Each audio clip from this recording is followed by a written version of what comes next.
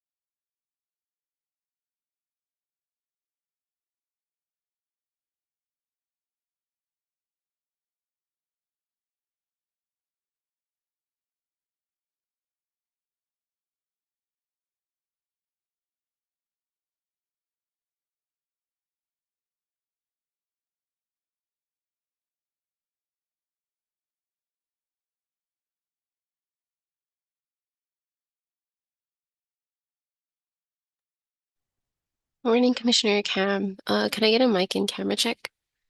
Yes, good morning. Good morning. Let me check your camera. Okay, I see it. Thank you. Okay.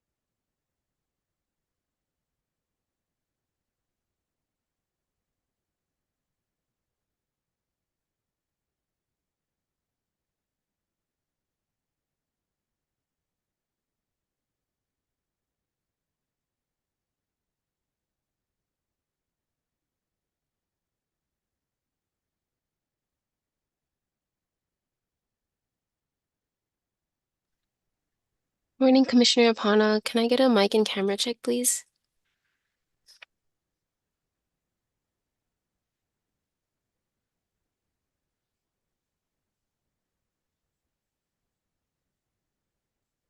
How's that? That's perfect. Thank you so Okay, much. you're welcome.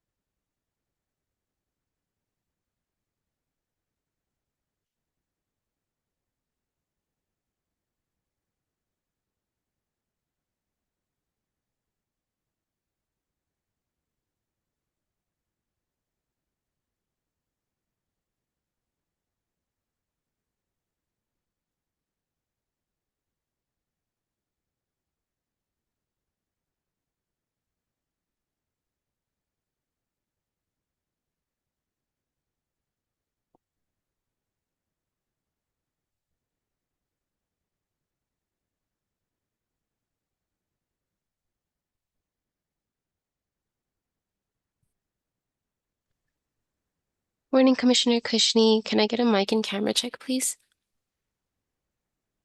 Yes, good morning. Can you hear me? Yes, that's perfect. Thank you.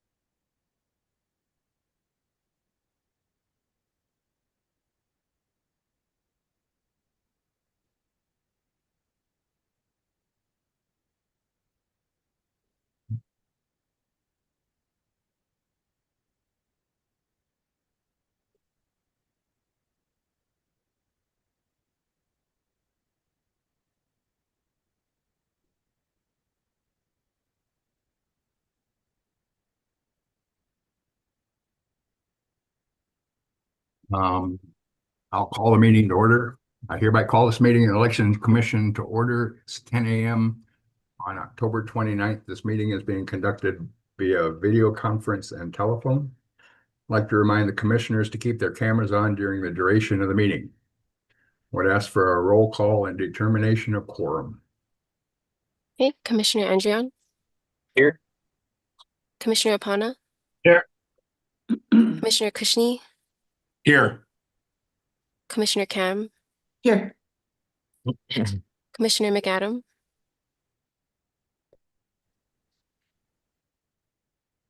Commissioner McAdam.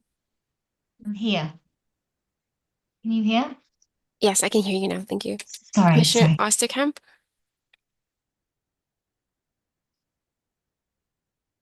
if you could unmute, please, Commissioner Yeah, Osterkamp. I wasn't being allowed to unmute before. That's why I raised my hand. I'm here. Oh, okay, thank you. Commissioner Papalimu, excused. Commissioner Sabas, excused. Chair Curtis, Here.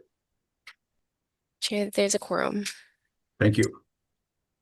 Meeting minutes, approval of the written minutes of October 1st, 2025. Are there any additions, corrections, or deletions?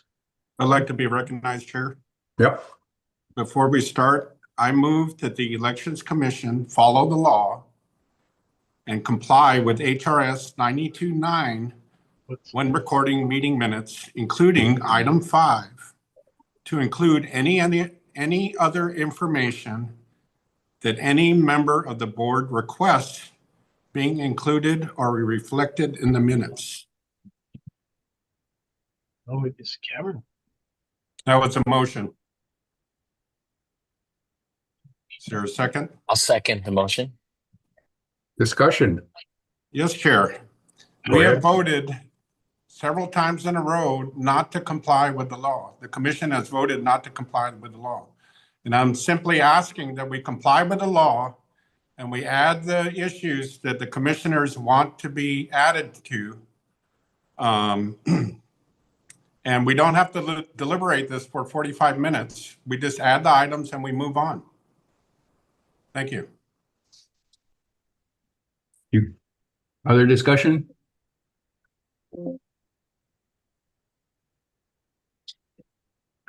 The addition to the agenda requires a 2/3 vote if there's any major addition. Any other discussion? What are you referring to, Chair? I'm referring to published agenda. We discussed the published agenda. Any major changes require a 2/3 vote of the 9 members. How does that reflect on the motion I just made? I think the motion, and what was your motion again, please?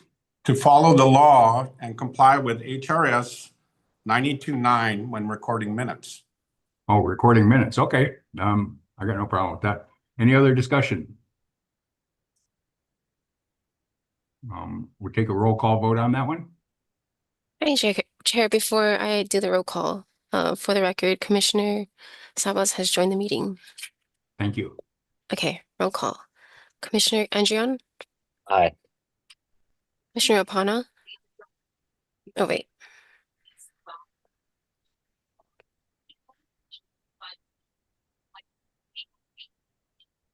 Commissioner Opana? Oh. Excused for now. Commissioner Kushney, Yes.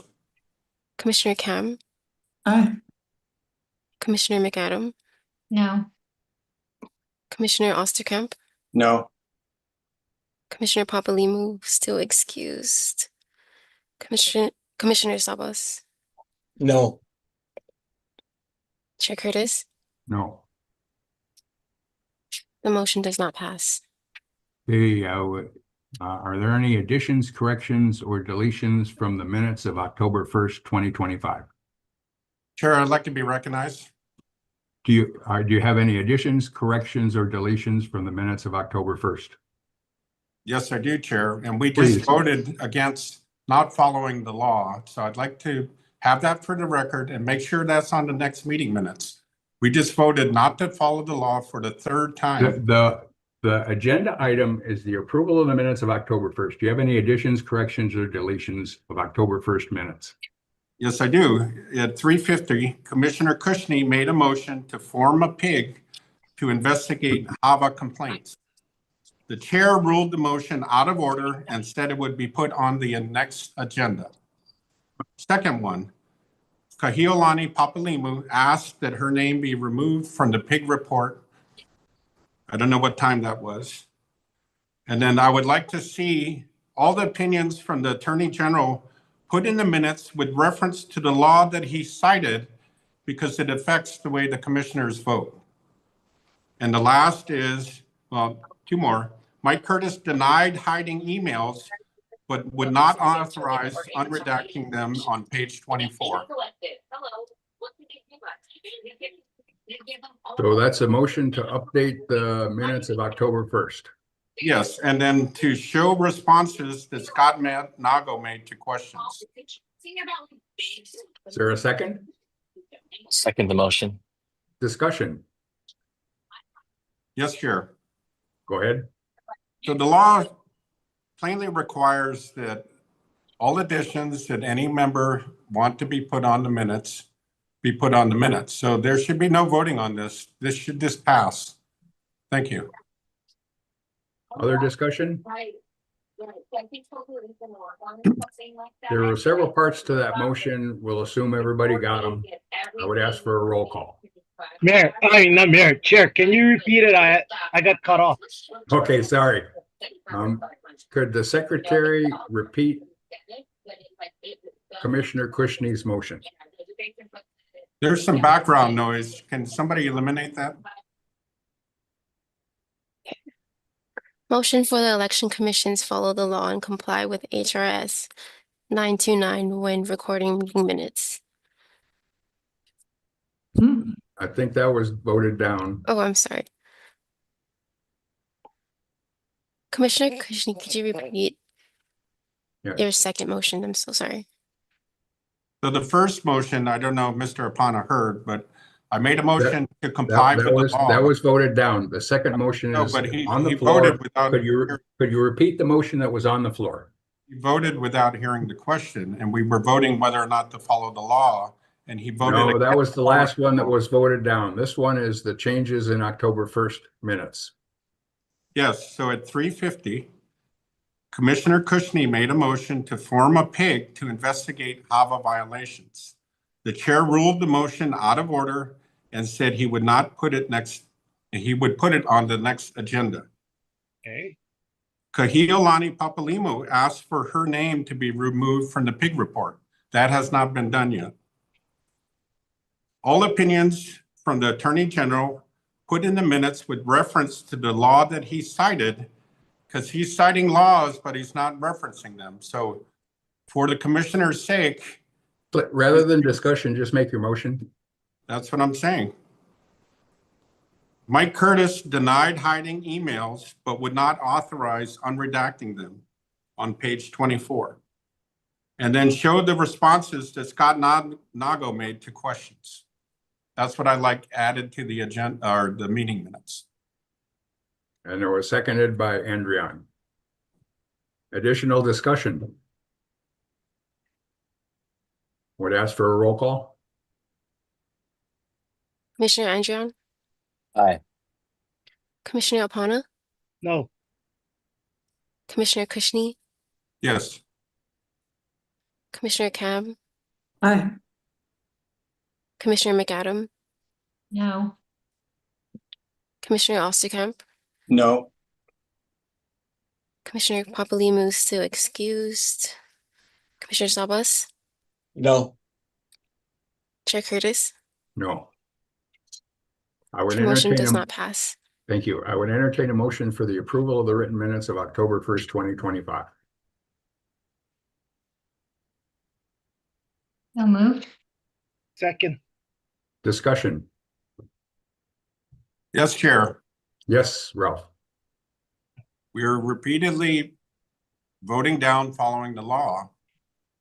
And we cannot approve these minutes if we're not going to follow the law on how the meeting minutes are done.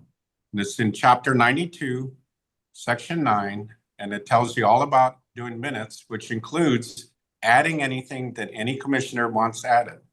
So again, you're voting, this is a sunshine violation, just to put you on notice.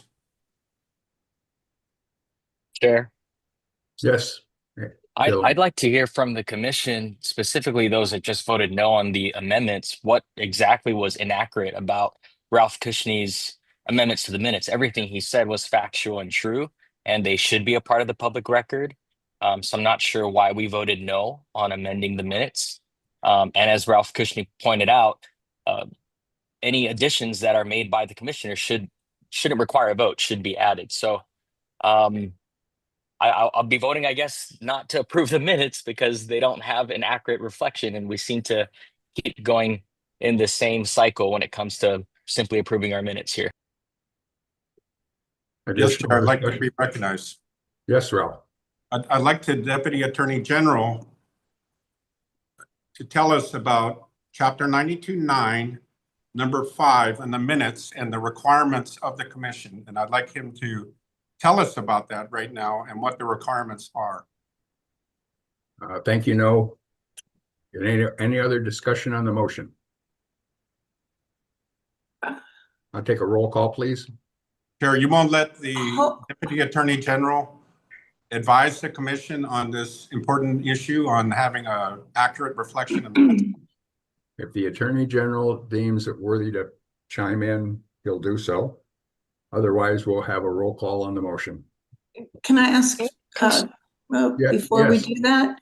Yes. No one responded to what Dylan said, and I am also curious about what is the opposition to including in the minutes what actually happened in the meeting.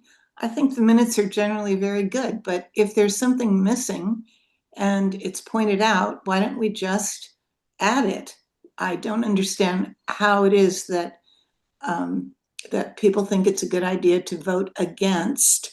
I don't even know why it's a vote, but to vote against including things that actually happened. And we had the same discussion a month ago. I said the very same thing.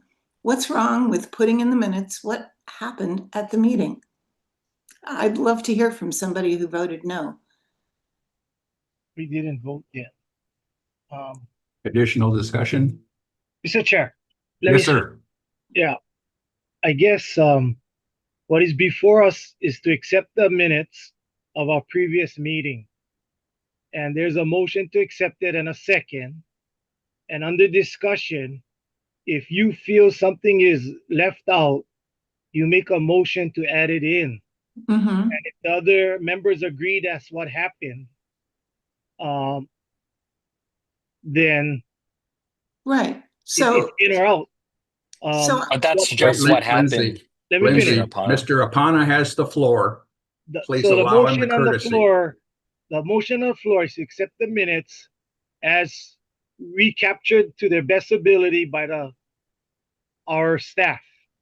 And we had a 6-hour meeting. They're not gonna write a 6-hour report. They try to do a hybrid synopsis to get the essence, to make sure that there's a vote and who voted which way for future reference. But everything else is really up to staff to get the essence of what happened. If you feel something is missing, then you make a motion and said, I would like to include this. Then we as commissioners will discuss if that's relevant or not, and you move forward from there. You cannot expect the staff to get every single nuance of everything, because that's impossible. That is why previously I asked for verbatim. Then that way it is what it is. From what I heard, is very expensive. My question would be, they said that what is Zoom does one. It's not accurate, but it might be good enough because Commissioner Papalimu, who is not here with us, said that she feels that videos can be altered. And it's kind of hard to alter the video and the verbatim, even though it's not spelled accurate, because our Hawaiian words are not, I guess, universal. So they're going to get some difficulties translating certain things. But that is the process. So if you feel something is left out, make a motion to say what exactly you would like to be incorporated in the report.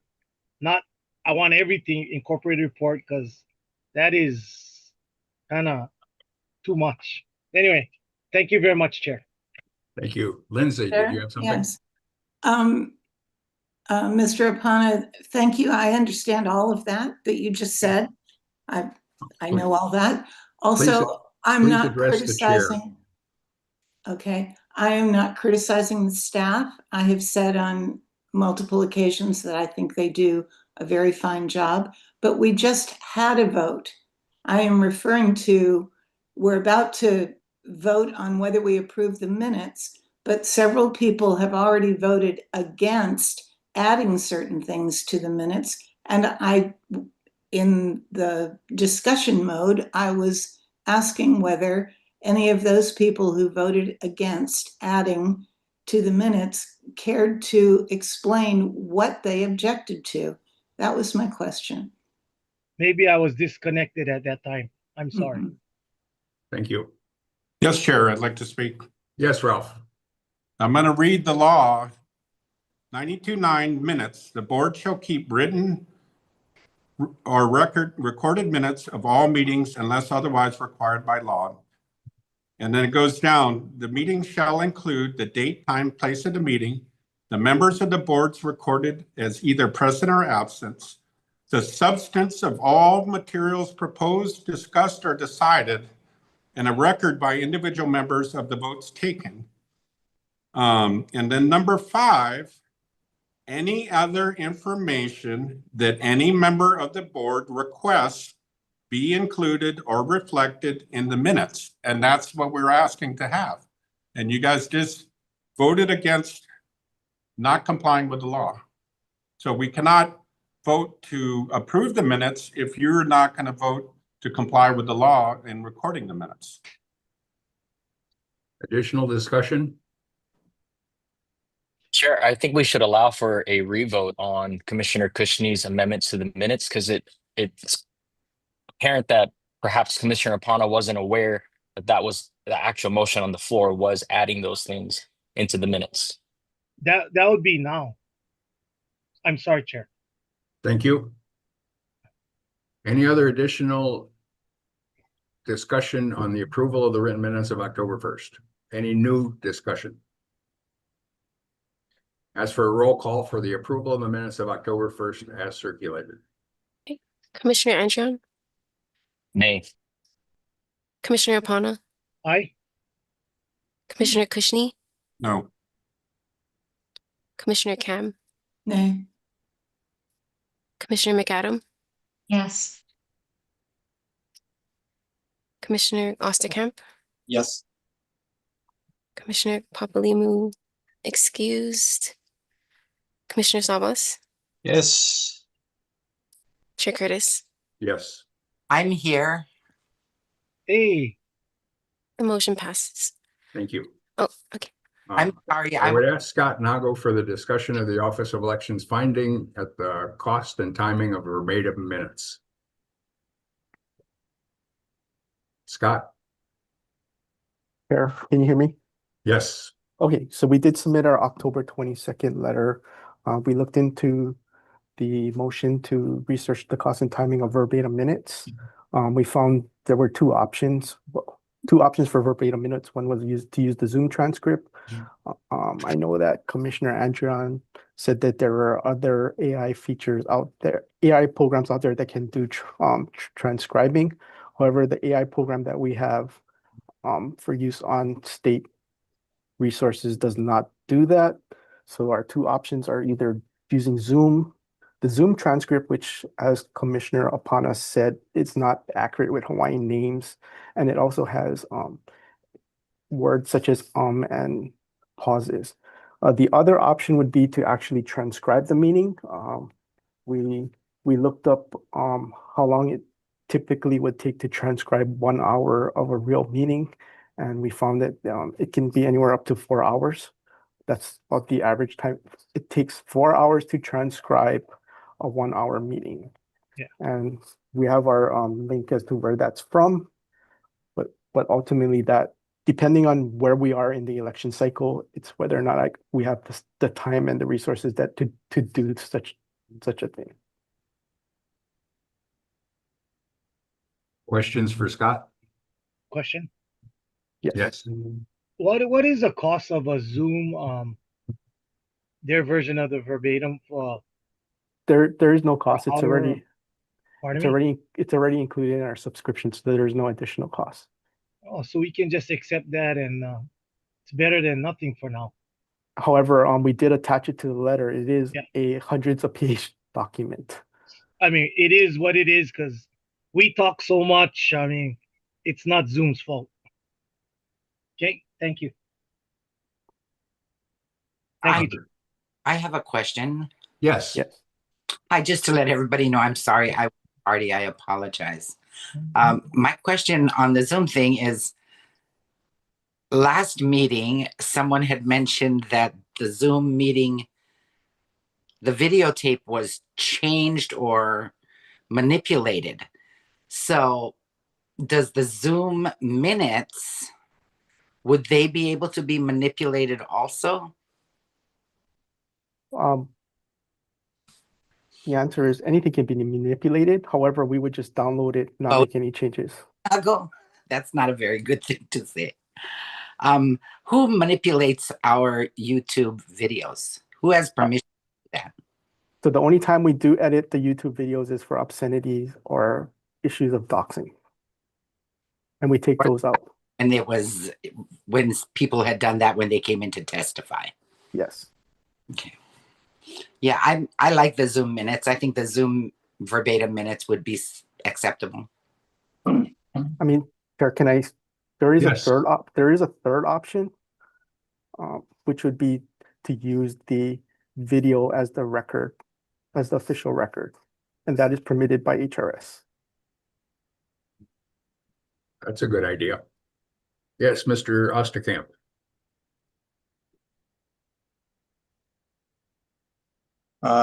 I did not intend to ask to speak. Oh, okay. Is there any other discussion or questions for Scott? Yes, Chair. Yes, Ralph. I would like to get the Deputy Attorney General's opinion on 92.9.5. Okay, Mr. Attorney General, Yes.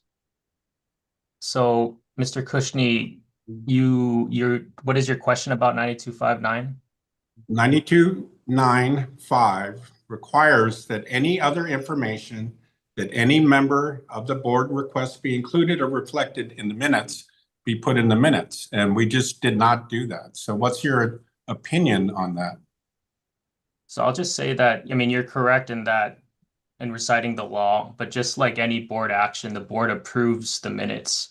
And any additions that are brought forth are also subject to the board's approval, which I believe is what was set forth in the vote. And the board needs to approve all additions to the minutes or any amendments to the minutes, just as they approve the minutes as a whole. So is the board violating the sunshine law by not approving this? By not approving Any other information that any member of the board requests be included, reflected in the minutes? So I believe we're complying with the sunshine law so I think you have a motion, right, to amend the minutes as you see fit, as you recall the last meeting to happen. That comes up for a board vote to approve, to allow for those amendments and approve it as is, but the board did not successfully pass that motion. It's nowhere in this 92.9 does it say that the board shall approve this. There's nothing referring to that. It only says that it shall be included if a member asks.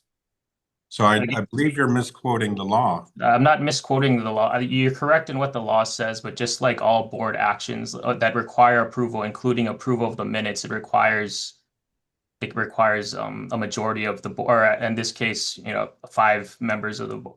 I think or a majority vote to successfully pass the motion. So thank you, Mr. because King. the board Any has other to act by discussion on the majority Office of vote. Elections regarding verbatim minutes? In that case, we'll move on. We'll take public testimony. As a reminder to those testifying today, your testimony must pertain to the agenda item. Will the secretary please explain the testimony procedures and announce the first testifier? If you would like to testify, please click raise hand under reactions on Zoom. If you are joining us by phone, dial *9 to raise your hand. When your name is called, you will receive a notification requesting you to unmute your microphone. Please promptly accept the request.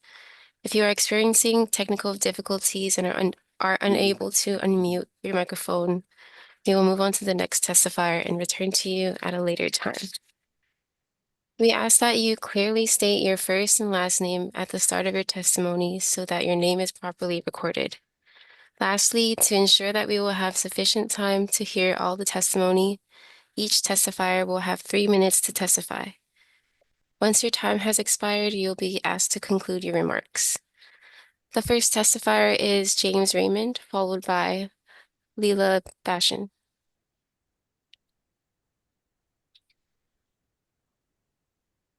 Morning, James. Aloha, Chair Curtis and election commissioners. My name is James Raymond. I'm a retired Deputy Attorney General, but testify purely as an individual citizen and resident of Kailua. I'm submitting this testimony in strong support of mail-in voting. I retired earlier than planned due to mobility issues. Excuse me, the agenda item is updates relating to the motions of the permitted interaction groups. If you'd like to discuss that, please do. Today, I want to discuss pretexts from the perspective of a government attorney. Pretexts are designed to hide a bad motive underneath a good one. I fully expected this, but it's outrageous. Government attorneys are well acquainted with pretextual arguments, as you demonstrated, your Attorney General demonstrated in this meeting. We're well acquainted with pretextual arguments because while government attorneys never advance them, they frequently have to defend against them. So we are well versed in spotting pretextual arguments. Regarding the audit or the request for USPS mail receipts? Our laws are often described as blunt instruments and are all too easily used in unintended ways to justify all manner of bad actions. Pretexts are well suited to covering over bad motives, under the That's not guise on- of That's not on fact topic finders, for judges, this juries. agenda item. If you can return to the agenda item, you can continue. Otherwise, we'll ask for the next testifier. I can't, I don't have visual on who's speaking. It doesn't matter who's speaking. The agenda item is It does status- matter to me. Status of the audit of the Office of Elections or the status of the commission's request for USPS business reply mail. That's the agenda item we're taking testimony on. And who's speaking? The chair, Mike Curtis. And if you don't think my support of mail-in ballots is appropriate for this agenda item, can you tell me what agenda item it is appropriate for? It may be later. You need to do the research. We'll have the next testifier, please. Maybe later. That's just not good enough. You work for us. That's We all don't I work can for offer you. You're not talking to the agenda item. I'd ask for the next testifier, please, on this agenda item. The next testifier is Leela Bashan, followed by Doris Siegel Matsunaga. I am also calling in or here in response to B, the status of the commission's request. I am a resident of Captain Cook in Hawaii, and for 20 years served as a democracy and governance expert for the United States government, looking at elections around the world. And I can assure you that mail-in ballots have so much integrity, and there's this elevated cause of alarm that there's inconsistencies in them, and that's really inflammatory and not based in reality. And so the request for reply mail receipts still disenfranchises so many people who rely on mail-in ballots. That's not the agenda item. If you'd like to talk about the status of the audit of Office of Elections or the status of the commission's request of USPS business reply mail, you're welcome to continue. I understand that, and I appreciate that, and I am responding to B, the request for USPS business reply mail receipts, because by not permitting mail-in receipts, you are disenfranchising the mobile, like my mother, or the people who can't take off work, like my husband, and so you're already disenfranchising most of the people who live in Hawaii. And so regardless of the status, I just highly encourage you to continue to allow mail-in voting, because our electoral system has so much integrity and there's really no concern Thank you. about That's not the agenda voting item. except for inflammatory causes. Thank you. Thank you. Next speaker, please.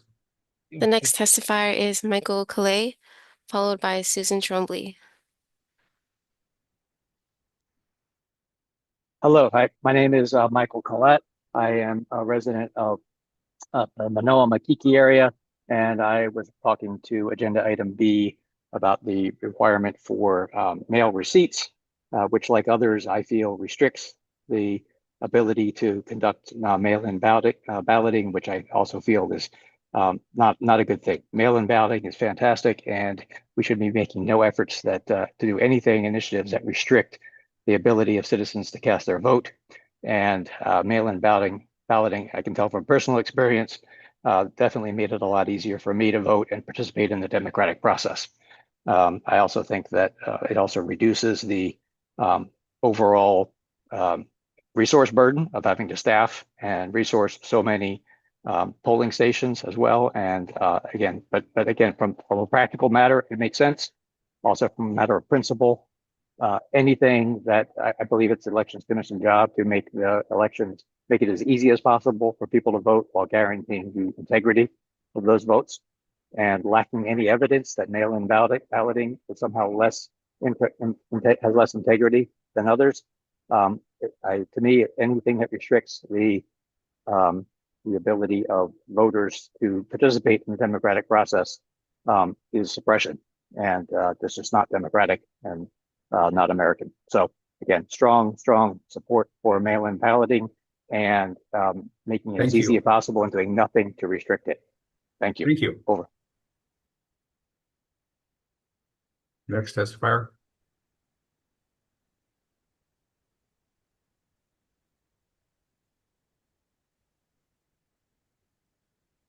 The next The next testifier, please. testifier is Susan Trombley, followed by Jody Weideman.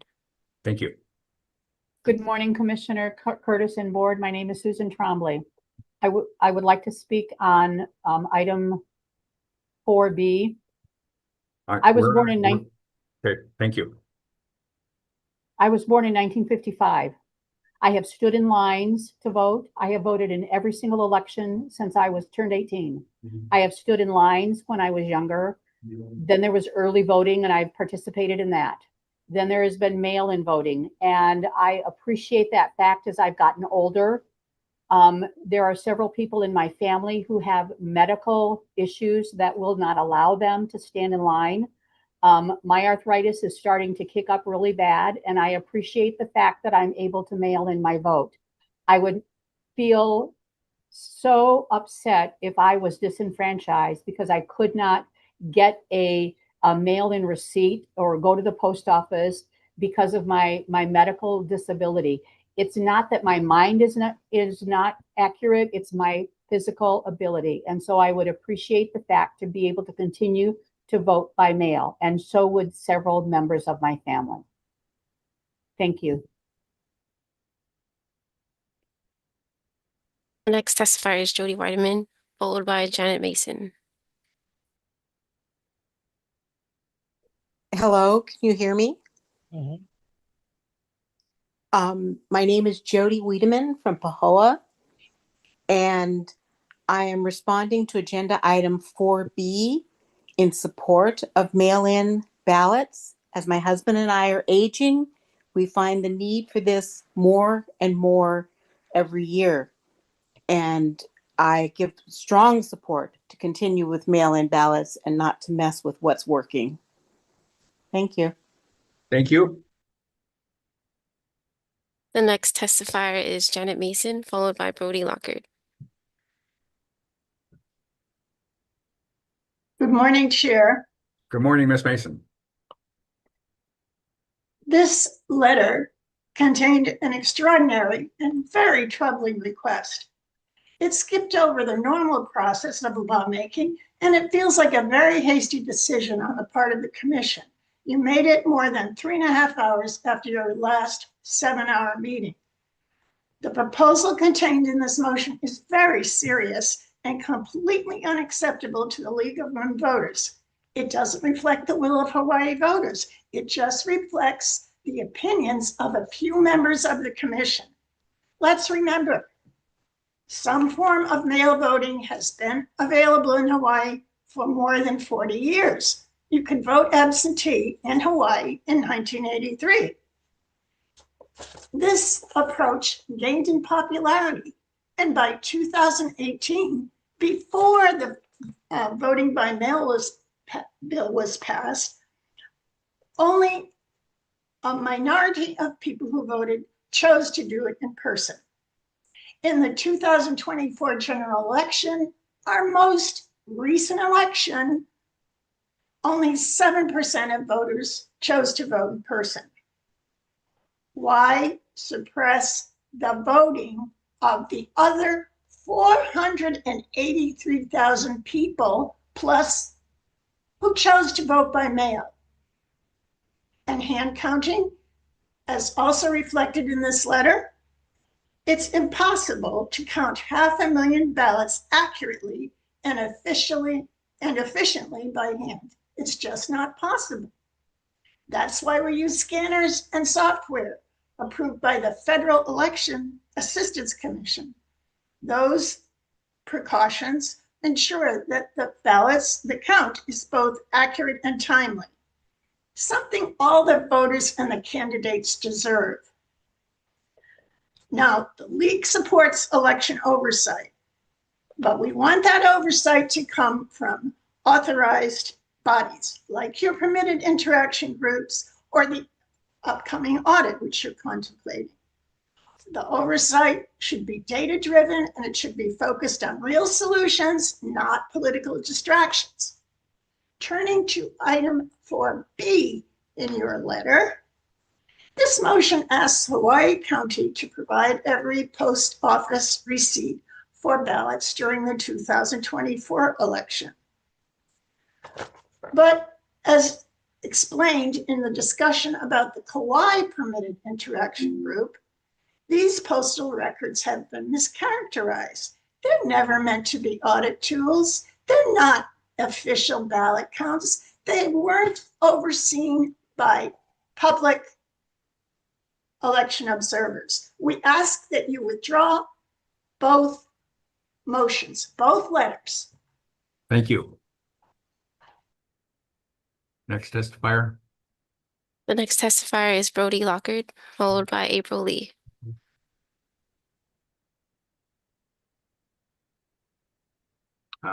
Unmute, please. Unmute, please. Brody, we can't hear you. Brody, unmute, please. There you go. Right again. Okay, sorry about that. I'm responding to agenda item 4B. My name is Brody Lockard. I'm a member of the board of Common Cause Hawaii. Good morning, members of the commission. Hawaii's successful vote by mail system is under attack by the MAGA community. They claim with no evidence that vote by mail is unsafe. This is part of their nationwide effort to reduce voter turnout, which includes requiring expensive and excessive personal identification, like passports, and rolling back the Voting Rights Act in southern states. Nothing about vote by mail is unsafe. Kauai voters have enough hurdles without losing this tool that was so effective during COVID and has continued to let many thousands vote more conveniently. I don't know why anyone would want to drive for miles and stand in line for hours when they could vote securely from their living room at their convenience. As a wheelchair-bound voter, I voted by mail for 25 years, and I've never missed an election because I was stuck in bed or my adapted van wouldn't work or it was raining hard. I'm offended by the MAGA community attempts to threaten my right to vote. Thank you for your time. Thank you, Mr. Lockard. The next testifier is April Lee, followed by Ruth Robeson.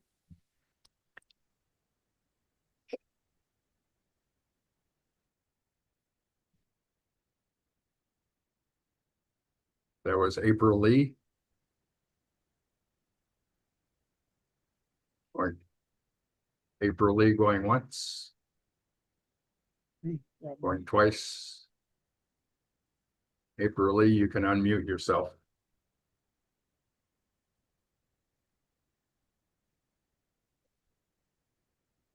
The next testifier is Ruth Robinson, followed by Ms. Desi McKenzie. Yes, thank you. Thank you to the commission for allowing this testimony. My name is Ruth Robinson and I live in Hilo. Thank you for the opportunity to testify on agenda item 4, updates relating to motions from permitted interaction groups. And I believe my testimony is related to A, which is status of the audit of Office of Elections, and this part, to request the legislature to return to polling place elections. I am in strong opposition to the commission's motion to request a return to polling place elections. I've been a member of the League of Women Voters for 15 years. I'm not speaking for the League, but as a member in concert with it. Quote, the League strongly supports voting by mail and will oppose partisan undermining of elections. When COVID pandemic struck Hawaii in 2020, the elections office was prepared because the state legislature had passed voting by mail. The League had worked for many years to support this effort. Why? Because the League's mission is to empower voters and to defend democracy. This mission translates into several actions, including working to maintain and increase, where needed, citizens' access to voting. Vote by mail does this.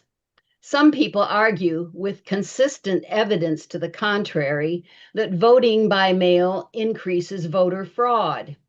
However, the truth is that voter fraud is virtually non-existent in the US. The New York Times editorial board has stated, states that use vote by mail have encountered essentially zero fraud. Oregon, the pioneer in this area, has sent out more than 100 million mail-in ballots since 2000 and has documented only about a dozen cases of proven fraud. That's 0.00001% of all votes cast. It is more likely for an American to be struck by lightning than to commit voting fraud.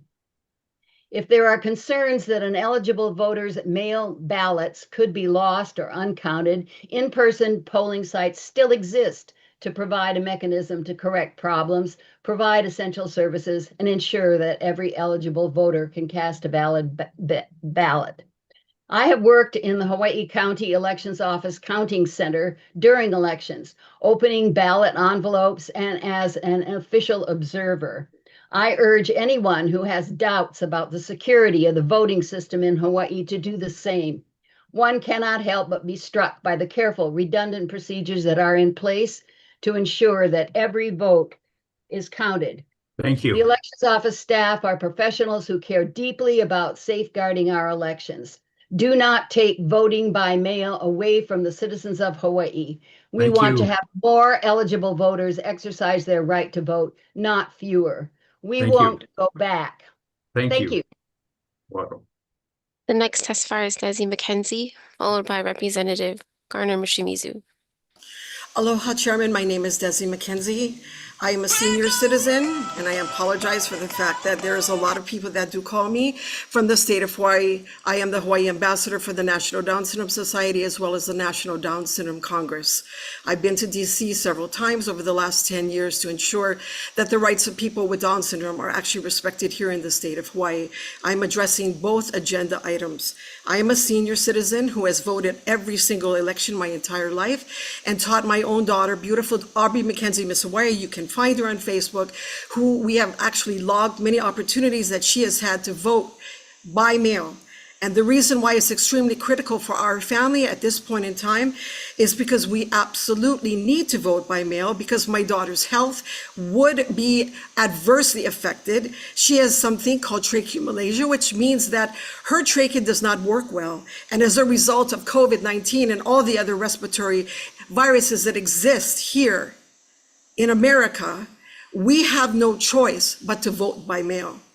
If in fact I contract COVID, I will more than likely pass based on my risk factors at this point in time. I do not want to leave my daughter, sir, as an orphan. I am the only person who is willing to care for her at this point in her life at age 27. I have spent extensive time teaching my child how important it is to utilize her voice as a free American. And I want to ensure that my daughter's voice and mine is still heard. We cannot afford a passport. We want to be able to vote the way that we have in every single election prior. And we thank you for considering our voice and the voices of every single person before me that testified today that did eloquent, exceptional jobs. Mahalo for listening. Thank you. The next testifier is Representative Garner Shimizu, followed by Kekiulani Ho. Good morning. Aloha, Chair, for the opportunity to testify. Thank you for your and the commission board members for volunteering your important time. First of all, I'd like to just comment that as far as my involvement and observations of these meetings, I don't necessarily view it as a partisan issue. This is purely, as far as I'm concerned, a factual exercise of discussion points where the Election Commission is tasked of sole purpose to confirm election integrity. Members of the commission have brought up valid concerns, which have been really, to me, verified with some substantial evidence that deserves to be investigated. But for whatever reason, the chair and some commissioners refute just opening up the discussion. And these concerns, which I feel are valid, have been dismissed, ignored, and just pushed to the side. And as we experience this commission meeting and the conduct of chair and some commissioners, it is very alarming to me as a public servant and the public at large that open discussion is not being done. And it just leads to more questions of why can't we have an open discussion?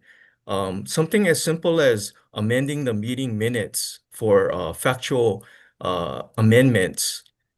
It's not about opinion or what I remember. We can go back to the video and verify what are the facts and what are missing points.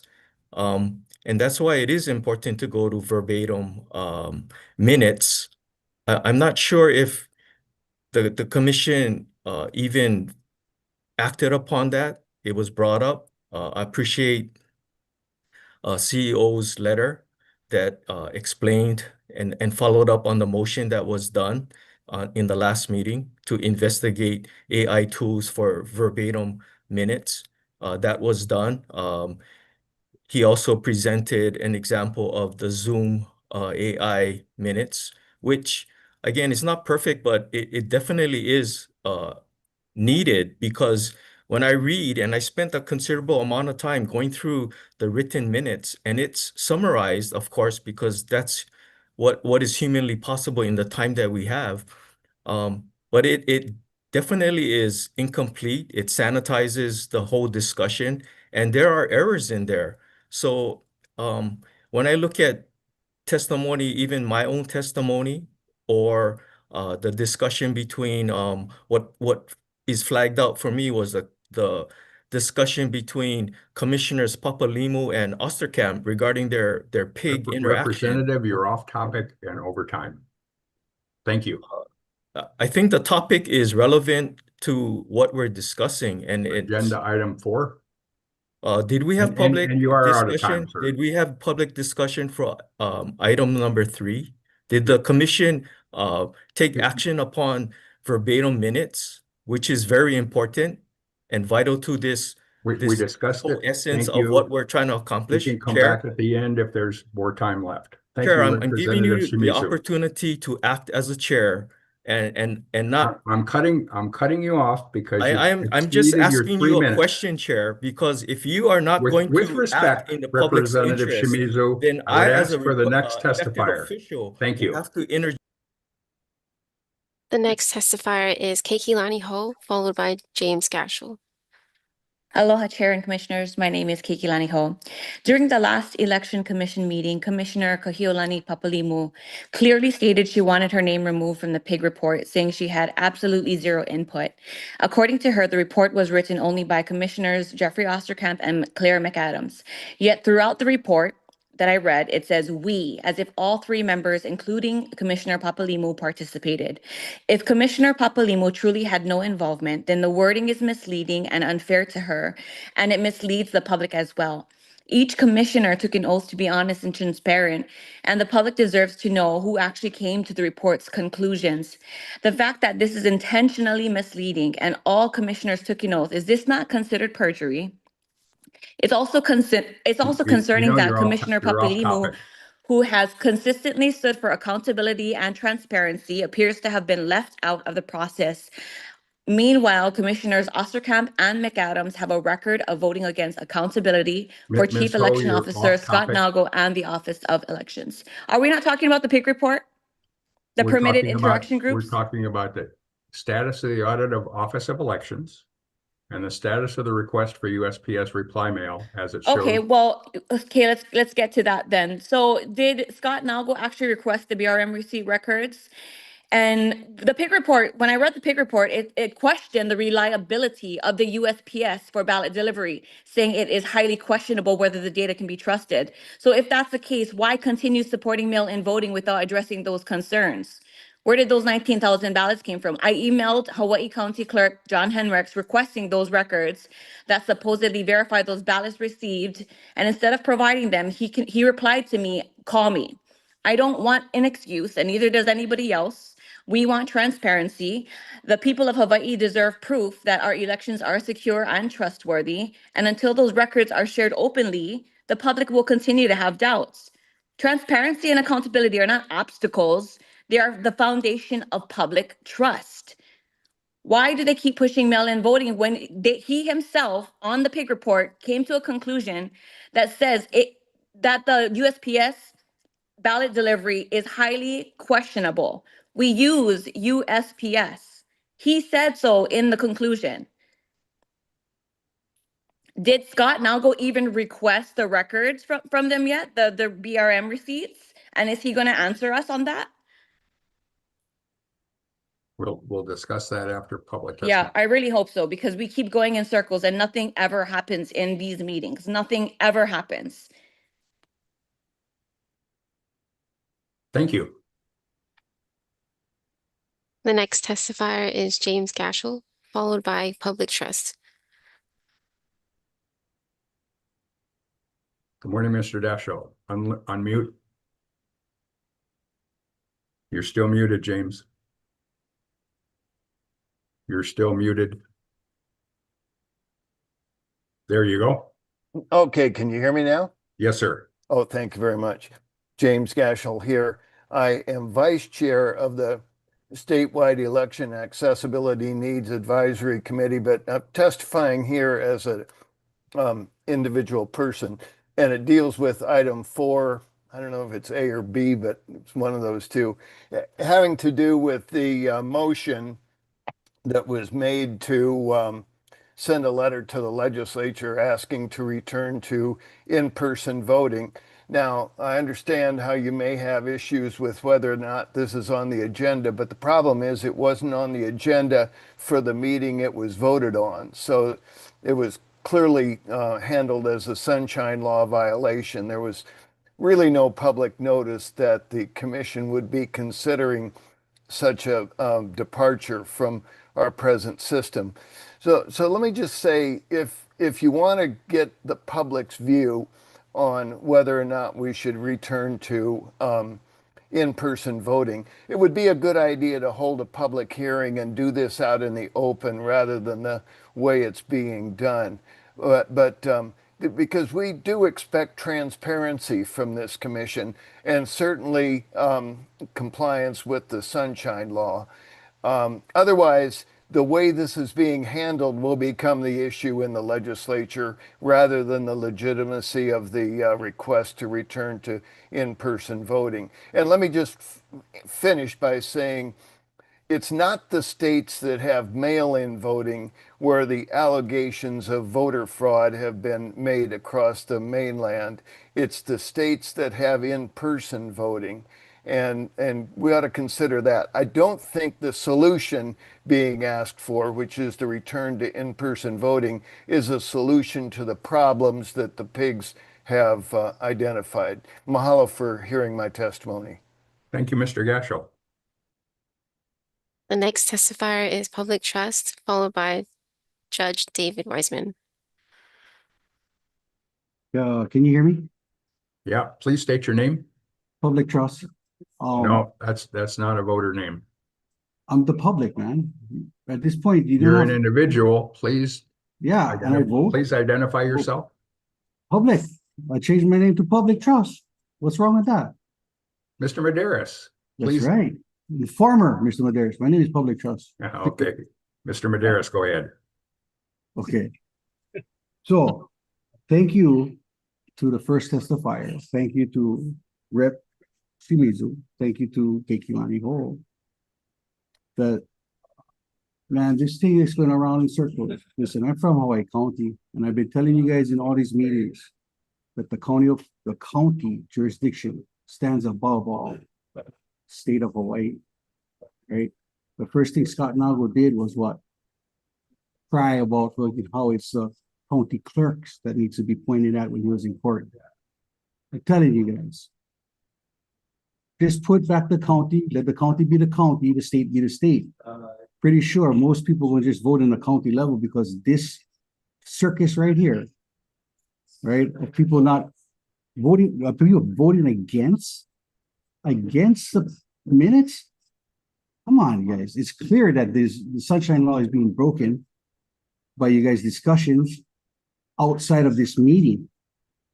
Okay, because I look, the first few testifiers, besides the three I just mentioned, right? The one I'm thanking, the ones you've been cutting off, right? It's clear that the Democrats had sent out a text message to their crisis actors to make this push. While all these people want everybody to go and have mellow vote ballots, what about the 14,000 people that will vote in the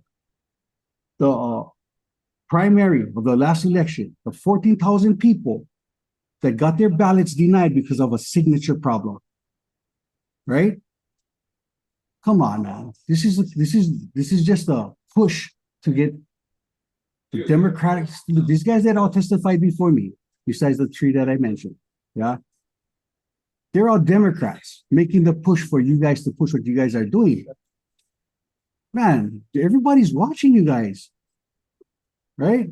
The next move is for us to now open federal cases against you guys for failing to do your judiciary duties. It's irritating, man. We take a time out of our day to come to this meeting just to what? Be thrown around. Osterkamp and these new guys, Salas. Man, you guys are part of the push for freaking all this corruption now. Right? How can you vote against something that is right?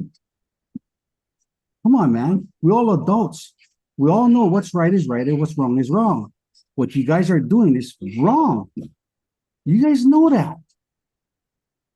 But yet you guys still push it. It's unbelievable, man. I have more faith. I want to have more faith in you guys, but this process is failing the people. Yeah, I understand. But you know what? There's a lot of people that is handicapped. Yeah, but when you go in, thank you, Mr. Medeiros. Voting, they gave you the option to fix your votes. Mail-in ballots does not give you that option. Thank you, Mr. Medeiros. Thank you. The next testifier is Judge David Wiseman, followed by Don Ross. Yes, thank you, Mr. Chairman. I'm a retired judge, also former chairman of Hawaii County Board of Ethics. And I'm here to register my objection to agenda item 4B, to returning to eliminating mail-in ballots and returning to polling place and requiring mail receipts. As we know, the mail-in ballots, if you think about it, what happens to the it's so critical for people with disabled voters and seniors, working individuals who can't get off work, military and overseas voters, as well as caregivers and parents who can't leave the kids or are caring for someone. And then we have the rural residents. For each of these categories, it's so imperative for mail-in voting. With respect to the concerns raised by the objectors to mail-in voters who want to return to the polling place, they have all their concerns have substantially been mitigated or found not to have much merit. I have a quotation from research I've done on some AI, Google Gemini, October 25th, version 2.5 Flash. And they state, in summary, despite the arguments against mail-in voting in general, Hawaii's experience is consistent with the findings of election experts and officials in all mail voting states. And proven widespread instances of fraud are extremely rare. Security measures like significant signature verification and ballot tracking are designed to designed to detect and prevent such acts, and when minor cases of misconduct occur, they're typically isolated and dealt with through law enforcement. And in closing, I would like to state that we must prevent Hawaii from falling prey to the MAGA voter, the GOP intimidation playbook, which is taking place all around the country now, making it harder for people to vote. On information and belief, they're closing polling sites, attacking mail-in ballots, increasing ID requirements, and sending federal agents to polling sites to intimidate voters and encourage their partisans to challenge voters, including based on racial profiling. In closing, thank you for this opportunity. If there's any questions, I stand ready to answer them. Thank you, Mr. Wiseman. The next testifier is Don Ross, followed by phone number ending in 7747. Aloha. Aloha. My name is Dawn Ross. I live in Waikoloa Village on the Big Island. I'm responding to 4B, and I would like to say that voting and the unimpeded ability to vote are at the heart of democracy. Fictional allegations of alleged voter fraud is just that, fiction, not fact. This fiction must be called out for the fraud that it is and must not be a factor in re-examining Hawaii's longstanding use of mail-in voting. Hawaii must retain access to mail-in voting. Too many voters have 2, even 3 jobs. There's limited transportation to getting to voting centers, as well as frequent travel to neighbor islands to care for ohana or for work commitments. I have complete faith and trust in Hawaii's voting process and see no factual reason to change any part of it, particularly mail-in voting. Thank you. Thank you, Ms. Ross. The next testifier is phone number ending in 7747, followed by Vernell Oku. Hello, can you folks hear me? Aloha, yes. What is your name? Yes, I'm Corey Harden from Hilo on agenda item 4A about the return to in-person voting. I first want to thank you folks for your service on the commission. It's a rough ride lately. I'm in strong support of mail-in voting. Little I know about conducting elections. I would say it's right up there in complexity with brain surgery. And if you pick out only 1 or 2 pieces of the puzzle without understanding all the other hundreds of pieces, you may think, oh, I found fraud, when the other pieces would actually indicate otherwise. However, there are organizations that have the background to understand elections, that support vote by mail. American Civil Liberties Union, Brennan Center for Justice, Common Cause, and League of Women Voters who have been represented today. Vote by mail does not seem to increase either party's chances of winning, though the MAGA people seems to think that it will, and that's, I think, why they don't want it. Fraud is vanishingly rare. When you vote by mail, you have time to sit down and research the candidates, maybe some ballot questions. It's great if you have health issues or your car broke down again, or you've got jobs and kids. And it's good if there is an emergency, a hurricane, the power goes out. September 11 was an election day in New York City, and they had to postpone that one. For me, I've got health issues, and I like to have the flexibility. I have an adult daughter with disabilities who votes in every election. She can't get there by herself, and the person that would take her, she is the type of person that ICE would pick up, so she doesn't really want to go out. I would say that there are folks that are trying to undermine trust in elections to lay the groundwork for questioning any results they don't like. So again, thank you for your service on the commission. Thank you for your testimony. The next testifier is Vernell Oku, followed by Tara Malia Gregory. Hi, this is Vernell Oku. Thank you for allowing me to testify. I think a lot of these people are confused. You can still do mail-in ballots. You just have to request it, so it'll be sent to you. So even if you have in-person voting, it'll just give people that want to vote in person a choice to vote in person. It's not taking away anybody else's right to vote mail-in. It's just restoring the right of people that want to vote in person at their precinct, and it also restores the right of people that want to have more transparency in their government.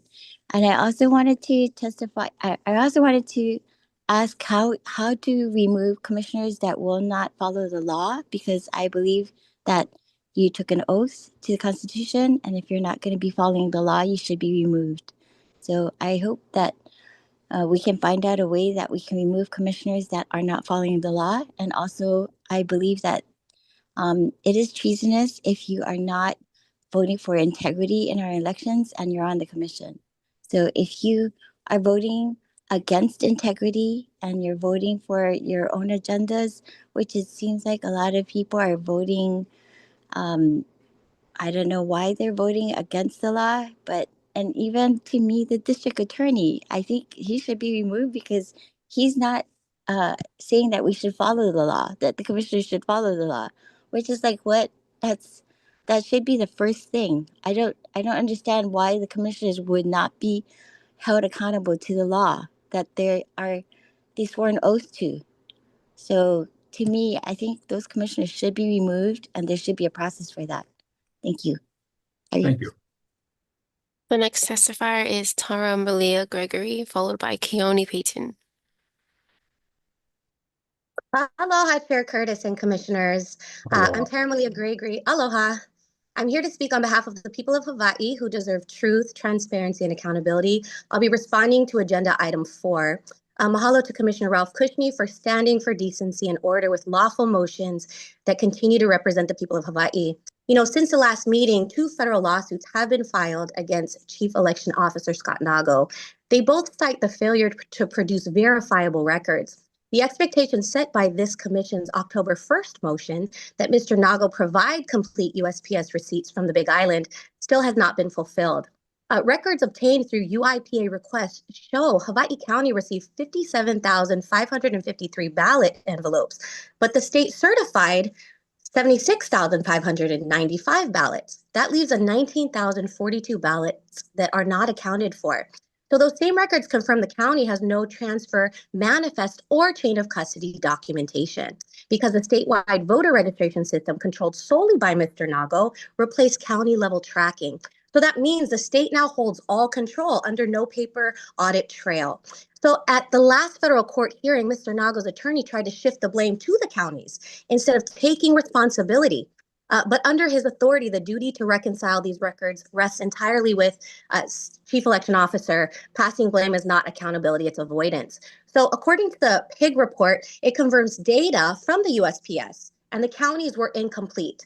So the failure to produce the same data for Maui, Oahu, and Kauai makes this a statewide issue, not just a Big Island concern. So let's talk about the integrity of our elections. Today, I urge the commission to do 3 things. 1, require disclosure of all USPS receipts transfer records statewide.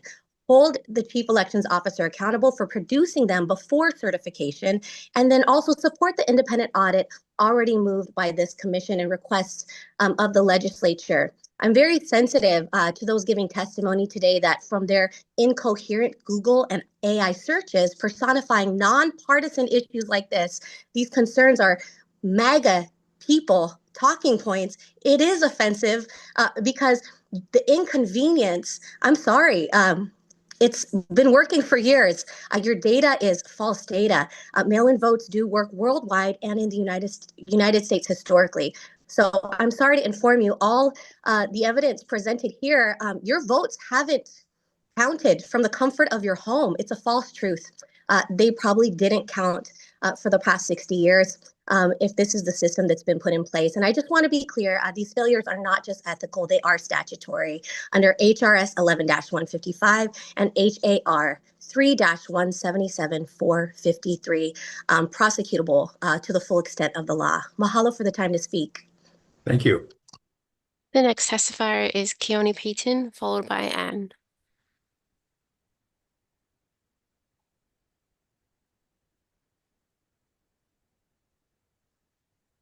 Need to unmute.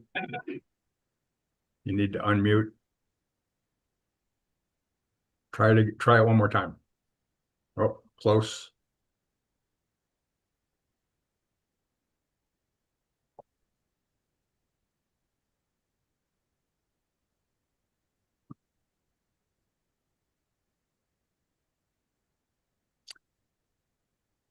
I don't know what's happening, Keone. Can we come back to you? Okay, we'll come back to him. The next testifier is Keone, Anne. we'll come back, Keone. The next testifier is Anne, followed by Anne Bicathley.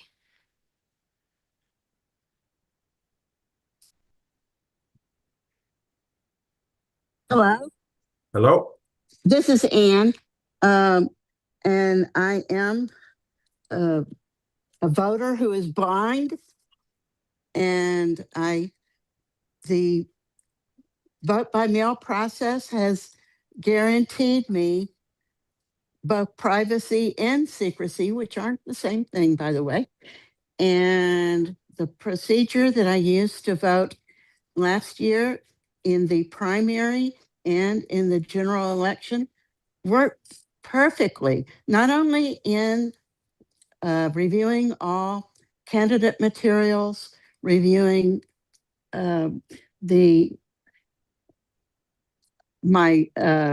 what I was going to submit, making sure that I was submitting what I intended to submit, but also submitting it and the ballot tracks. It was wonderful. It worked very, very well.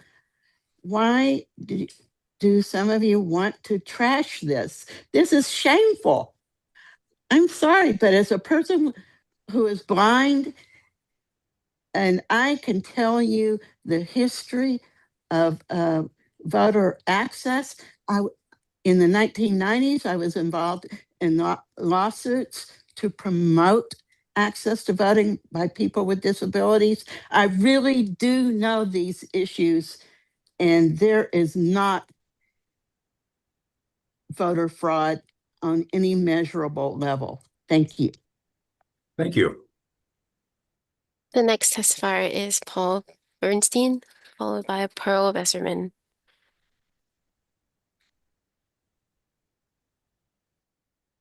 Aloha, Aloha. Commission. My name is Paul Bernstein, live in East Honolulu. Appreciate the opportunity to testify here.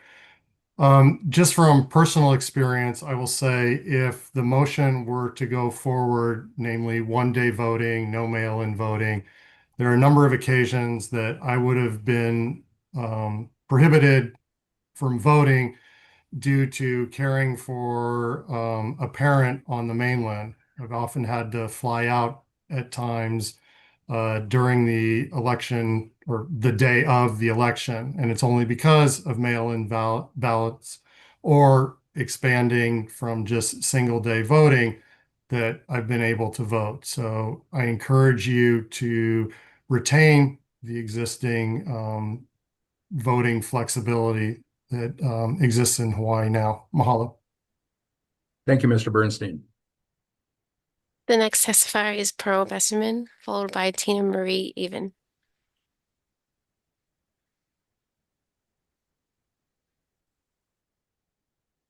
Good morning. Good morning. My name is Pearl Besserman. I'm a retired professor from the University of Hawaii at Manoa. I would just like to list the very significant reasons for retaining mail-in voting. Some of them have been personal because we too, my family too, has somebody living abroad, a parent living abroad who requires sometimes immediate intervention. So that's as far as absentee votes, you can't just fly back and forth and be here for one day in-person voting, practically speaking. Not to mention the kapuna who live here, who are disabled. Many of them are living in nursing homes and are completely unable to go anywhere without tremendous amount of difficulty. People living in rural areas with very little access even to post offices. General jobs, people who have, I just spoke to somebody in my building who has 3 jobs. People who are off island, back and forth, very expensive in many cases, who have jobs on different islands to keep flying back and forth.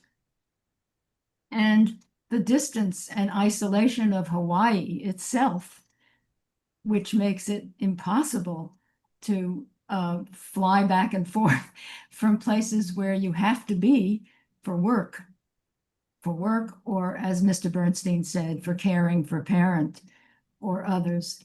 So, and talk to people like the other lady who talks about having been saved from not voting because she's blind, and others who have these physical difficulties. What are you trying to do? To force people to come back in person, to fly around or to drive? People who don't even have cars? Please keep the mail-in voting. It's the only democratic and decent and ethical thing to do. Thank you. Thank you. Thank you. The next testifier is Tina Marie Even, followed by David.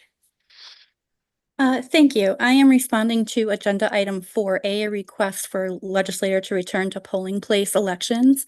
I strongly oppose this. My name is Tina Marie Even from the Big Island. I speak to support maintaining and improving mail-in voting access for everyone. I support methods that increase participation so people can exercise their voting rights safely and freely. I don't even know why this is even a discussion. Any reasons I hear for this are based on conspiracy and not fact. There have been multiple studies showing that mail-in voting does not favor one political party over the other. It does increase participation and fairness, which I think we can all agree is supposed to be the goal here. Many groups depend on mail-in voting: those who work unpredictable hours, live far away from polling locations, people with disabilities, health challenges, seniors, students, caregivers, or those who just need a little more time to review the issues. Like me, as a small business owner wearing many hats, I like having my ballot in hand while I take time to research each item one by one. I feel I can make better voting decisions this way. Not just my ability to take time off from work, stand in the right line at the right hour on the right day. When mail-in voting is available, more people participate. When they are taken away, fewer people do. The math is not complicated. Now, if your goal is to make voters less informed, less likely to vote, then sure, take it away and make it harder to vote. But I'm sure that's not your goal. I'd rather see discussions in expanding secure drop-off points, increasing polling locations, polling times, and giving more people more ways to participate, not fewer. So let me be clear, the public is watching, and many of us are appalled that energy is being spent on how to make voting participation harder. This should never be the mission of anyone tasked with overseeing the democratic process. I strongly support continuing mail-in voting options and expanding resources that help citizens participate fully, freely, and confidently. Thank you. Thank you. The next testifier is David, followed by Ellen Carringer. Hello, thank you for having me. I'm going to keep this fairly brief. I live here in town in Honolulu, and I really appreciate so many of the things that have been said before me in favor of agenda item or in response to agenda item 4B. And I want to just remind everybody here of what happened the last time and we have a really great example right here that is very prescient for most of us that live here, which is the recent tsunami warning. That was the last time that we tried to get a bunch of people, everybody who lived in the tsunami area, to go somewhere at a certain time or in a span of time and be on the road trying to get someplace. And I think that's what we're asking people to do again with this concept of in-person voting on a certain day, which we've talked at length about the various issues with people's economic statuses, whether you work, whether you can leave your house due to other conditions, healthcare related issues.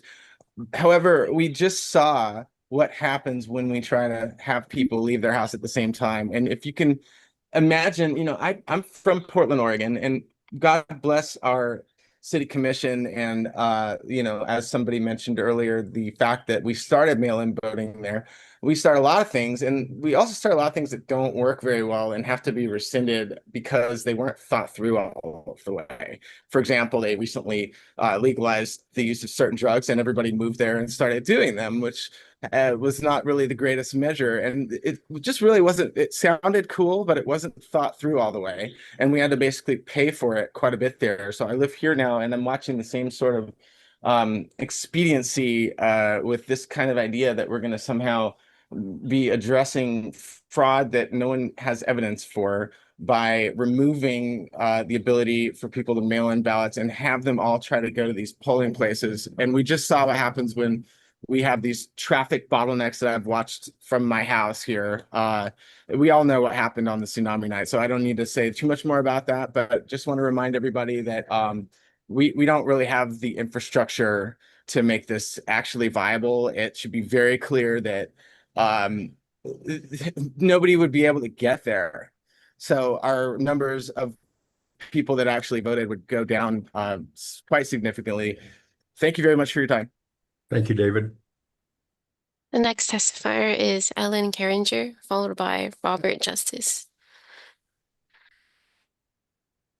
Aloha, Chair and members of the Election Commission. My name is Dr. Ellen Carringer, and I live in Kapa'a on the island of Kauai. I'm here to strongly urge you to protect Hawaii's vote by mail system. Our system has made our elections much more accessible for those in need. For like our family, we have several elderly members. It allows us to do that ballot from home, where we can do the research and go about our voting more thoughtfully. And that is the kind of democracy I think Hawaii should be standing for, one that gives everyone a fair chance to participate. There's absolutely no evidence of widespread fraud in mail-in voting here or anywhere else. What's happening now is not about election integrity. It's part of a national mega effort to limit voting access and to intimidate voters. When they can't win by persuasion, then they try to win by suppression. Rolling back mail-in voting would take us backward and silence many of our kupuna, our working families, our rural residents, and those with health issues that prevent them from getting in and standing in long lines. Hawaii needs to continue to be a model of inclusion and fairness, not following a mainland agenda of fear and division. I ask you to reject any attempts to eliminate or weaken our mail-in voting system. Please stand with the people of Hawaii, with our values of access, our values of fairness, our values of aloha. Those are the values that define us. And I want to ask the members of the commission to really uphold those values. Mahalo for your service and for protecting our democracy. Thank you, Dr. Carringer. The next testifier is Robert Justice, followed by Keone Payton. Aloha. My name is Robert Justice, and I'm also testifying on agenda item 4. I'm a retired physician and former FDA division director. My wife and I live in Kapolei. Due to aging and medical problems, we both have mobility issues. We're both concerned about the unwarranted possibility of returning to voting in person only. Voting by mail has worked well for both of us. And if there are truly problems with voting by mail, as has been alleged, I believe they can easily be fixed. Although I doubt that there's real evidence of that. In my opinion, voting in person discriminates against kupuna, people with disabilities, those in the transportations, those who must work, hospitalized, those who have to travel unexpectedly, and probably others. Voting in person has its own potential problems, especially these days, including voter intimidation by bad actors. I strongly support the continuation of our current practice of mail-in voting with the option of in-person voting for the few that prefer it. I would not recommend adding an additional requirement that voters request a vote by mail ballot. Mahalo for the opportunity to comment. Thank you. Thank you, Mr. Justice. The next testifier is Keone Payton.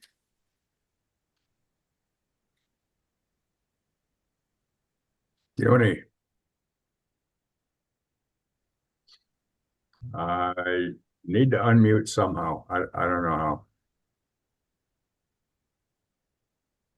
how. You're still muted, Keone. I'm sorry we can't hear you.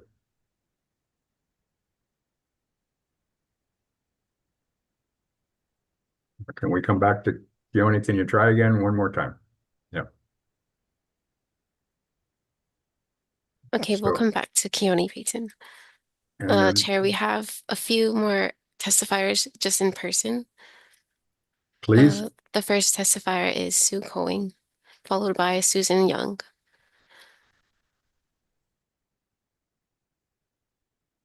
Did you want, yeah, did you want to be in the video? What? You want a video? Yes.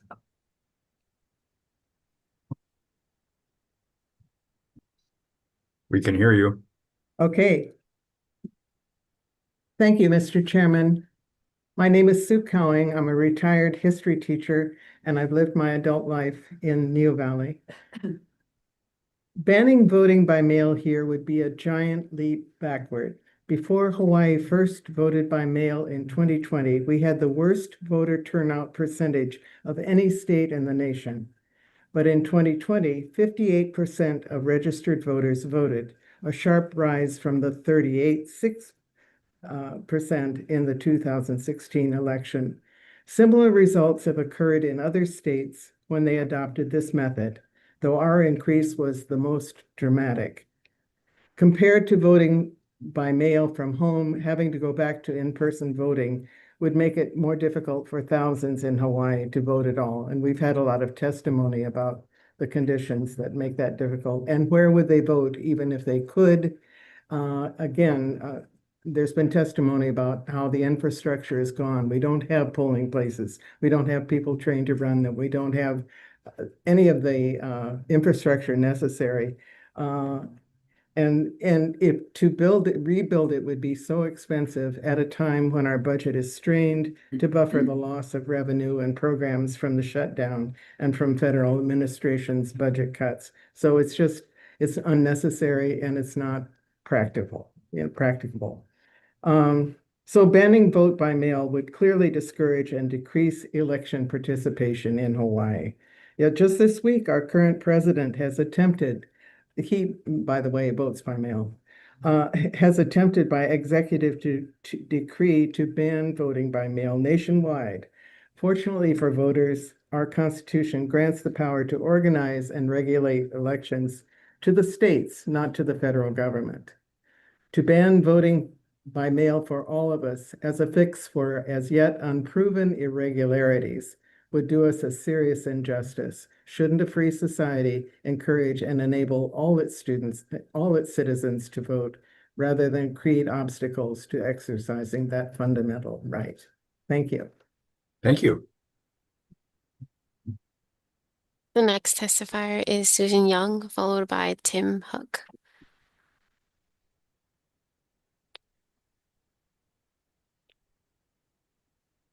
Good morning. Good morning. Thank you for the opportunity to testify. I'm testifying as a private citizen. I'm Susan Young, and I am a retired educator and elementary school principal. This particular negative impact hasn't been brought up. It does impact polling places held at, it does impact elementary schools where they are a site of a polling place. Back when my school was used, we would have the polling material, those boxes and stands stored on my elementary school cafeteria stage for a few weeks, which impacted my school's ability to have assemblies and performing arts practices and performances. It also impacted the school operation in feeding children. So during a couple of days to set up, our kids would not be able to use the cafeteria to have lunch. So they would return to their classrooms, which then impacted our teachers' ability to have a rest. And we all know how difficult it is for teachers to run a classroom and they need to have time to rejuvenate. Secondly, it negatively impacts working people, businesses, and family caregivers, and that has been brought up previously. When I did not work for the Department of Education and I worked elsewhere, I'd have to take time off. And it's already been mentioned that for some people that work 2 or 3 jobs, it's really difficult to get to their precinct, like someone mentioned, because they might be working an hour away from where their precinct might be located. And for family caregivers, same idea. I did care for my mother, and you've got to be there. You can't just take an hour off to go vote. And sometimes if there's long lines, it might be longer. So I can feel for people that care for family members. They need to be able to simply vote and not worry and find somebody else to care for their parent. Thirdly, it negatively impacts people who are either temporarily disabled or long-term illnesses. 2 years ago, I fractured my right wrist. In January, I broke my left wrist totally. And then in July, I fractured my kneecap, all post-70. And I would not have been able to drive to a polling place. So mail-in voting ballots was amazing. Otherwise, I would not have been able to exercise my right to vote. And then fourthly, keep it simple. You know, someone did mention we do have the opportunity to request for mail-in ballots, like absentee voting, right? But gee, that takes an extra step. Yes, Thank you. it's important to vote, but keep it simple. Thank you. Thank you for your time. The next testifier is Tim Hook, followed by Bonnie Hedgingson. Good morning and aloha. I'm testifying on agenda item number 4. My name is Tim Hike. I live in Waikiki and I'm an Army veteran and a retired police officer. In very strong support of mail-in voting for a number of reasons, which I'll list. The comfort of my own home is very important, and I can vote on my own time. I can look at the issues and go ahead and vote when I'm ready to. I don't have to worry about any bad weather or traffic or any parking issues. Voting by mail increases voter participation, and voting should be as easy as possible for all registered voters. Paper ballots on one day in person is great for nostalgia, which I'm a fan of, but we should be progressive and evolve. There is no widespread voter fraud. Please don't fall for the crazy conspiracy theories and fear-mongering where they take extremely rare, isolated incidents and say it is widespread and common.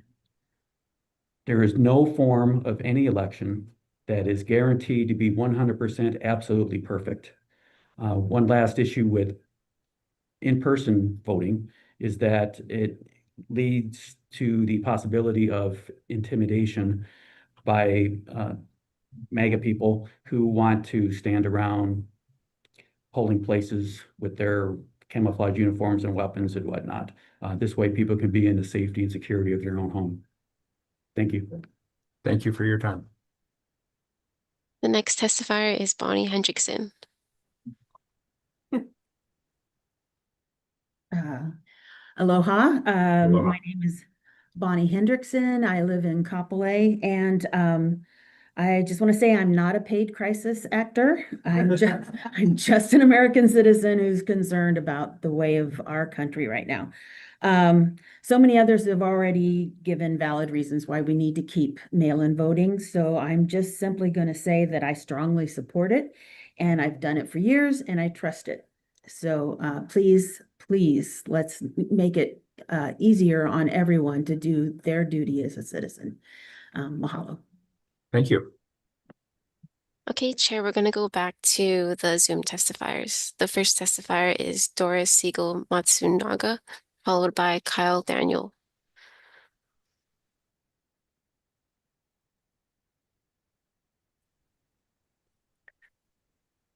And just for a note, we don't have time for second testifiers that want to do it again. We only have time for one round. Good morning, Ms. Matsunaga. Good morning. Aloha Chair, Aloha Commission, and aloha staff. I want to thank you for the job you do. It's a really tough one in these very polarized times, as we can see. I'm testifying regarding 4B, and I'm a resident of Waimea on Hawaii Island. And for those of us who live in rural and semi-rural areas, voting by mail is really important. And so I just want to support what a number of the other speakers have said about the importance of this and staying with that system, which I think works. That's it. Thank you. Mahalo. Thank you, Ms. Matsunaga. The next testifier is Kyle Daniel, followed by Michelle S. Good Hi, morning. thank you. Aloha, my name is Kyle Daniel and I'm from Eva Beach. Thank you to the chair and to the board for taking the time to hear testimony from the community on these very important issues. I'm here to provide testimony for item 4A.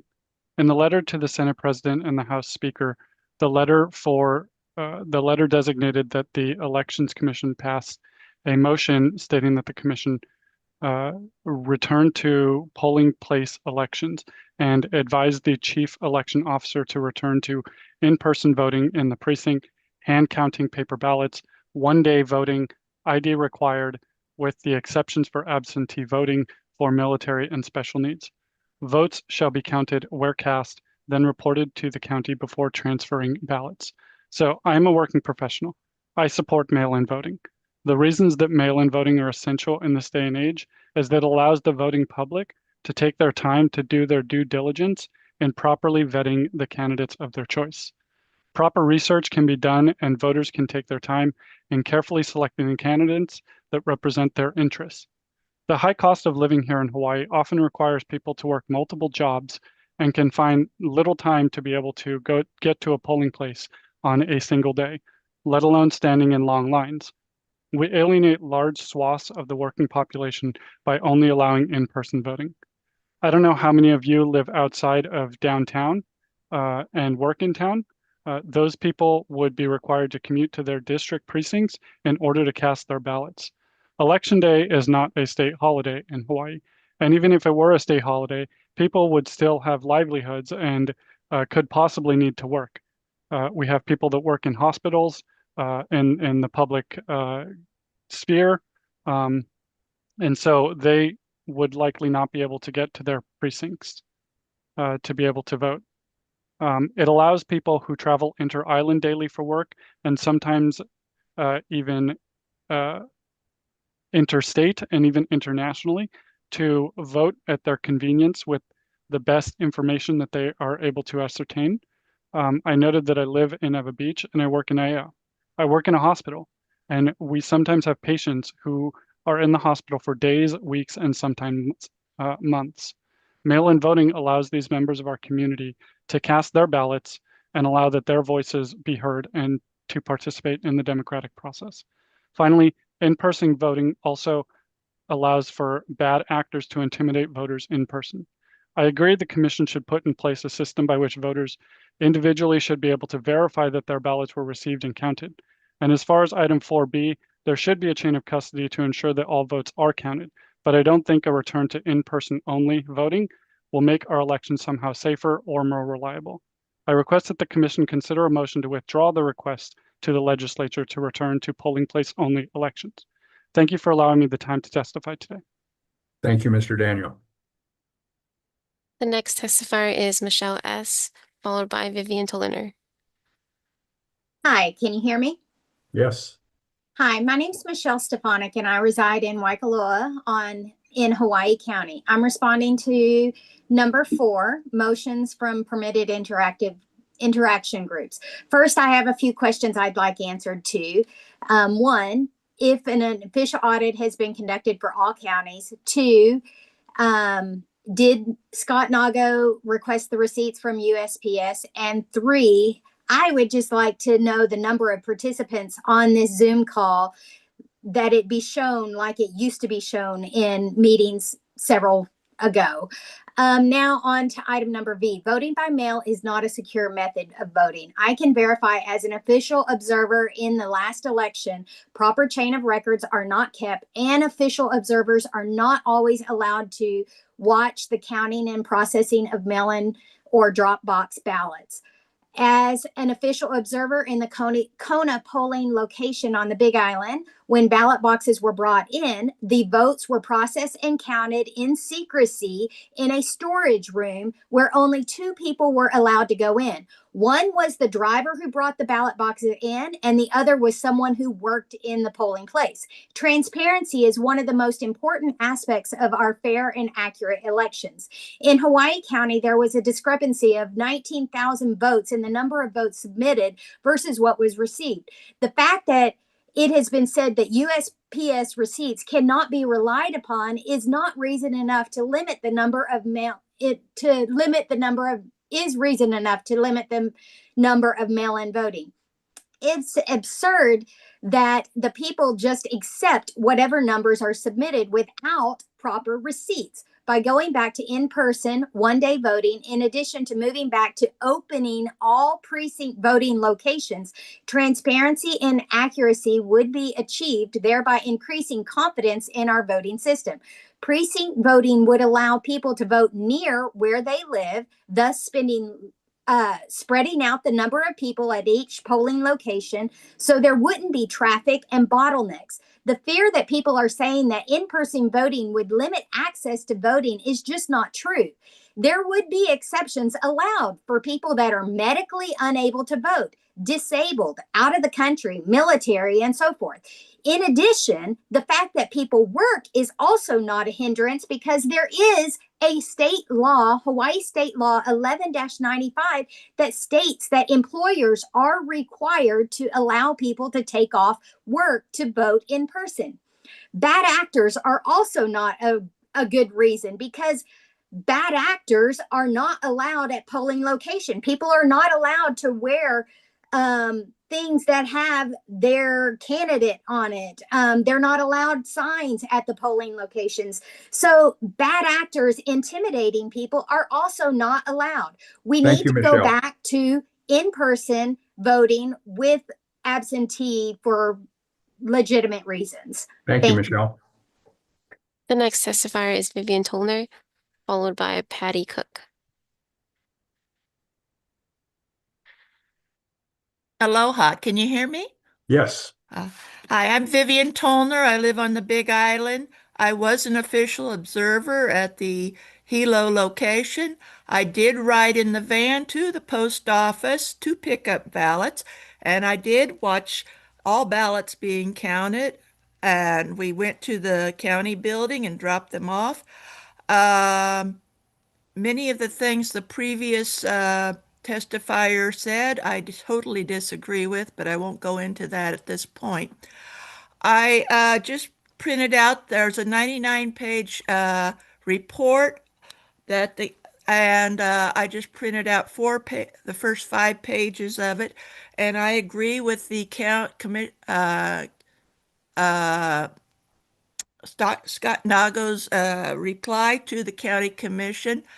I agree that there needs to be some more investigation on the numbers. I believe the discrepancy is between what the post office charged for postage versus what the county counted in mail-in ballots. Well, I would think the discrepancy would be what people didn't use the post office for. They went and dropped them in the drop-off boxes.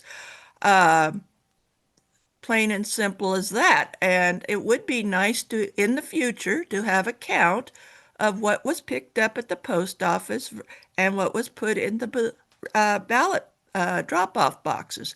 I would think that would answer this question.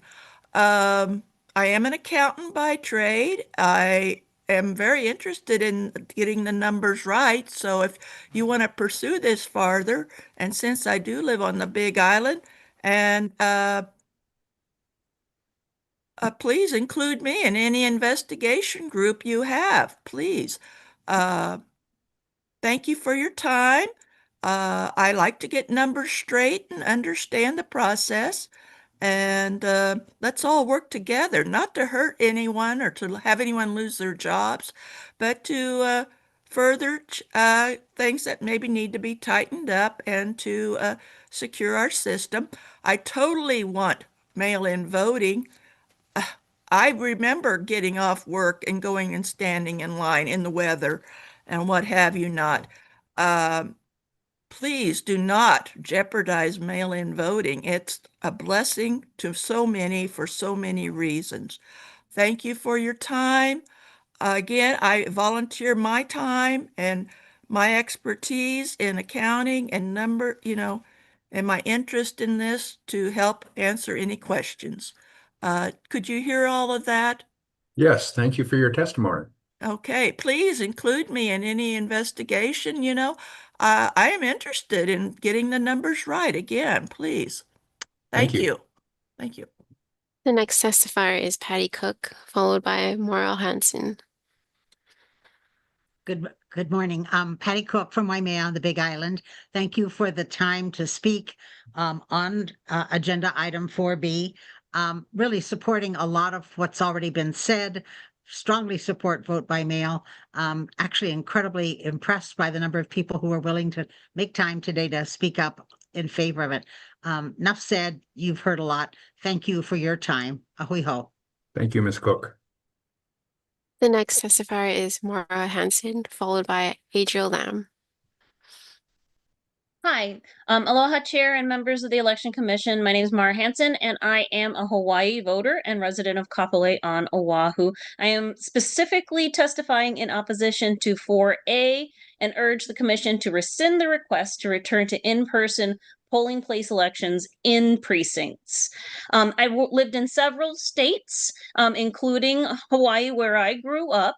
And I know from experience how much of a burden it is to do in-person only in your precinct elections. I've had issues in the past where I was properly registered, but maybe a move happened between the deadline to register and voting day, and suddenly I'm having to vote by a provisional ballot that I don't even know if it's going to be accepted. Those kind of issues are just eliminated by the mail-in ballot. In addition, here in Hawaii, we have the additional limitation that so many of our residents work 1, 2, 3, sometimes even 4 jobs.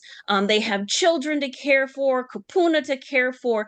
People just cannot make the time, as a previous testifier mentioned, to get off from their job that might be on one side of an island and get to their home precinct, which might be on another side of the island, to stand in line. Vote by mail has increased our ability to have everyone have a say, especially those people who are working hardest to support our system, like the folks who are working so many jobs. To take it away would effectively be taxation without representation, which I know a lot of people on this call do not support. And in addition, many people have talked about that there is no way to cure your ballot, but that's not true. There's a way to track your mail-in ballot or drop-off ballot. There's a website you can check. I checked it daily, religiously, to make sure my ballot counted. And the Elections Commission actually reaches out to people. They make the effort to contact the voter if there is a problem with their ballot. So that is not an issue. If you do wish to go in person and get help with making your selections and making sure you did it right, there is in-person voting available on more than one day. So it's still convenient for you. Maybe it's a little further away from your home, but if you want that, you can get it as it is. All of that. Now I'd like to comment on the issue with the mail-in ballot discrepancy. It is not our fault as voters that the USPS doesn't have good accounting procedures, and we should not be punished for the fact that they don't. We need to keep mail-in balloting, and maybe the USPS needs to be tasked with having better accounting systems. For right now, though, let's just be happy we weren't charged for that mail. That's all I have to say. Thank you so much for your time. Thank you for your time. The next testifier is Adriel Lamb, followed by Lynn Ryan. Mr. Lamb. Aloha, good morning, Chair. Aloha. I want to testify again on 4A and 4B. First and 4A. I hear a lot of people know evidence, but I still haven't gotten a decent reply or response to a registered voter in my district, in my neighborhood.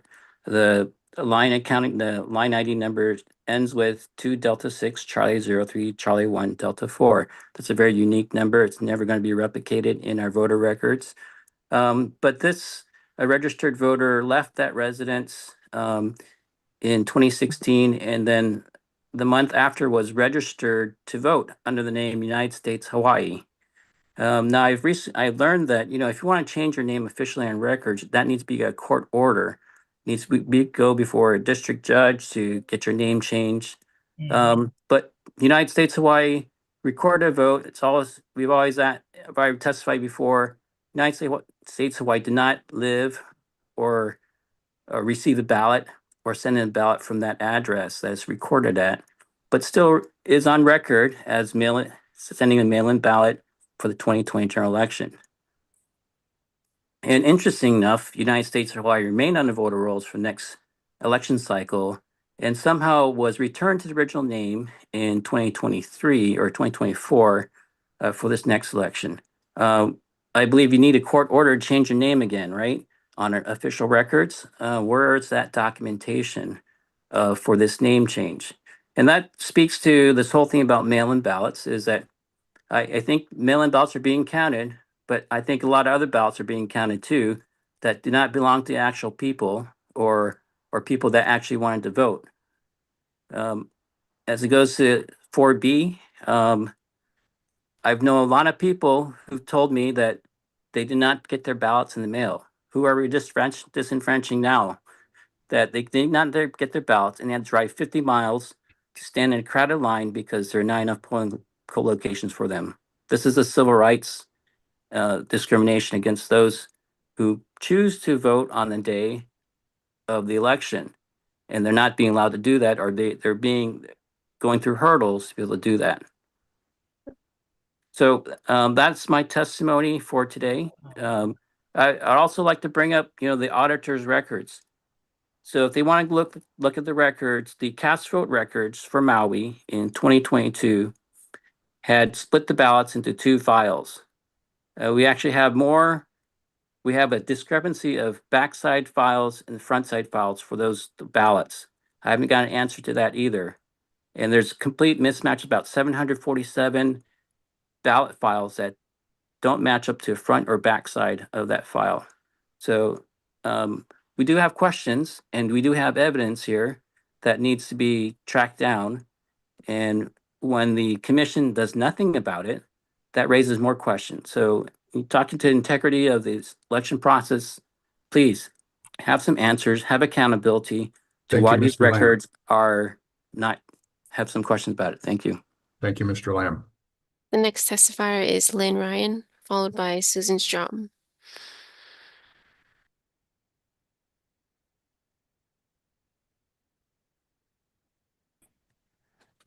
Can you hear me now? Yes, thank you. My name is Lynn Ryan. I'm a resident of Kailua Kona, Hawaii. I'm a retired registered nurse. I'm testifying in favor of mail-in voting, mail-in ballots. I can take my time with voting and examine and research issues and candidates. The integrity of mail-in voting has been proven for over 40 years. At one time, it was called absentee voting. One-day stand in line in-person voting is nostalgic at best. Fraud is essentially non-existent at 0.0001% as stated by League of Voters representative. Do not depart from the present system. If you are considering a change away from mail-in voting, we need noticed public meetings to allow people to testify on this issue. We must do nothing to restrict mail-in voting. I'm 75 years old, not always able to travel to a polling place. Thank you. Thank you. The next testifier is Susan Strom, followed by Alika Valdez. Aloha, can you hear me clearly? Yes, thank you. Thank you. I'm responding to agenda item 4B. Voting in person is a privilege that every registered voters should enjoy and families enjoy, and has been, as it's just as historical standing in Hawaii and other places of the United States as well. And, you know, creating a holiday for that would be something that would remedy the pressures of people on the job. Expanding polling precincts is another way to do that. So there's a lot of options that are open to that. The fact that we have election anomalies across the board clearly indicate that we do not have secure voting.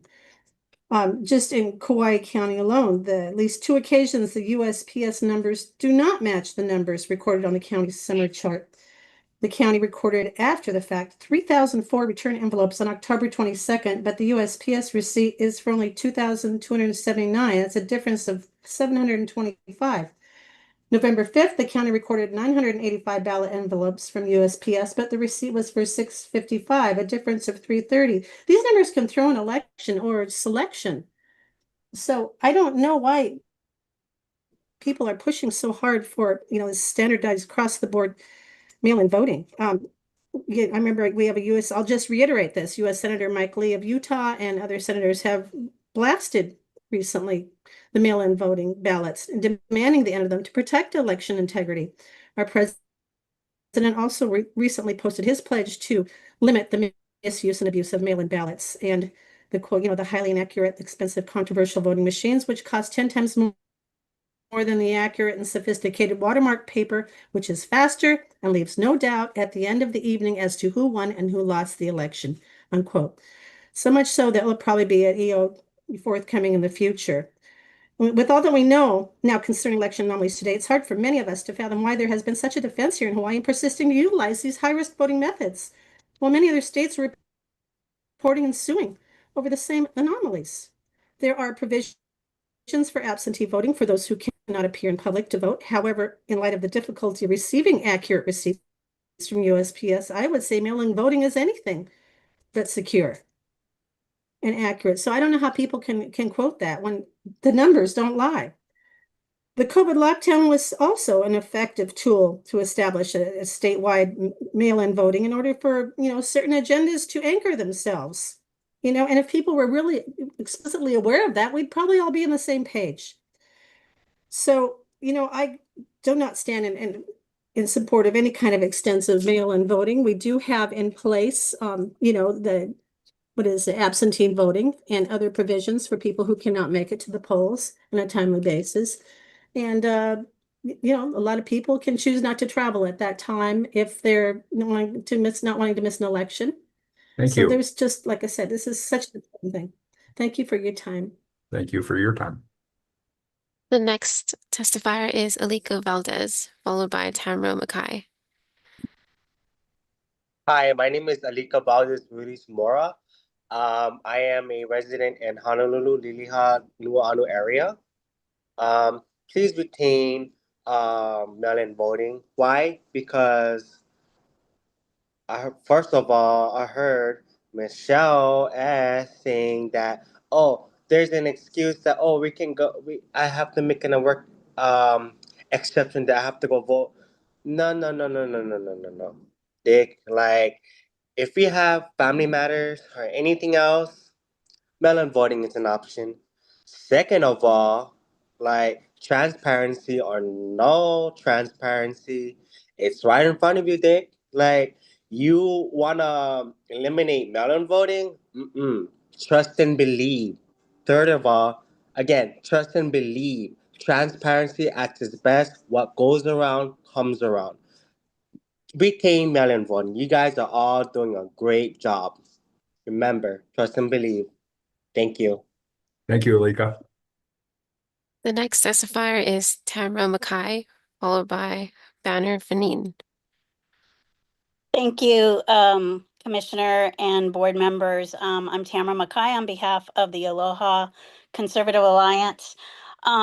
If we're talking about transparency, and I want to kind of put a couple things out there that might be helpful to the commission, then we also need to look at the fact that there were many ballots that were mailed in of people who were still not alive, who were 130 years old, or there were duplicate ballots at residents that no longer live there. And we received 2 of them, and at our own address after living my husband's family living at our address for 7 generations. So let's talk about lawful conduct and transparency. I want to also address Commissioner Kushney lawfully requested that the factual corrections be added to the minutes and reflect actually what occurred at the previous meeting under HRS 92-9. Any board member has a right to have that information included. So it was brought up by Vernella Koo, what can be done? Well, under the Office of Elections, the citizens have a potential legal action right under HRS 9211 and 9212, which allows citizens to void actions taken into violation for open meeting laws. In today's world, transparency is simple. And I would encourage the Office of Elections to look into tools like Fathom. I use it for several meetings that can record, transcribe, and summarize meetings accurately so the public record is complete. Another concern that is repeating is the herd voting that I continue to see with the Office of Elections, where the same commissioners vote identically regardless of the motion's legality or merit. This is not deliberation, it is coordination, and it undermines the public trust. Beyond procedures, Hawaii people have lost confidence in the way we vote.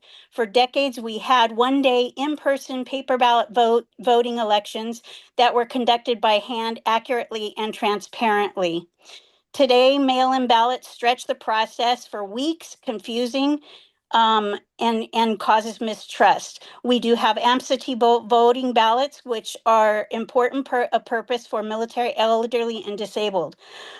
We were told that mail-in ballots were inclusive and make voting easier, but let me point out, after looking up statistics, Hawaii experienced its lowest voter turnout since statehood by only 32.1% of registered voters participated in the 2024 primary election, which is down 39.8%.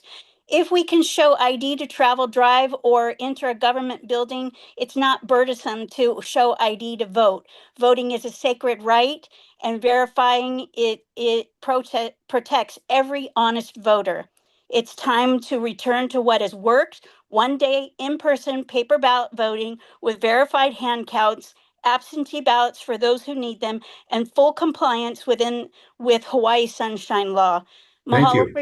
Mahalo for your time in standing for lawful transparency and trustworthy elections. I yield. Thank you, Ms. McKay. The next testifier is Banner Fanine, followed by Charlene Mata. Okay, thank you, Mr. Chair. Name is Banner Fanine. Regarding agenda item 4, letters A and B, I fully support both letters A and letters B. Thank you. Thank you, Mr. Fanini.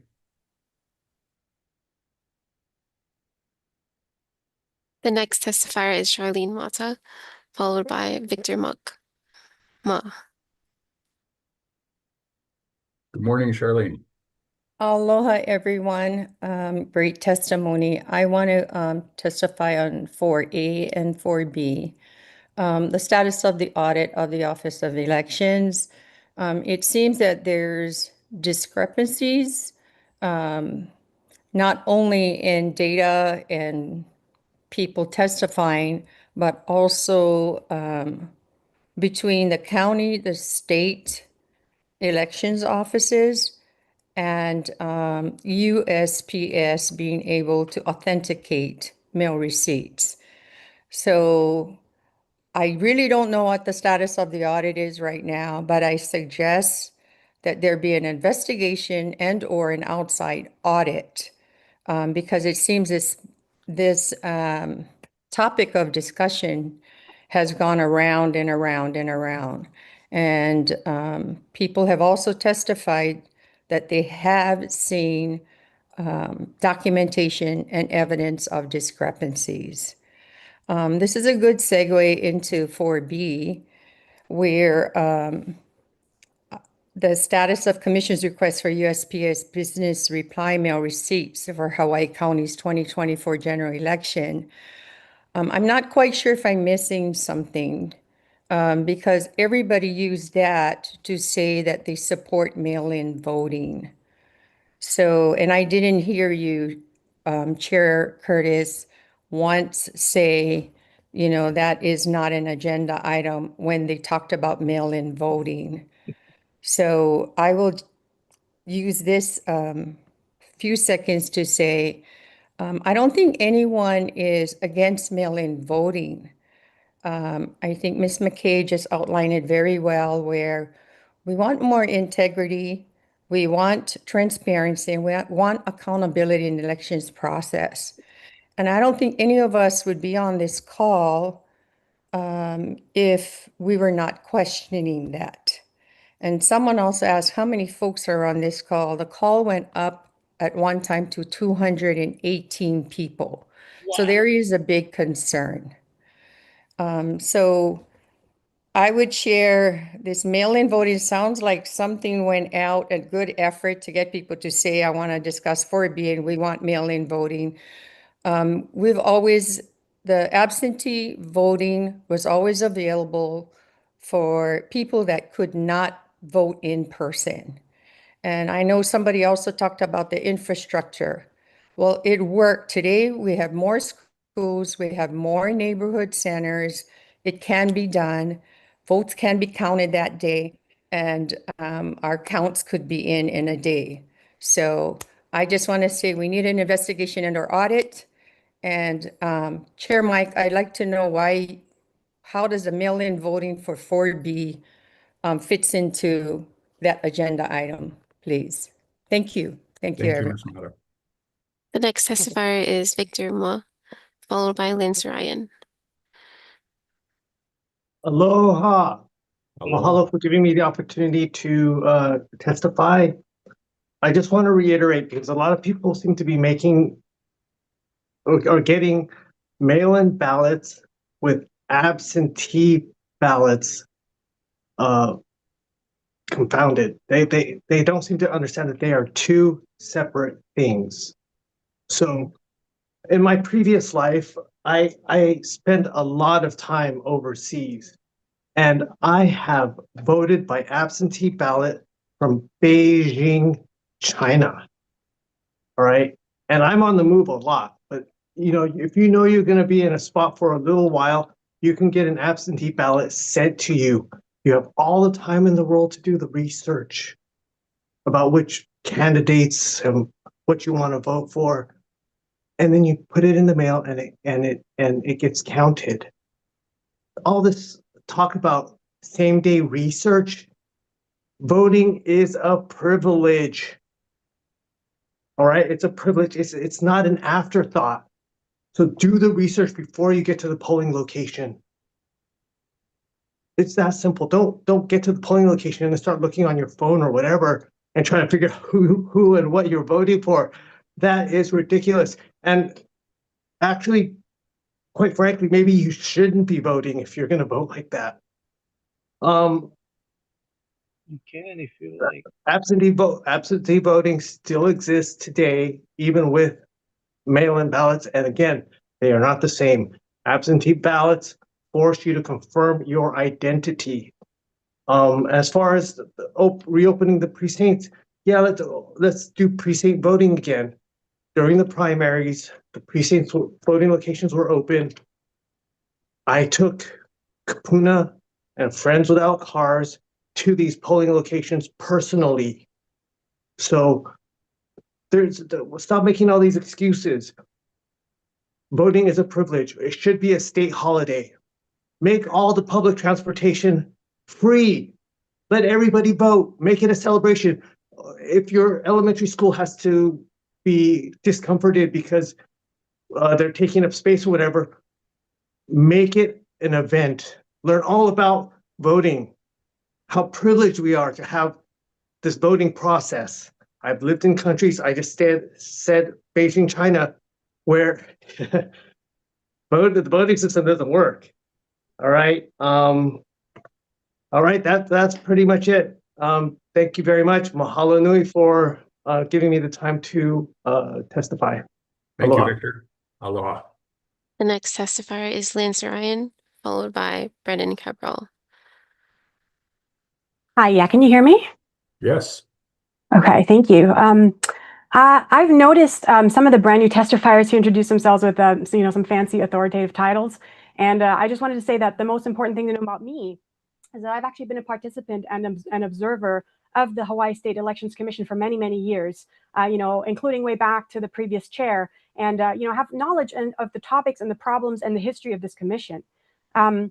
We have witnessed open admission by the commission that, as part of our election process, folks had no clue about the technology involved with the voting systems. They were relying entirely on the vendor. I quote, we know diddly squat was one of the quotes, uttered by the commissioners in the past about the voting systems. They admitted to doing no penetration testing of the systems, meaning you're not checking to see whether the systems are being, infiltrated, whether there's external access to the systems. Meanwhile, we just had Scott Nago here earlier saying that, oh yeah, anything can be manipulated. Well, interesting that we're not even checking to see if anything is being manipulated. They have admitted to having no air gap system, another security measure. So I would like to bring up some information and facts to counter some of the emotionally driven talking points of the testifiers that have shown up here today all of a sudden. We've never seen their faces, never heard their names, and it's very clear to me that they don't know any of the issues that we have with our elections here in Hawaii that have been brought to this commission for many years, and they gave many false statements. So, the biggest thing here is because we're hearing all of this emotional stuff about why and the conveniences of mail-in ballots, but the bottom line is that mail-in ballots were brought in Hawaii to increase voter turnout. And I know there was a lady who mentioned that, we had increased voter turnout in the 2020 election. The 2020 election was a huge anomaly, due to other things, and we had COVID and a lot of suspicion around what happened in that election. I'm not going to get into there, but when you look at the data that we have for election turnout in Hawaii, 2022, which was after the implementation of mail-in ballots, had the lowest voter turnout in the past 5 election cycles. And I know we had a lady mention earlier, the math is not complicated. Yeah, the math is not complicated. What gives was this whole investment. And I think somebody else mentioned the enormous cost of transferring your processes. Well, did we put all of this money and all of this effort into transitioning to the mail-in process so that we would have one election, the 2020 election, that has a higher turnout, but then the magic of mail-in ballots that's all of a sudden allowing so many more people to have access, and it's so much more convenience to drop to the lowest voter turnout that we had in 5 election cycles? These arguments are just not making any sense, and I don't think that folks that are speaking, with these arguments actually have looked at any of the data. They're talking points, right? But that's not what we've seen here in Hawaii, and that's what this commission concerns itself with. Then somebody else stated that the voting is not a state holiday. Voting day is a state holiday in the state of Hawaii. And I think somebody else mentioned as well that you can actually take the time off to go and vote in person. We've had massive long lines of people who wanted to vote in person. Talk about inconvenience, where people were standing in the rain just because it's not being made available to the people who don't have confidence in the mail-in process, who want to cast their vote in person, and we're completely disenfranchised. Thank you. The next testifier is Brendan Cabral, followed by Anne Marie Hamilton.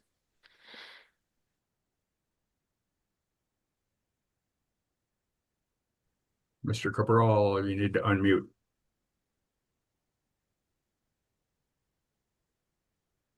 Mr. Cabral, you need to unmute. There you go. Yeah, there you go. Okay, fine. I have a lot of times to do second words, and I have a disability. My name is Brendan Cabral, and I'm a registered citizen as a disabled person. How can I be sure that my vote is something? I don't know what, and you know what, the thing is, I can't trust and believe the system. If I, and if you look at the book, there's no flaws, it's a conspiracy. Yeah, I want transparency. I want people in the system that I can trust. Because I don't know, I can easily sign my ballot in the mail. Not that I know. It helps. I don't know, you know, and if you got about being like shut murder, yada. It's just about transparency. What's your eyes justice system and the same person that is at the other justice system? That's like it took me a while to understand and at one point I didn't vote at the elections and vote. But I wanted to get information on the side of all factions. And as I said, yeah, there is knowledge. But we like transparency. We like see. And I say that it's just like a conspiracy. There's no voting response. I like to see then. I like people like Ralph and Stardom. I like people like that. So they can hold you guys accountable. And I said, transparency is everything. And like I said, I kind of skeptical, but I wanted to come out here and share what I have to share. And it took a lot for me to come out here and do this. And I thought I did. And I just hope that the elections get better, more transparency, that we can trust it. Because I want justice. All right? Thank you for my time. Appreciate it. Thank you, Mr. Cabral. The next testifier is Anne Marie Hamilton, followed by Jamie Detweiler. Hello, can you hear me? Yes, good morning. Okay. Afternoon. So, are we going to have time to talk about the PEG report? Is that a separate testimony period? That's another item, yes. Okay. Okay, so I'm going to talk about item 4, return to polling place locations. So there's a lot of people on this call that seem to have shown up today to talk about the benefits of mail-in voting. And I want to thank them for that, but I want to invite them to continue to come to these meetings and not just come one time, because I think there's a lack of possible understanding about the inherent weaknesses of mail-in voting that they might not be aware of. They say a lot of things like there's no fraud. There's absolutely no fraud. They say that a lot. And, you know, frankly, the system is designed not to allow us to see any fraud. And when we go outside the system, like what Mr. Kushney was proposing we do and look at USPS receipts, all of a sudden 25% of the envelopes have disappeared. And we're not supposed to ask why, because it's outside the system. This system has also been centralized. The control of the mail-in system is centralized. So just the state now controls it. They've taken the power away from the precincts and the district levels, and we don't even, as a county, we don't even count our votes anymore. They brought in these machines, et cetera. So I would just invite those people that are so, you know, convenience. I've got to have the convenience. I love the convenience of mail-in voting, but there are certain things that are more important than convenience. And that has to do with whether or not our systems are secure and trackable and auditable and traceable. And I hate to break the news to you folks, but mail-in voting is none of those things. It is a porous system that does not allow any type of auditing or any type of third-party verification. So please educate yourselves before you come up and say that there's zero fraud and it's the best ever and whatever. So please just come back to these meetings and listen to the concerns that the public have, because these are viable concerns and we've been doing this for a long time and we're uncovering a lot of problems. So just a few things about mail-in voting is there's absolutely no chain of custody. And you cannot have a certifiable election without chain of custody. And you're probably not aware of this, folks that just got on that think there's no problems with mail-in voting, but Hawaii does not have verifiable chain of custody. And Scott Nago, he's the chief election officer, and I'm going over, I'm sorry, is certifying elections without without chain of custody, and that's a problem. So please come back and please educate yourselves. And that's all Thank I you. had to say. Thank you, Ms. Hamilton. The next testifier is Jamie Detweiler, followed by Ann Pickathley. Aloha, Chair Curtis and Commissioners. Thank you for the opportunity to testify. My name is Jamie Detweiler, lifelong Hawaii resident, Hawaii born and raised Kanaka, and retired federal civilian. I served as an official election observer in Honolulu during the 2024 primary and general elections. I am testifying in support of agenda item 4A and B. I am in 100% support of the letters in both A and B. And I'll let you know why. As I said, I've been an observer, and I've observed inconsistencies in the ballot custody. And as Anne Marie so greatly explained in her previous testimony about that, I've stood in line with the last person at Kapolei Hale on election day when they voted right after midnight. I also observed them emptying the scanner machines, and they literally let the ballots just slide on out. And there were only 2 workers, employees that were allowed to touch those ballots. It was a very unorganized process. I also previously stated that I raised concerns regarding operations in Signature Verification Center at the County Signature Verification Center. What I am strongly recommending is that you comply with HRS 3-177-453, accountability and security of ballots, as well as HAR 3-177-61, security of ballots. There were logs that we, as observers, had to sign that we observed the ballots in mail trays in cages that were locked. When I asked the question about the number of ballots in the mail trays here in Honolulu County, we were just told to verify the number of trays observed. So that's what we did. That's what we signed that we observed. I thought that was very concerning because the number of ballots during the chain of custody were not accurately recorded. I filed a formal complaint in February 2025 and have not received a response initially until I refiled it just before this meeting about 3 days ago, and they just acknowledged my testimony. I asked them to correct the acknowledgement, and Office of Elections did correct.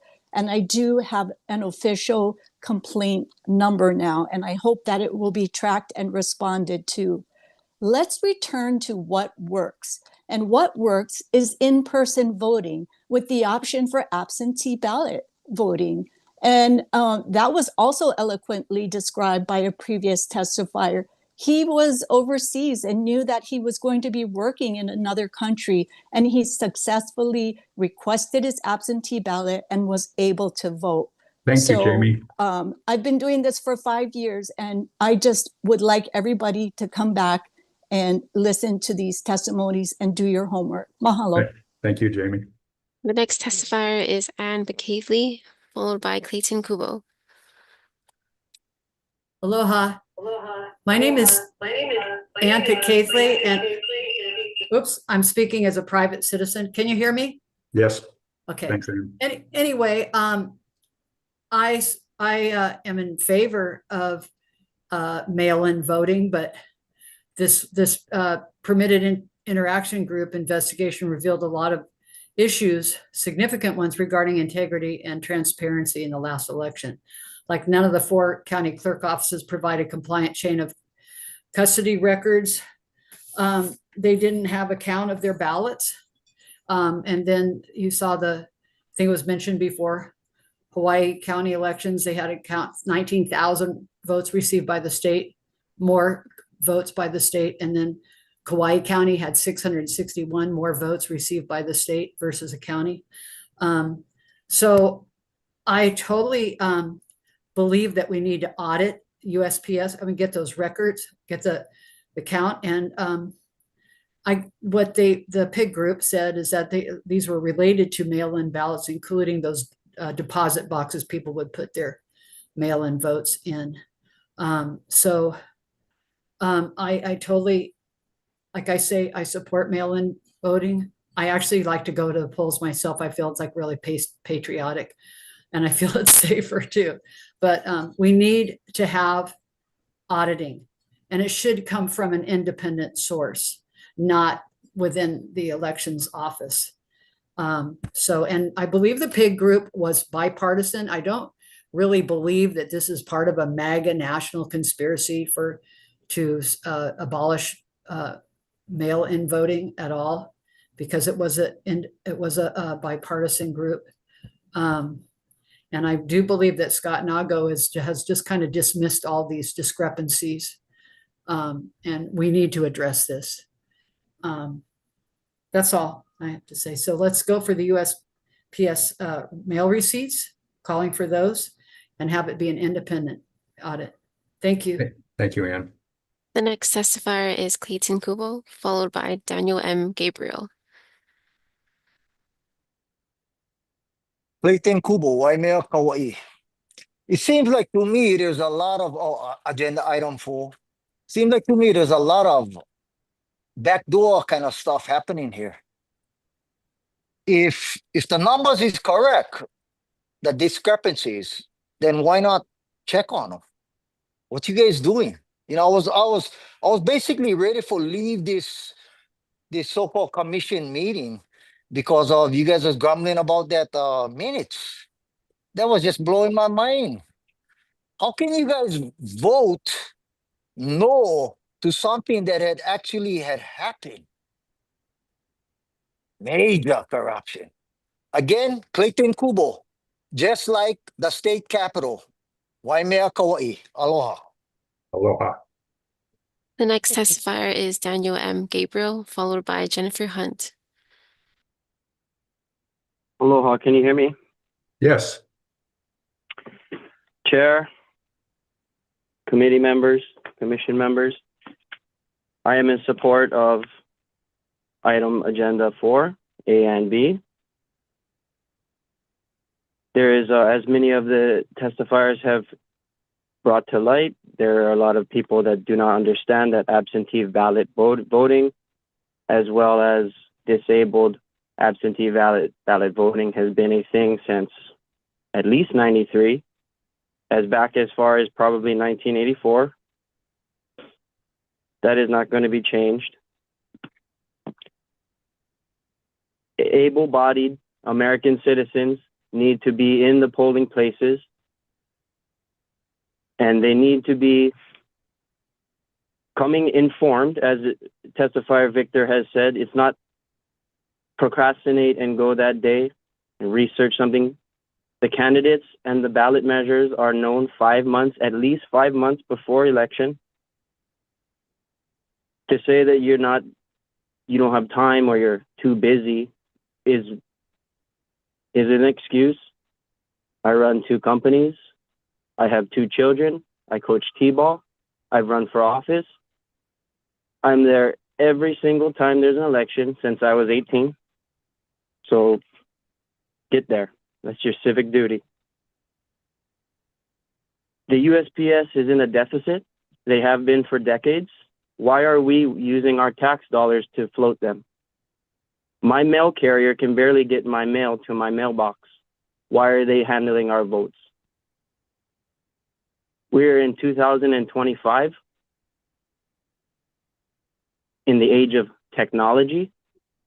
If I can file my taxes online, why aren't we doing this through an online venue? Huh? Why isn't this being done? If I can file my taxes, why are we doing this online? Don't tell me that it's not secure. It can be secured, and we can eliminate the mail, all the nonsense. First and second of all, the ballot boxes that we can just drop in at a park is not secure. What's to stop me from tying it to my vehicle and dragging it down the road? What's to stop me from throwing a match in there and making all those votes null and void? I've seen with my own eyes from Neighborhood Board 35 deceased individuals receiving mailed ballots. As a trained accountant, I've been taught to make extensive Excel spreadsheets, very elaborate sheets, and there's always been one thing that we're told. The problem is always human error in data entry. Accuracy trumps convenience. The reason why people have to wait in line so long is because our precincts no longer allow us to vote in our precinct. We are given 2 polling places for an island of a million people. Thank you. Because of the draconian lockdowns and different type of control measures. Thank you very much. I yield. The next testifier is Jennifer Hunt, followed by Robin N. Hi, can you hear me? Yes, ma'am. Thank you. Thank you so much for allowing me to speak. I know the format has changed on how we go about this, and I think it will be really drawing these meetings out even longer, but that's okay because we are all here. With all sincerity, I would like to say I'm actually embarrassed by some of the people testifying because they're coming to this meeting and they are like throwing around numbers and math and statistics and whatever, but they actually don't even know what they're talking about.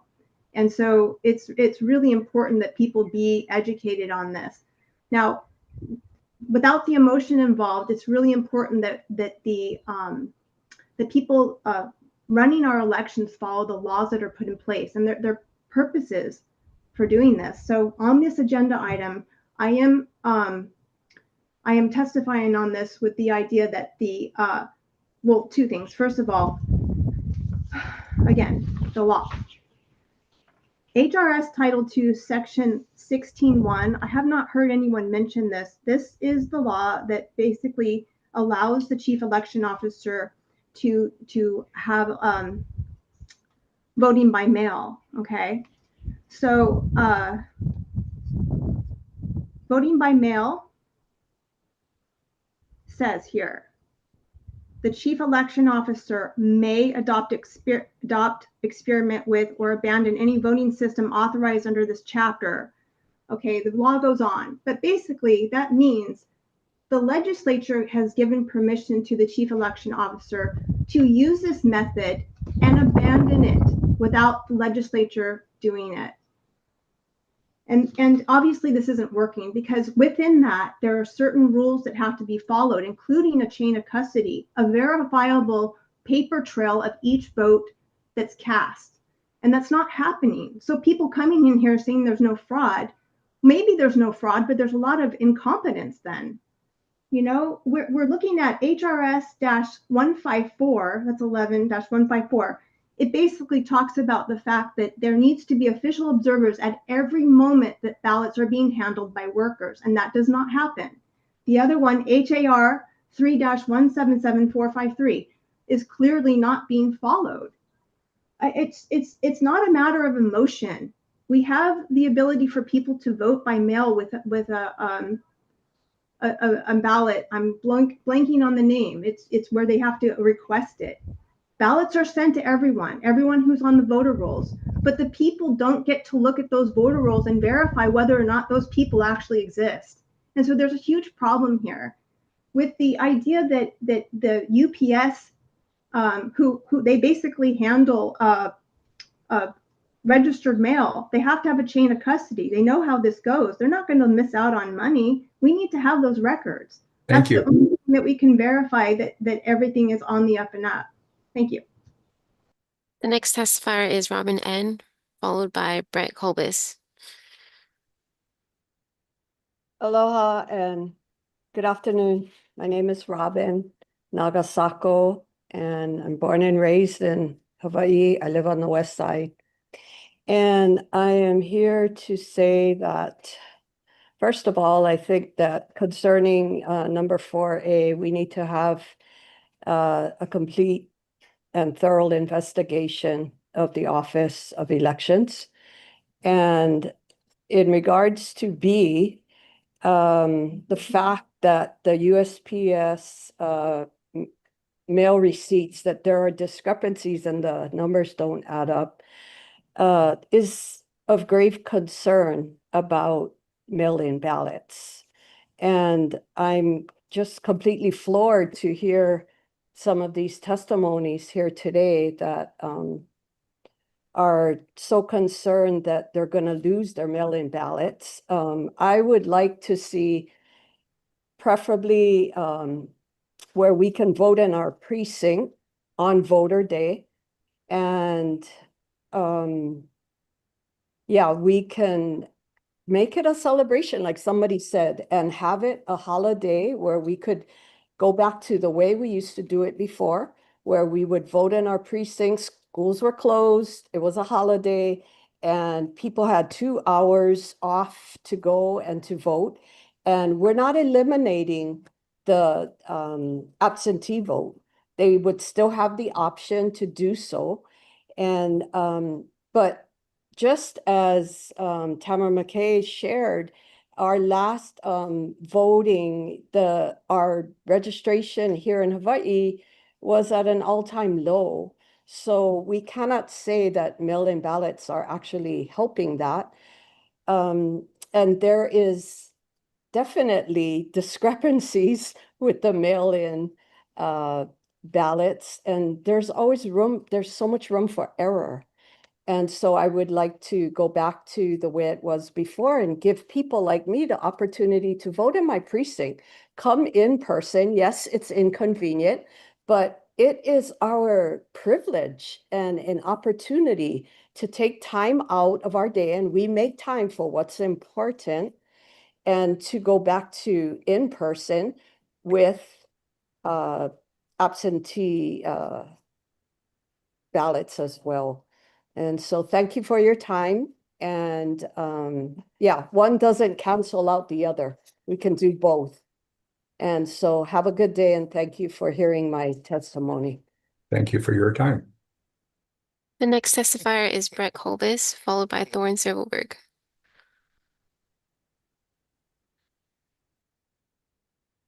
Good afternoon. Good afternoon. Thank you, Chair. My name is Brett Colbus. I'm a 26-year Navy veteran. I live in Ewa Beach. As a veteran, I see Hawaii's elections issues as a direct threat to the freedoms I serve to protect. Honest, transparent elections matter to every veteran.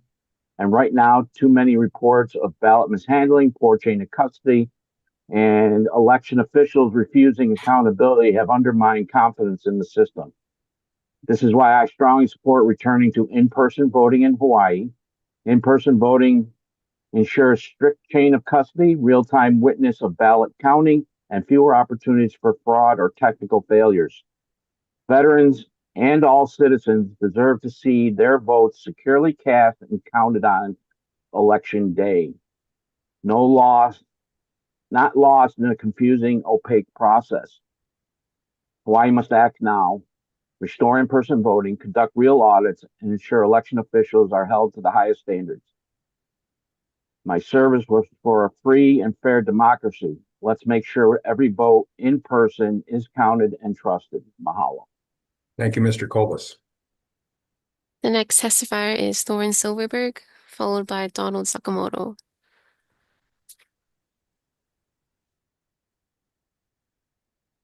Aloha. My name is Aloha. Thorne. Thank you. I'm testifying on number 4, A and B. Live here in Kilauea in Kauai. I'm a Navy veteran and retired from healthcare as a registered nurse, retired from the VA medical care system, working in hospitals there, and familiar with many veterans and people in nursing homes that have difficulty getting out and voting on one particular day because of their disability. And I am in support of mail-in voting. If absentee voting is acceptable, I don't understand why mail-in voting is not acceptable as well. We pay our taxes by mail, we get verification. There's definitely room for improvement with the mail-in voting system, as with most of our voting systems right now. And we can work on that, but we don't need to throw out mail-in voting just because there's been some issues. There's still room for improvement. And I support continuing mail-in voting. I know there's a lot of families here that I live around that work multiple jobs, have kids, and it's oftentimes difficult to get away. I know when I was working in the hospital, lots of times things change quickly and you don't get time for a lunch break all the time. And if you do, sometimes it's 20 minutes, not enough time to run out and vote. If you live far away from a polling station. Anyhow, that's my 2 cents. Mahalo for your time. Thank you for your 2 cents. Aloha. The next testifier is Donald Sakamoto, followed by Debbie. Mr. Sakamoto. Good afternoon, Chair Curtis, other members of the committee. My name is Donald Sakamoto, a longtime Kaneohe resident. Voted since 1980 when I graduated from Castle High School. As a blind individual, I like the absentee ballot before because it's convenient for when I could see, I could fill it out. As the years went by, I lost my eyesight. And when Act 136 came out in 2018 by the legislature, it was a mail-in ballot. Concerning the mail-in ballot, I asked Glenn Takahashi, head clerk at Hano City, when you have a X mark, you can put an X mark on your mail-in ballot and you can put a witness. If they drop off their ballot in the drop-off box the same day they collect it, do you get able to check that verification of the witness? He said, no, we just take it for granted that it is legit. And if they do a fraud thing and we find out, it's a penalty, So my concern is we have electronic ballot that we use now for the blind and disabled people. And it's very convenient, very secure. Somebody testified, why can't we do it online? It is accessible. But concerned 4A, I think there should be an investigation on what is going on at the elections. For mail-in ballot, it probably is good for some people, but not for others. But like some people said, there's absentee and, just to have ballots go out and then people are no longer live there. And we have this ERIC system that Scott Naga put in place. We need to update our register. So, I have some concerns about mail-in ballot, but for me, it works out with electronic ballot. And so I don't have to go in person, but in a way, those who want to go in person and want to show the ID, and I fully agree with what they say.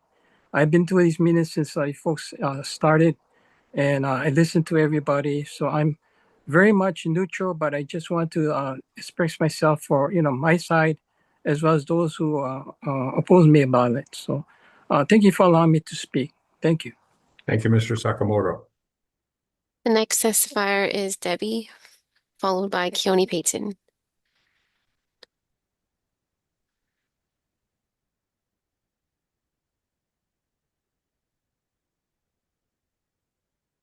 You guys hear me? Yes, thank you. Okay, awesome. Thank you. I'm in favor of number 4, A and B.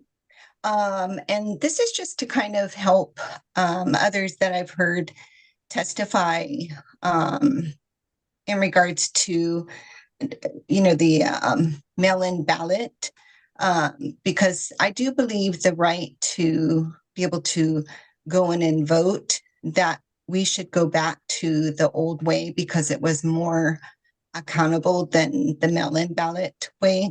As you can see, there's a lot of discrepancies that they're talking about. So before Act 136 transitioning to all mail voting, Hawaii did offer early in-person voting before Act 136 was passed in 2019. And the locations were typically open for 10 business days prior to each election. So that was one opportunity for people to vote if they could not vote on the one day. Also, Hawaii, prior to this law, Hawaii did allow mail-in voting as well as absentee voting. And you can actually sign up for a permanent absentee voting, meaning every election, the election forms would come to you to go ahead and vote by mail. And there was no justification required, meaning you didn't have to prove that you were disabled or you were traveling. You could just go ahead and do it. And the reason why I say that is because I actually was using that method of voting. I was, I just was like, you know what, this is the way I want to do it, right? So for disabled voters, they were explicitly supported. Hawaii's election system aimed to be accessible, and voters with disabilities could request mail-in ballots or vote in person at accessible locations. The thing about concerns about people not be able to take off time, Hawaii's revised statute 1195, employees are entitled up to 2 consecutive hours off from work on election day to vote, excluding their lunch or rest periods. Time off must be paid, so the employees would be paid, and employers cannot penalize, reschedule, or deduct wages because of the absence. So when you're seeing people are working, they can't get off. I mean, the employers are required to do so. And I work in human resources. And let me tell you, we just request for backup to show that they actually went and voted in person. And then we pay them the 2 hours that's required by law. Thank you. Thank you. Point of information, we're going to be taking a short recess somewhat after 1 o'clock. Okay. Good. Next testifier. The next testifier is Keone Payton, followed by Ilana L.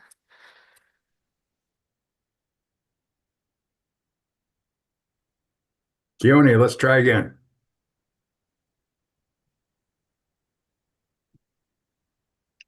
No. You're passing through it. I don't know what's happening.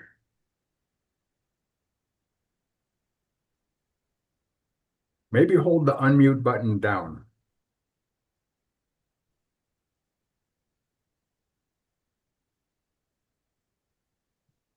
I don't know what's happening, Keone.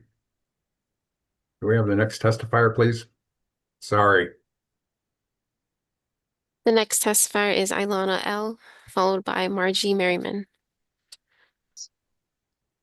Hi, my name is Ilana. Today I'm testifying to do away with mail-in voting. I noticed there was a lot of new people that I've never seen in these meetings before. I've been to multiple of these meetings before, and once did I see any type of anything good happen with this whole meeting. And it's just sad that we're still going on and on with this thing and nothing's good is happening. I've voted in person myself every time. I got kids, 3 kids, I go sports, school, and I still make the time to go and vote in person. Everybody else who just somehow popped in randomly saying that they don't want to do away with it, they don't have time, excuses. They're excuses. You guys can go in and vote. Like other people said, there is absentee votes. Just make the time. I yield. Thank you. The next testifier is Margie Merriman, followed by April Lee.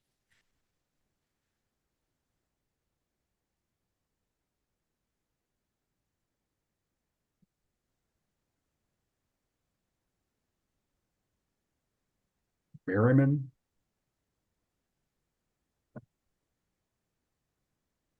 Merriman going once. We can't hear you. Going twice. Next testifier, please. The next testifier is April Lee, followed by Arthur Hanneman. Thank you for having these public forums, really, and letting us view the subject matter, because I don't know that we would do it unless we had the opportunity that you commissioners offer. I'm from the Big Island, and I have been an officer in the ACLU. I've been a notary, and I've been at the polls, and I've watched how this whole thing has transpired in here. I was born here, but I did live in another state during a lot of my business life, which I'm still in business. But I think that the fact that we don't have chain of custody is a huge issue. And what does every judge demand in their courtroom, which is evidence? We have not been able to provide the evidence. And for this commission to sit and argue about things that really are not important, they are matters of your format and your etiquette and everything. And I appreciate you're trying to maintain order, but that should be done outside of the public forum, because we know that you're non-elected, and Scott Nago is non-elected. And Scott Nago has done, since the governor we now have made changes, and he's written 96 directives. So the changes that have gone through this county, this state, moving the jurisdiction from the county to the state has had a huge effect. And I'm sorry to the innocents that are on this and have testified previously. If you don't think there's fraud, then you have not woken up completely to what's going on in so many avenues of our life. This one is key. For the people we put in office to elect us change everything when they're in office. And if we don't get those votes right, and any discrepancy or anything that is a question that doesn't have an independent audit and doesn't have physical evidence that doesn't tell a lie, then we need to have our voice heard. And that needs to be your job. We are trusting in you to make this happen for us. Because, in California, they go, no, the governor even approved. No, there's no way that our voting machines are being tampered with. So they had a hearing in a court, which I would love. And do you know what they found out? The group that was coming in to say you have tamperable machines demonstrated the tamperability and the fraud that went on the machine right in the courtroom. It took them 4.5 minutes to get into the system. This is the kind of thing that's going on here. And we cannot rely on a postal employee. We must have absolute chain of custody. And if that means that we have absentee ballot and no mail-in ballots, then what's the difference? And I absolutely have voted early, and I think that should come back, because it is difficult to stand in line for 4 hours due to your patriotic responsibility and due to your research and wanting to know that your state is representing exactly. I love this state. Thank you. I love where I live. Thank you. The next testifier is Arthur Hanneman, followed by Dennis Lezkovic. Mr. Hanneman. There we go. Can you hear me? There you go. Okay. Hey, thank you, Chair. Thank you, Commission. Thank you for taking the time to listen to both sides of this very, very, very important issue that's very concerning to many of us here in Hawaii. My name is Art Hanneman. I have seven children. I have 25 grandchildren, and I vote. And I have always voted in person. My wife and I have always gone to Honolulu Hale or to Kapolei Hale to vote in person. Why? Because we trust the process. I believe also that no one is talking about banning mail-in voting. There's definitely a need for that. But mail-in voting has always been a part of in-person voting, which we strongly support. I also support Ralph Kushney's findings in his report, 100%. We as a community have a responsibility to our families, our friends, and others to get out the vote. That's our responsibility. And your responsibility is to make sure that our vote is protected. And we're really concerned regarding the protection of our vote each election cycle, at least currently. People talked about MAGA, that this is a MAGA movement. If Hawaii had a MAGA movement going on, there would be more than 3 Republicans in the House, in the Senate of 25, or more than 9 Republicans in the House of 51. We're concerned about protecting the vote because 11/3/2026 is a big voting time for all of us here in Hawaii. All 51 seats in the House are open for vote. 25 seats in the Senate are open for vote. The governor's seat is open for vote. The lieutenant governor's seat is open for vote and 2 congressional seats. So we're very concerned regarding the integrity that is needed during our election cycle. And again, we would hope, Chair, together with your commission, that you would take into consideration all testimonies, especially those regarding in-person voting, with the highest integrity. Thank you. Thank you, Mr. Hanneman. We're going to have one more speaker and then take a 10-minute recess. The next testifier is Dennis Leskovic.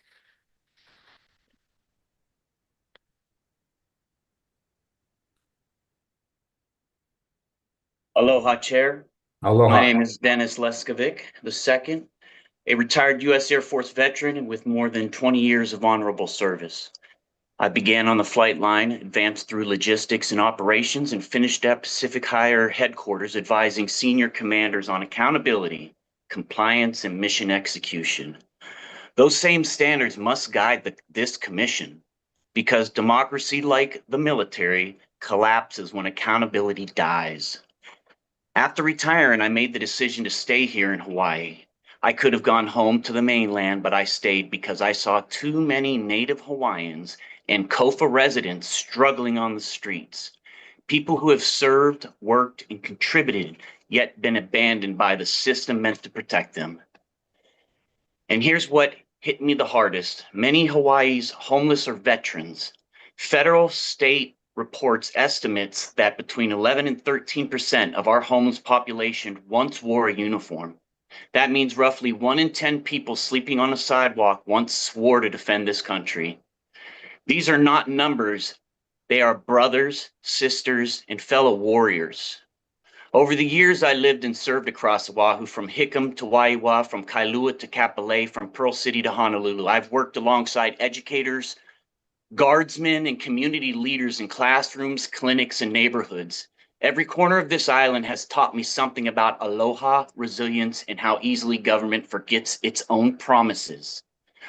For 15 years, I've called Hawaii home, currently living as a Kaka'aku resident.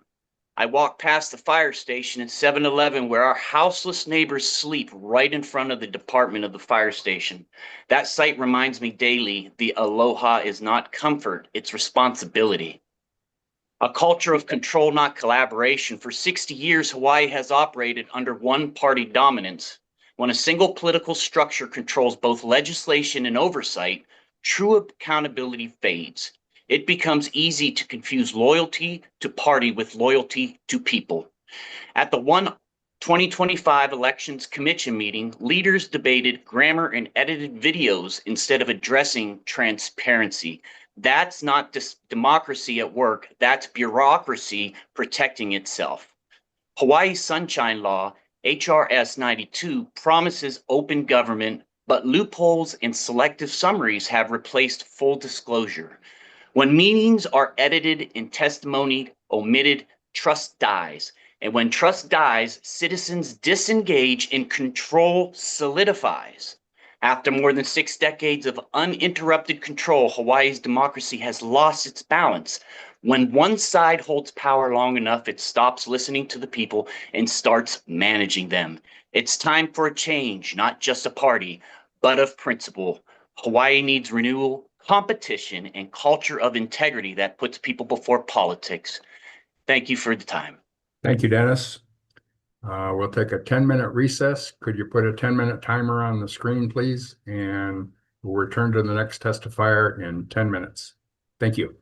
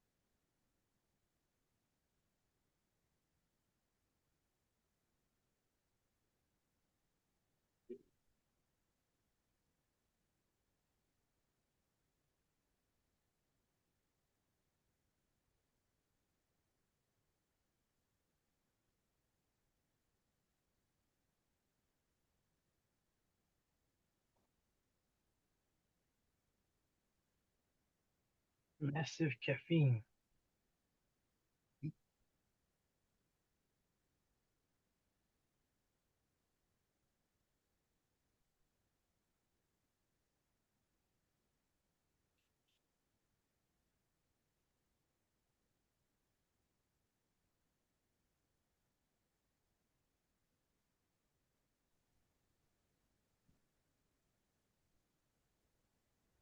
We'll have the next speaker, but I also anticipate if we go much beyond 5 o'clock, I would anticipate a 1 week recess and re-adjourn next week, Wednesday, if we go much beyond 5 o'clock today.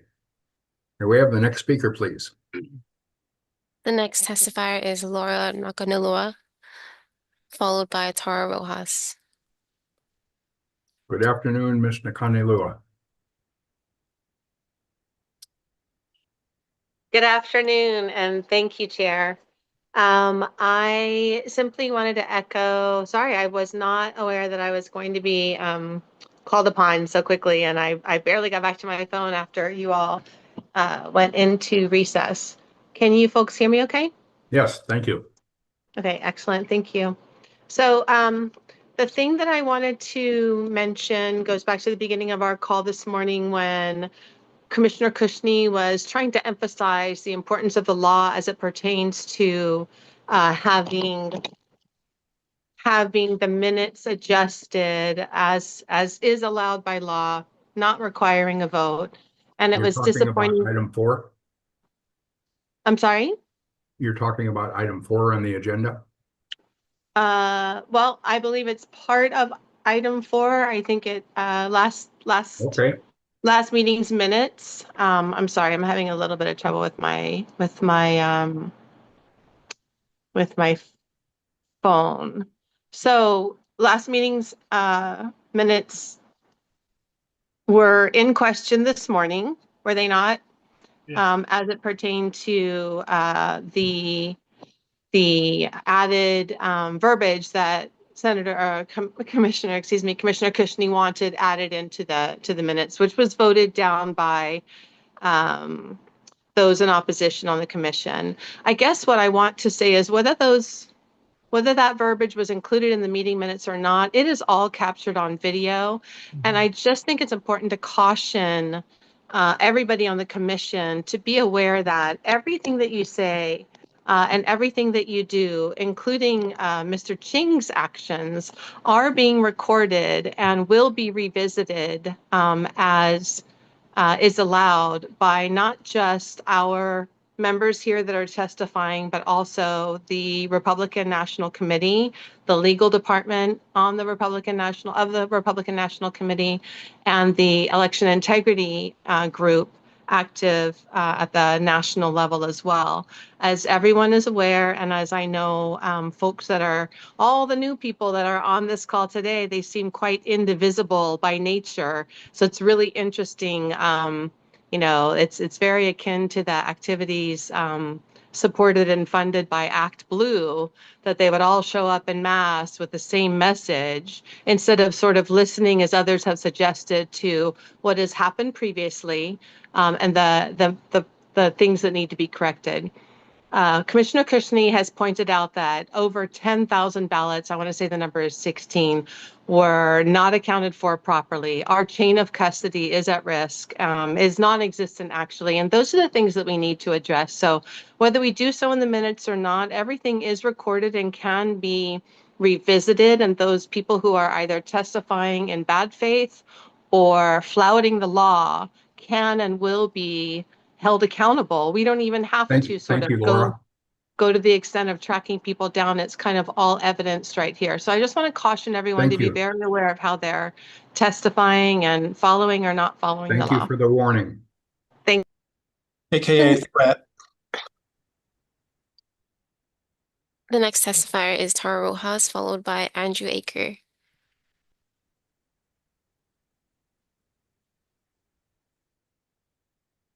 Ms. Rojas. We're only allowing testifiers one time, by the way. We don't have a whole lot of time. We have too much time already. Ms. Rojas? Going once. Ms. Rojas going twice. Next testifier. The next the next testifier is Andrew Aker, followed by Michael Goliak Jr. How's it? Can everybody hear me? Yes, sir. Hi, guys. Aloha. What a day today. I'm Andrew Aker with Maui Freedom TV, Hawaii Freedom TV, and Maui for Trump. I prepared a few notes here. I'll try to go fast. I am a MAGA Republican, and I love all of you. That's why I'm doing this. I love humanity, and I am for in-person voting. Let me repeat. I am for in-person voting. I'm a MAGA Republican that is also aware of and recognizes the usurpation of ko Hawaii Pai'aina. I also recognize the usurpation of the will of the people through corrupt players within the judiciary, as well as within the Elections Commission, within the Office of Elections. We did have a court hearing, actually. Ralph Kushney had to go pro se. You guys can find out more about that on your own. Let me go back to my notes here. Yeah, I think we can all agree that we want full transparency. There are convincing arguments on both sides of this thing, and this is a big opportunity for Ho'oponopono. I'm learning here, this Malahini here in Hawaii. This is a big opportunity for us to have reconciliation and a teaching opportunity. I heard one teacher, me, Kumu, as well, 18 years. What an opportunity, a teachable moment to bring all the families together to your local schools and to teach the children how to ensure that their elections are legit and real. And if you don't agree, I wonder what kind of kumu you really are. Anyway, back to the point there. Let's include the kids in the vote counting process. Let's declare a week of public holiday. The systems in place, the unlawful taxation without representation that you're all paying right now is designed in a way to make it hard for you to vote, actually. So yeah, let's all go back to in-person voting. And you know what? I'll give you maybe one more day, 2 days, 3 days, but in person together. Let's make it a celebration. Let's make it educational. We can do this. Thank you all. I love you all. And I think I speak for all the MAGA Republicans that I've met around this archipelago, that we love you guys. And we just want to sit down and have a conversation. Aloha, ahui ho. I yield my time. Malama pono. Thank you, Mr. Aker. The next testifier is Michael Goliak Jr., followed by Patty. Good afternoon, Michael Goloyu Jr., he, him pronouns. I'm here in my personal capacity today, focusing on the letter to the legislature. Really not a lot to say since it's there. There's been no response from the legislature, which I didn't expect to see one, but I do. It's like you put the cart before the horse. You ask for an audit and then you tell them, oh, by the way, we want to go back to all in-person voting because of one vote. As we've heard today with the ad nauseum testimony, both for and against the reasons, that there was no consensus on that. So my one hope for today is that Commissioner will make a motion to rescind at least the portion of the letter calling to go back to all in-person voting. All in-person voting does a disservice to so many of our working families. There's been a lot of privilege thrown around this room today saying, if you care, you'll show up. If you can make a sacrifice, you'll show up. Oh, they have to give you 2 hours off. Yes, they do, but they don't have to pay you for that. If you're working 2 or 3 jobs, you don't get those 2 hours because you're not working that entire period where you can vote. So hopefully these people that keep on up here saying they care about people and they love us and this and that will actually care about their fellow individuals and realize that we live in a service-based economy where, yeah, you might get the day off, but your friend working at the hotel or the restaurant doesn't get their day off, doesn't get the time off, and doesn't get paid time off. When people are surviving paycheck to paycheck, 2 hours does make a difference. So I hope people will remember that people will care about those less fortunate than themselves and check their privilege when it comes to issues of accessibility and availability when it comes to voting, because that is what mail-in voting has done. So again, I encourage you to rescind that vote, when it comes to calling for all mail, removing all mail-in voting. I'm going to raise the red flag again, like I did last month, about the audit, because we've heard it today that goalpost has been moved by so many different people. We want an audit. We want it done by this person. I only trust these people. And so you're going to get an audit. People are not going to be happy with the outcome because it's not going to tell them what they want. And therefore they're going to question everything all over again. So hopefully as we move forward, that this commission will be able to move forward in unity versus whatever it is we've been seeing. And I encourage everybody to actually, if you care about people having access to vote, that you'll support all mail-in voting, right? Aloha. Thank you, Michael. The next Can we testifier. have a quick roll call again? Make sure we have a quorum. Yes, of course. Commissioner Andrion? Here. Commissioner Pana? Here. Commissioner Krishni? Here. Okay. Commissioner Kam? Commissioner Cam? Sorry, here. Okay. Commissioner McAdam? Yeah. Commissioner Osterkamp? Here. Commissioner Papalimu?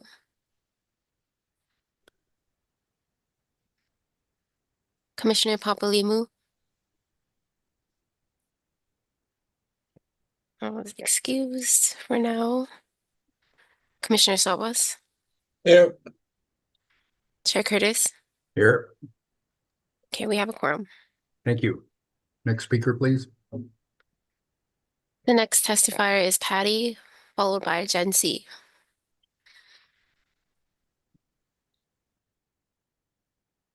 Hello. Aloha. Aloha. I'm Patty, and I'm a resident, and I really love Hawaii, but I'm so disappointed with what's going on in Hawaii, and that's why I'm testifying on this election commission committee. And I am the mail-in voting would be valid if I could trust the process and had transparency. At this time, I am against, and I agree, we have to keep it simple, is right, which means back to in-person voting and take away those machines. Doesn't anyone know how to just know how to count again? You know, simple addition. Let's make places accessible for people to vote instead of we are obstructed by no parking, no voting polls. How about those conveniences? School principals that don't participate with voting polls are not prioritizing what is important. Are not the kids of importance on what we vote for? And the voting commission committee should have duties to relieve schools facing any after voting obstruction to school activities. And if schools don't want to participate, we can find churches that would open their doors for voting with transportation to voting polls. You all who are for mail-in voting, there in person testifying, why wouldn't you have time to do in-person voting when you're there right now? I'm here on Zoom for convenience because we wouldn't have this conversation if we resolve transparency first. That has been postponed time after time. Resolve transparency and removing those that do not allow transparency, so we don't waste any more taxpayers' time and distractions. Make it simple so we can make things more efficient and trustworthy, as a lot of Hawaii departments are not known for. Let's start with the Election Commission Committee. Thank you. Thank you, Patty. The next testifier is Jen C, followed by Jackie. Hi, this is Jennifer Caban, testifying on behalf of an audit for Honolulu County. I don't believe that any of the audits that were previously done by the any election has been properly audited because the paper ballots are never sorted out by precinct. They're all dumped into bins, and any audits that have been done have been run through the machine, run through the machine again, run through the machine again. No such thing as counting paper ballots against the ballot cast records at all. So we need a proper audit counting paper ballots. My second point is about the post office receipts. I believe that the post office does have error. There was an instance in 2024 where two women, one was a United States Postal Service employee charged with stealing ballots in Colorado, and in 2025 they both were they pled guilty, and they were charged with identity theft and also forgery. So to say that the United States Post Office is completely legit is wrong. Also ballot boxes, there were different 4 attempted ballot boxes in 2024 that had arson in the Western United States. And what happened was it was a week before election day. So there was an incident of a smoking ballot box October 8 in Washington. There's also a United States Post Office box in Phoenix, Arizona that was set ablaze with 20 ballots inside. Another fire was at a ballot box in Portland, Oregon on October 28 of 2024. I've also personally witnessed, we had a stolen United States Post Office box missing from Longs in Kaneohe. And I've seen ballots that are sticking out of the ballot box where nobody has pushed them all the way in. So you don't know if that ballot flew away, you don't know what happened to it because nobody pushed it in, it was sticking out. So, and I also like to remind everybody that the federal election coming up next year, the Trump administration is going to make changes to the federal election. So I hope that the state is ready to come alongside with these new procedures that are going to be done. They're going to require voter ID. And a little note that COFA residents in Hawaii are not United States citizens and they are not allowed to vote. So I don't even know if they're on the voter rolls or not because they all have licenses. The next testifier is Jackie, followed by Robin.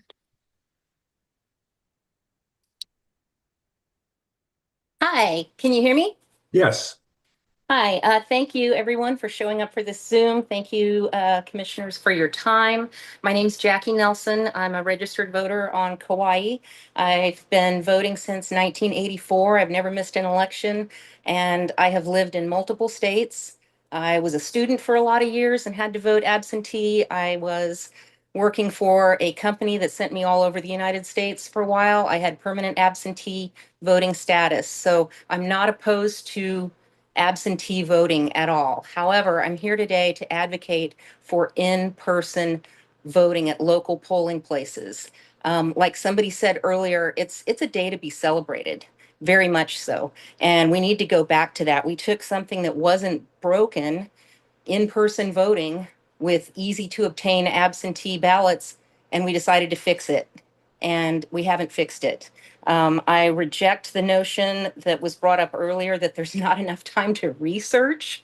If you're voting in person, you know who's going to be on the ballot months in advance. If you're not doing your research until you get your ballot, you're not doing it right.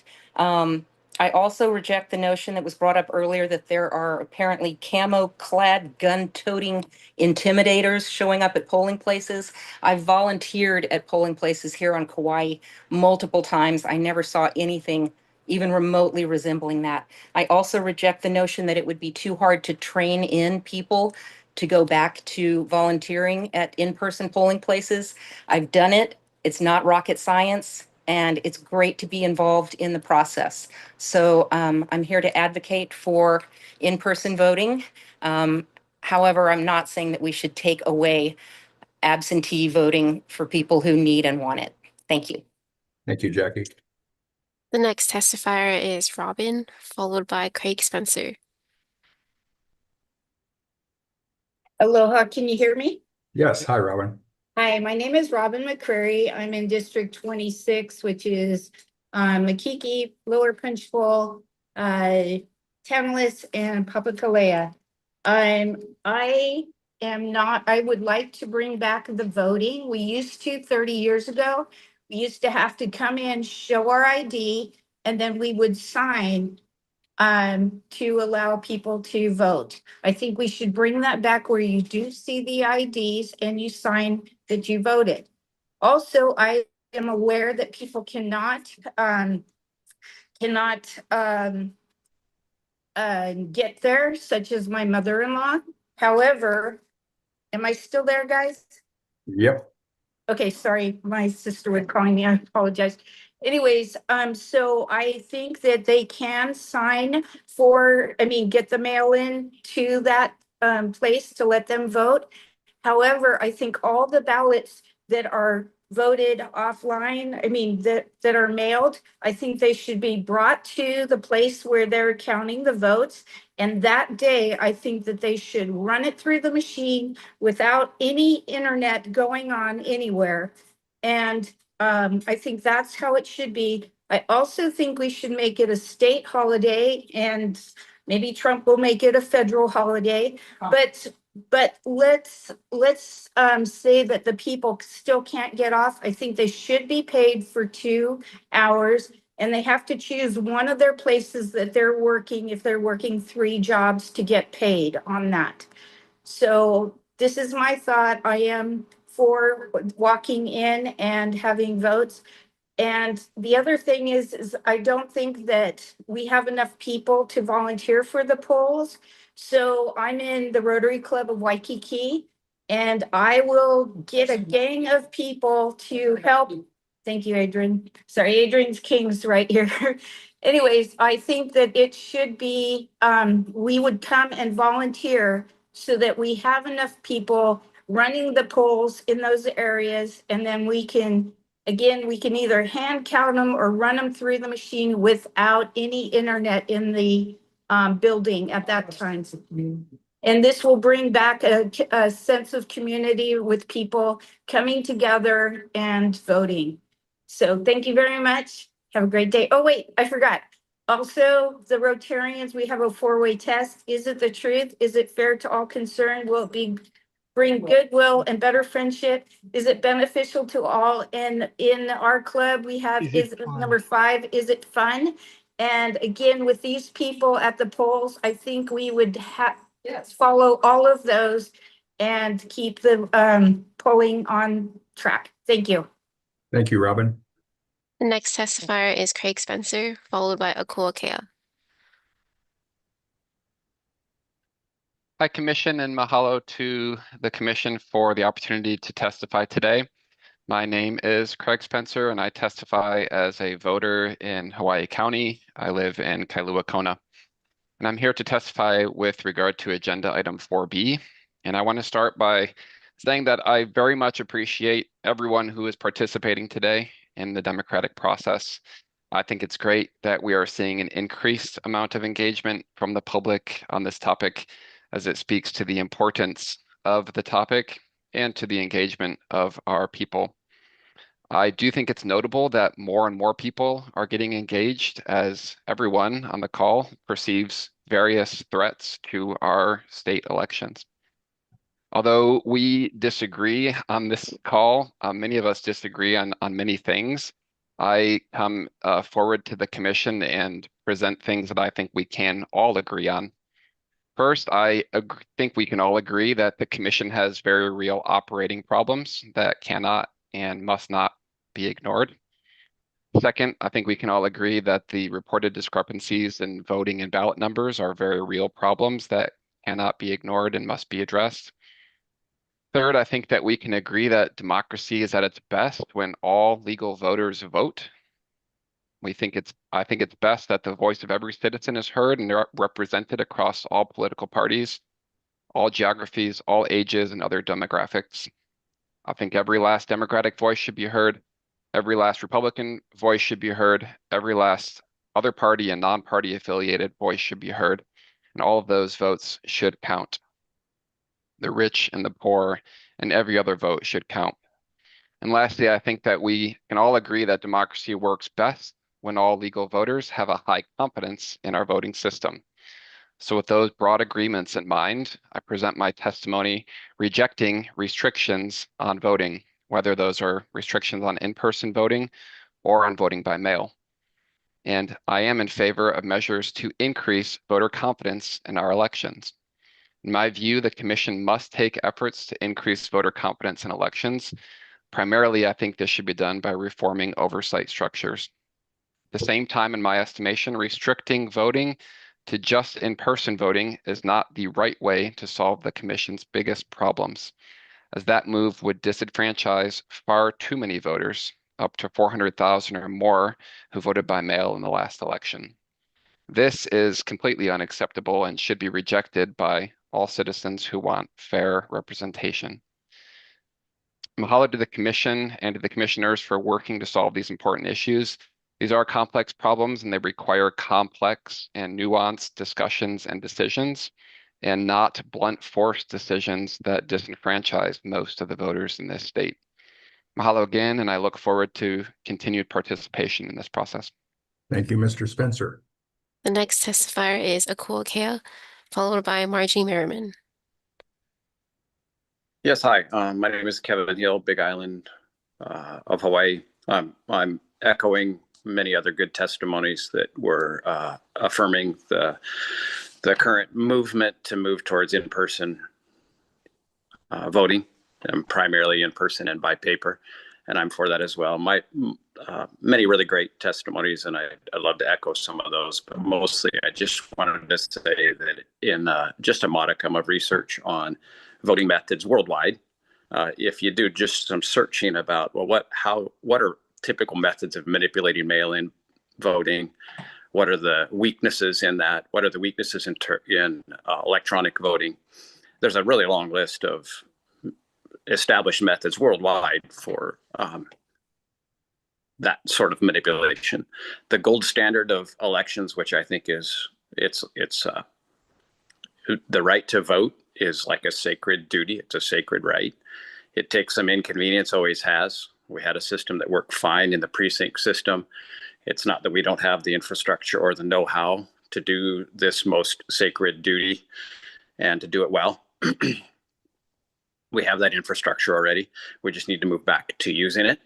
And there's many great points about chain of custody and verifiability. The last speaker, I agree with his comment that he's all for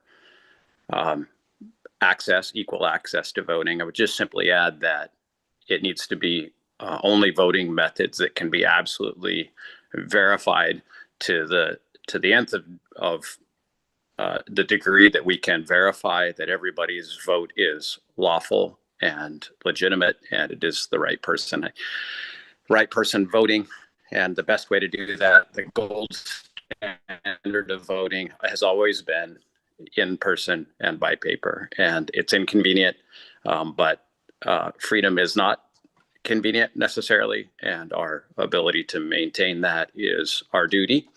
And I don't think anybody is advocating for people who are ill or have reasons that they can't get to a voting station that we don't want to accommodate and make methods for that. That just makes sense.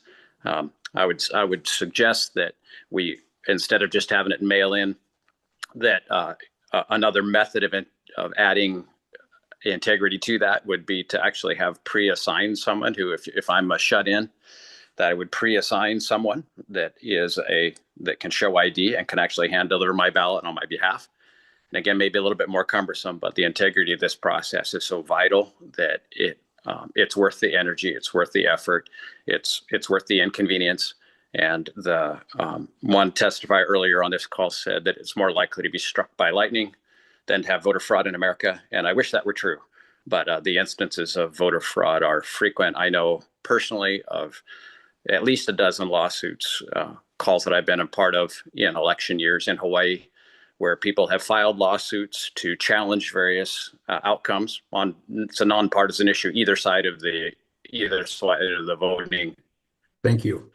Pendulum, and where they simply were not heard by our judiciary. So that's another thing that needs to be addressed. But again, in person, paper ballot. Thank you. The next testifier is Margie Merriman, followed by Lorraine Hinaga. Aloha, Mr. Chair and commissioners and the citizens who have lasted this long in the meeting. My name is Margie Merriman, and I am on the island of Kauai, and I have attended many of these meetings. I'm talking to you about the agenda item, and I agree with Michael of asking the letter to be changed to remove requesting the legislator to return to polling place elections. I have trust. And yes, can we improve? Absolutely. Can we look at streamlining how the ballots are counted and the post office and the ballot collection? Of course, there's always room for improvement. But I also know that as a voter, I can track my ballot. And if we educate every voter to know that they can track their ballot to see if it got received, that's another way to make sure that their ballot got counted. And that would help to eliminate all this distrust that I'm hearing being spoken about. I think that by being able to go in and vote by mailing your ballot in, that it makes it more accessible for more people. You can vote early, you can, the Kapuna can vote. And, if we wait to say we want you to show up on election day, what if we had a hurricane coming? What if we had weather that would prevent us from being able to get out there? I just really feel strongly that we should continue with what we have. And also, I know here on Kauai, I went and I took the training to work at a polling place, and I worked the last election, and I watched it. I watched someone come up at the cutoff time. They were a minute late and they were turned away. And I watched them adhere to the rules about how you're supposed to manage your polling place. And I also, when I went to the training, I asked a lot of questions because I was concerned about the machines. I was concerned about the ballots. And I was satisfied with all my questions. After a while, I thought they were thinking, who is this crazy woman? But I was just really wanting to make sure that I could trust the elections here in Kauai. So basically, I feel that we're always going to have room for improvement. But I really feel strongly that we should go ahead and continue with what we're doing. And economically right now, we don't even have the money for SNAP. So where are we going to get the money to pay for an investigation or to staff at the polls? I mean, economically, it also works better to just let the ballots go by mail. And I just feel that let's just keep doing what we're doing, and then we can work to make it better. And I thank everybody for being here. And I also believe in the power of community and unity. Aloha. Thank you. Aloha. The next testifier is Lorraine Hinaga, followed by Tara Rojas.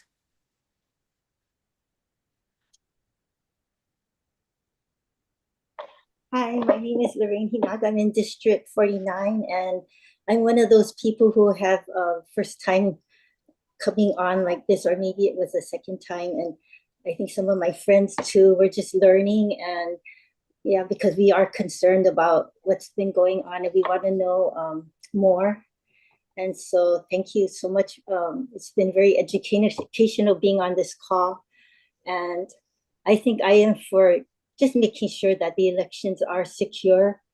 And I prefer for myself to be in person as well. That's how I remember it for many years, unless you're really not able to go in person. And that option should be available for people who cannot. But I think that we should really make sure that our elections are secure. And with regard to costs, I mean, if we can spend billions on the rail, how much more important is our election integrity and for that to be secure and that we can have confidence in our elections. So I'm just going to be praying, and my friends are also going to be praying for the solution to these problems. Thank you. Thank you, Lorraine. The next testifier is Tara Rojas, followed by Pam Elders. Aloha, Tara Rojas. Aloha. Testifying for the audit. Yes, we do need the audit.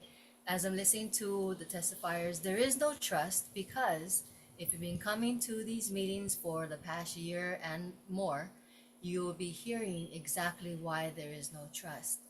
There is no trust in the mail-in ballot system because one, it was supposed to be only a trial, and as we're seeing, there is a lot of things broken and wrong with it, so fix it. Go back to what the previous testifier said. It was working before, so don't, you know, we try to fix it. So I'm for in-person, going back to in-person voting. Why? Because there's also the issue in previous meetings that have been brought up about signatures or supposedly not matching. So how many, yeah, if you can track your ballot, but then you don't know what happens once it gets there. In addition to it not being counted and the chain of custody and good record keeping and being with that information being shared with the public, in addition, people's ballots could have been thrown away because of the signature matching. So you have that to think about too with all this mail-in ballot procedures. So not going to repeat like everything we mentioned in all the other meetings. Just to reiterate again, yes, I need to go back to in-person meeting. Yes, we need the audit. Yes, there needs to be full, complete transparency in this process. And what are some solutions? So I heard the other testifier saying, these are things that we can agree on, and these are some of the solutions. One really big one, as he mentioned, we can agree that this process is not working with the current board structure and commission. So one, I will repeat this one because it's very obvious and what the people want, for the current chair to step down so that a new chair, you know, can be appointed. That's the first one, because a lot of what we're seeing here, just the mismanagement of the meeting itself, the inconsistency and zero transparency, zero trust in the people who's supposed to be overseeing this election process. It's not there, it's obvious, it's blatant, and this is what needs to change and needs to stop. So with just a few more seconds left, I just want to see if, I'm not sure if I'm the only one seeing it, but yes, the commissioners need to be on video. However, I'm not sure if the one commissioner, if, you know, Apana, if you can maybe fix your video. It's I'm not on. blinking. I don't know.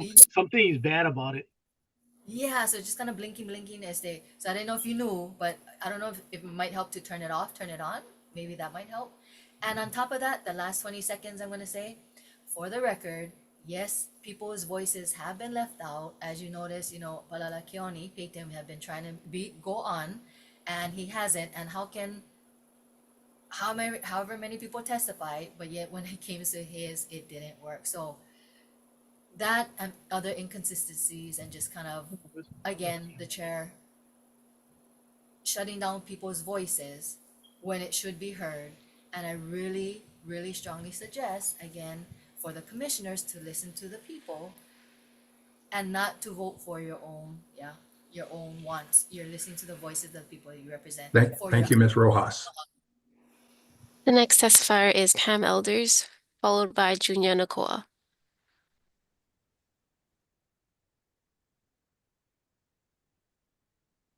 Ms. Elders. Yes, hold on. Yes. My name is Pam Elders, and I live in the county of Hawaii, and I am a registered voter here. I've already sent in a letter to the commission, but I'm here to make public testimony as well. So one of my impressions about this process is that it is not to say there aren't, certainly aren't problems, but overall it seems that a lot of the solutions are solutions in search of a problem. And there's a lot of the testifiers today have, you know, talked about all these various problems. Who knows whether they're in Hawaii or not, or in our election system that cannot really be verified. I've read the PIG report, and the authors, to me, are proposing fairly drastic remedies of eliminating vote by mail, firing the state elections chief, and initiating a very expensive external independent manual audit of the 2024 general election. The authors claim that the report will increase transparency and trust in our election results. But I really, frankly, doubt that, since I don't think there's a fail-safe way to satisfy the objections of election deniers and election skeptics. I just don't think that's ever going to happen. If you went to walk-in only, you'd have a whole new raft of issues and problems, which has been shown nationwide. I think the PIG report has undermined any transparency and cooperation state and county election officials might have extended, which where are they in this process? I would like to hear from them. Since the commission seems unable to conduct a unified examination of how the system might be improved, the county wagons are circling. Fanning the flames of suspicion seems to have pushed commission members to consider this expensive audit, which I don't think will really quell the suspicions of election deniers. I oppose voter suppression methods such as the elimination of mail-in balloting, passport verification of identity / citizenship, and other like proposals. I think only 32% of eligible voters voted in the last election. So it seems like we shouldn't be considering methods that will suppress voters or make it harder for people to vote. I also hope that in the future, commission members will find a way to eliminate partisanship, which seems to be rampant on the committee, and work productively to identify goals, agree on outcome measures, and effectively delegate fixing problems to the state election chief with fair standards to verify his compliance. Thank you, Ms. Elders. Thank you. The next testifier is Junior Nakoa, followed by Magaso Dennis. Oh, there, you guys can hear me? Aloha, yes. Yes, sir. Okay, first thing first. The amount of people coming in 2025 wasn't as much as supposed to be with this mail. Mailing idea is not working. It's actually scaring people away. I talked to plenty young people, talked to plenty Hawaiians that no vote because of this mail-in thing.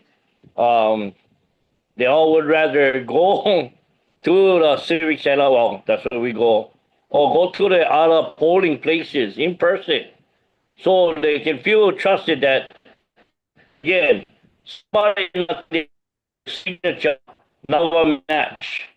Yeah, because here in Maui, yeah, I'm from Lahaina. Here in Maui, the numbers was all screwed up. Yeah, numbers was all screwed up. A lot of people, again, when they find out that their ballot now get counted because the signature of a match, then we try to get our council situated because it's only by a couple hundred, or I don't know how many votes that could have made a difference. So the system is broken, guys. Yeah. So we got to go back to the in-person voting again. Yeah.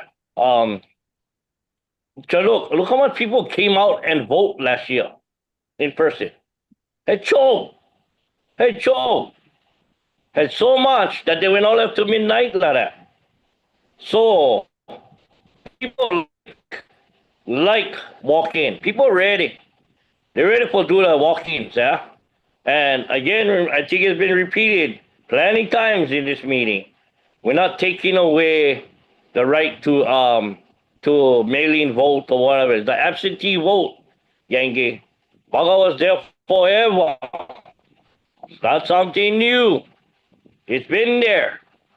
Hey guys, if you guys are gonna try to get creative and do this mail-in, and now we're all jam up. So let people walk in, sign their name, so the people can say, hey, yeah, that's your signature, and they vote. And then we have a computer, the mail guys screwing them up. Because again, it's not their responsibility, bro. You know what I mean? So I say, and then you know what? We gotta go get this audit elections elections, freaking thing, the office of election. There's so much wrong. The whole guy, oh, I tell you, how much time that was screw up, and you get to pass it through. Okay, mahalo. Thank you, Junior. Aloha. The next testifier is Magaso Dennis, followed by Mandy. Hello, aloha, can you hear me? Aloha, yes, sir. Okay, my name is Miguel William Dennis from Kauai. I support in-person voting with voter ID, precinct level, with the exception of military and the completely disabled, with same-day counting of the votes as well. I believe it should be a state holiday, which is the only proper way to conduct a safe and secure election. As far as the people working 2 or 3 jobs, there is a simple solution that requires dead entities like corporations, which the unlawful state of Hawaii is, that prevents people from doing their civic duty.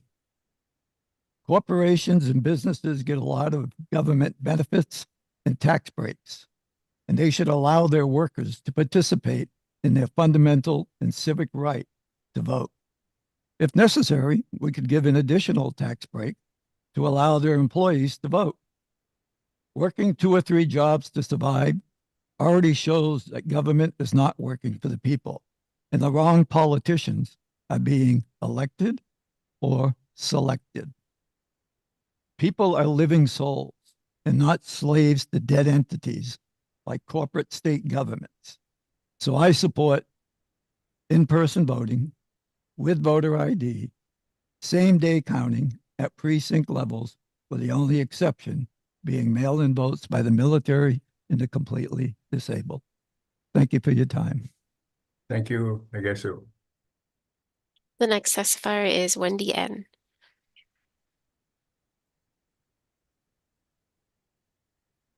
Hi, I've been on many meetings. I stayed on that one that was 7 hours the last time, and I've just listened, but I gotta say something this time. People keep saying that we're disenfranchising people who are handicapped. My mom is 80 something. Her hand shakes. She doesn't like going to vote in person. We get a absentee ballot. Why do people keep saying that there's no absentee? There's no way for disabled people to go get their thing. Plan a little. You know you can't go down. Just request that absentee ballot. At least that one is secure. You're requesting it. You're not shipping ballots out to everyone, every Tom, Dick, and Harry. And the people that say that they're going to, they're worried that they can check their ballot if it got counted. We're not only worried about that. We're worried about all the extra ballots that are being thrown in because we don't know who the ballots are going to. So the people that keep saying, oh, that people don't want to go down, that's fine. If you want to be lazy and you don't want to do your civic duty, and that it's a privilege. It really is. We live in America. You are lucky that you can vote in a supposed country that I guess you have the right to, but we don't trust that anymore. And yeah, I'm just appalled that people keep saying the same thing when several people have already said that it's been for years you can request the absentee ballot. Okay, well, thank you for letting me air my grievances. Thank you, Wendy. The next testifier is Tali Tafai, followed by the Royal House of Hawaii. Good afternoon. Can you hear me? Yes. Hi, I appreciate the chair and commissioners. I didn't intend to testify, but I am just testifying that just like the woman prior to me said to plan a little, that goes for those people who don't wanna stand in the line, because you can still in-person vote. There's early vote, you can still go in. However, I do recognize that there are issues, and I'm not naive to see that there aren't issues, but I am against anything that would minimize access for people to the ballots. However, I do believe that on voting day, there should be more service centers available for people who would like to. I think that would be a great medium, is to provide more service centers around the state for those who do choose to want to just vote on election day. But just like those, you wanted them to plan, you could plan to vote early if you don't want to stand in line on election day as well, because they're not taking away that for you to vote in person. I appreciate the time, Chair Model. Thank you, Mr. Tafai. The next testifier is Royal House of Hawaii.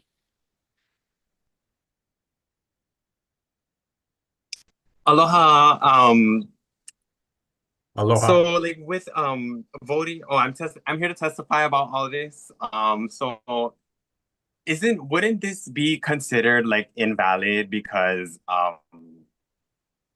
America is illegally in Hawaii, and the people that are being selected and voted for don't have the qualifications of this place to be considered like leaders or whatever, or elected officials, right? And yeah, even when like voting for Hawaii to become a state that was all illegal, you guys, there wasn't even all the correct options that were on top of that, so that's invalid. So this is all invalid. And when will the Kingdom of Hawaii be electing back our people into office, because you guys, or none of you literally have the qualifications by kingdom law. And I think that's a question for the courts. Oh no, it's simple. You should know. I mean, you should read history books. I mean, you would read history books. But anyway, thank you. Thank you. The next testifier is Ali Archangel.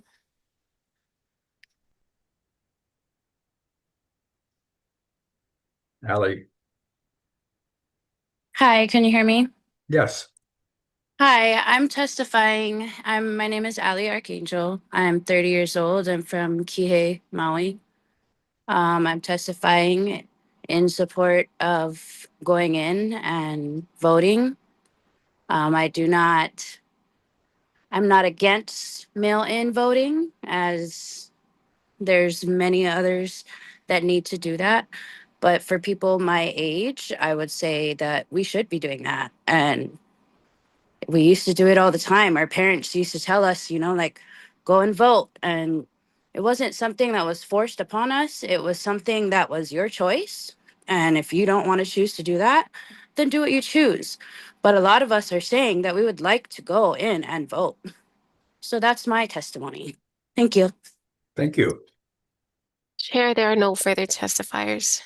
Thank you. We'll open discussion up to the commissioners. Chair, could we hear what the status is before we have a discussion, please? Certainly. Mr. Nago, what's the status of the office audit of the Office of Elections? The chair, we've written a letter for the audit to the Senate President and the Speaker of the House. Basically with the motion saying that the commission has requested an audit. And so basically it stands with the legislature right now. So you've received no response? No. Lindsay. As I recall, the motion was that we, the commission, would make that request of the legislature. And so I would like to ask you, why did you hand it off to Scott Nago to write on our behalf? He's our administrator.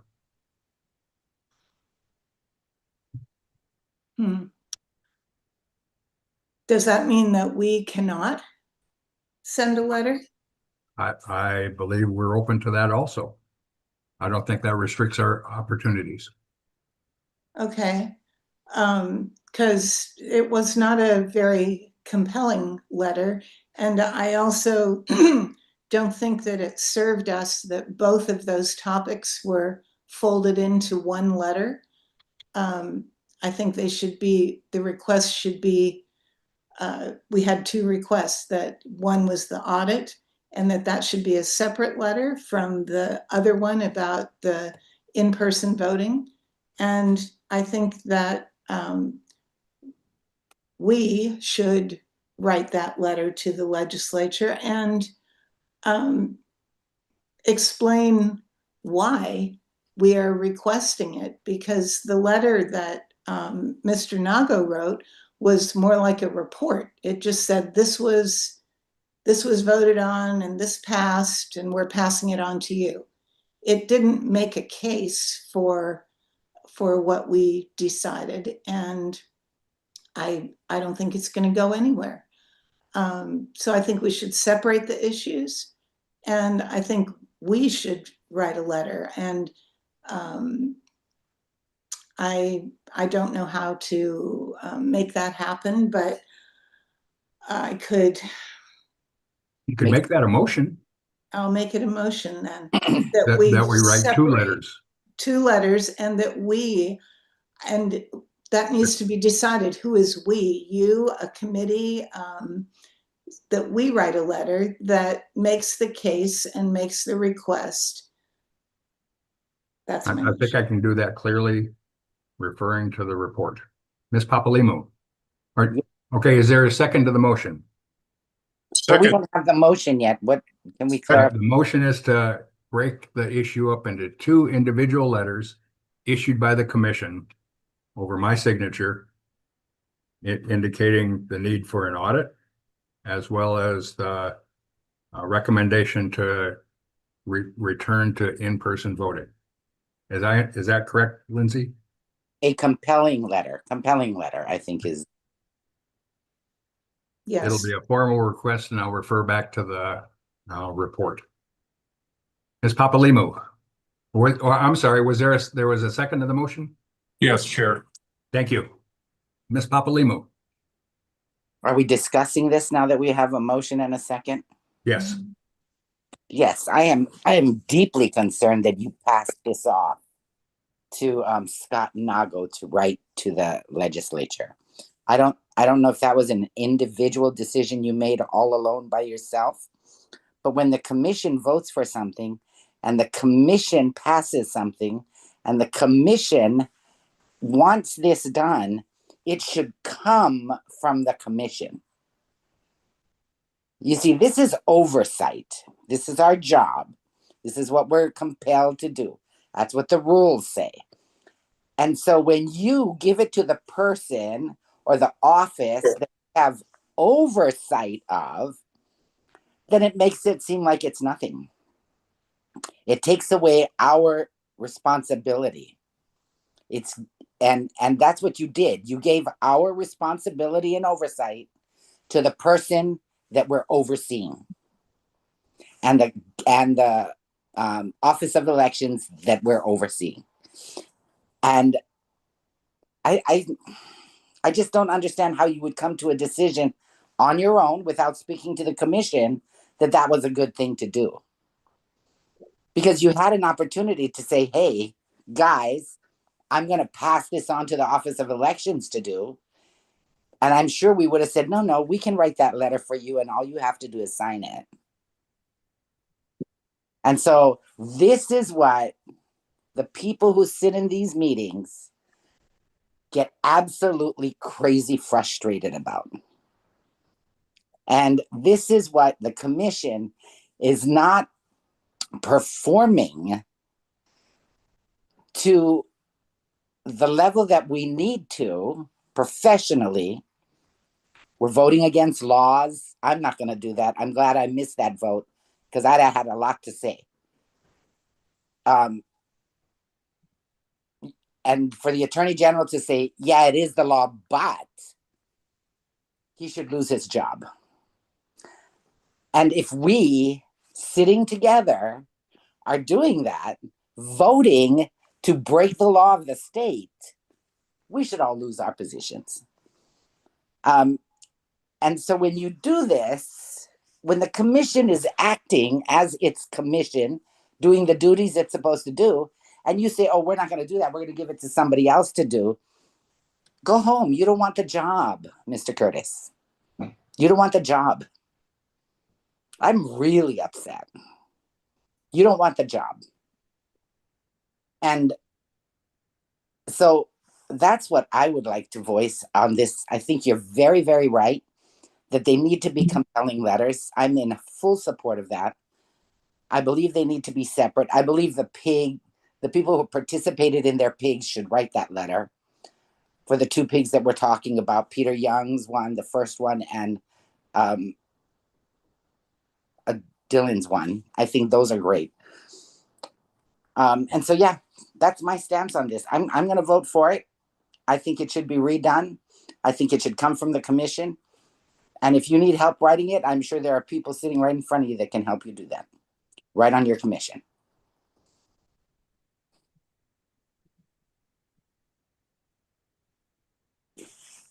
Chair? I believe he lost connection. Okay. That scared me for a minute. I thought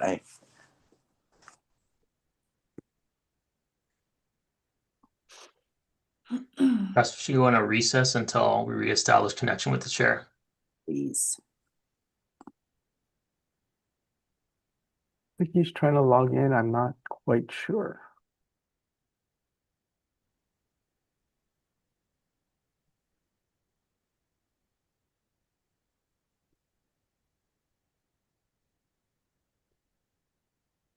We still have quorum, right? We can continue to conduct business as a commission.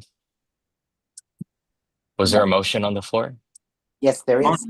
This continued discussion. I'd like to discuss if anybody, if that's all right. If we're talking, I have a question for Mr. Nago.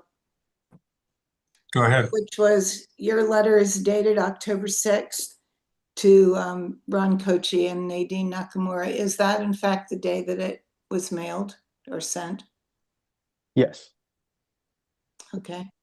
I just got a message that Chair Curtis is requesting a 10-minute recess so he can log back in. Okay.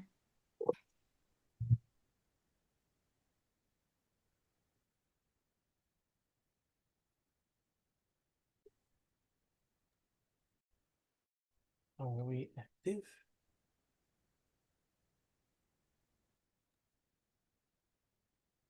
While we are on this recess, Mr. Apana. Yes. Brother. I was going to ask you, earlier, somebody said you wanted your name removed from the TIG report. I sent an email to Commissioner Osterkamp that I did want it removed, yes. But according to what you just said, that you would not be able to participate in the writing of the letter. Is that what you want? The writing of the new letter going out? To the legislature. Because you said that, the people that were on the TIG should write the letter. That's what you said. Well, that's a suggestion. They're the ones that were involved in the investigations. But that would kick you out of the process. I was involved in the process of my pig.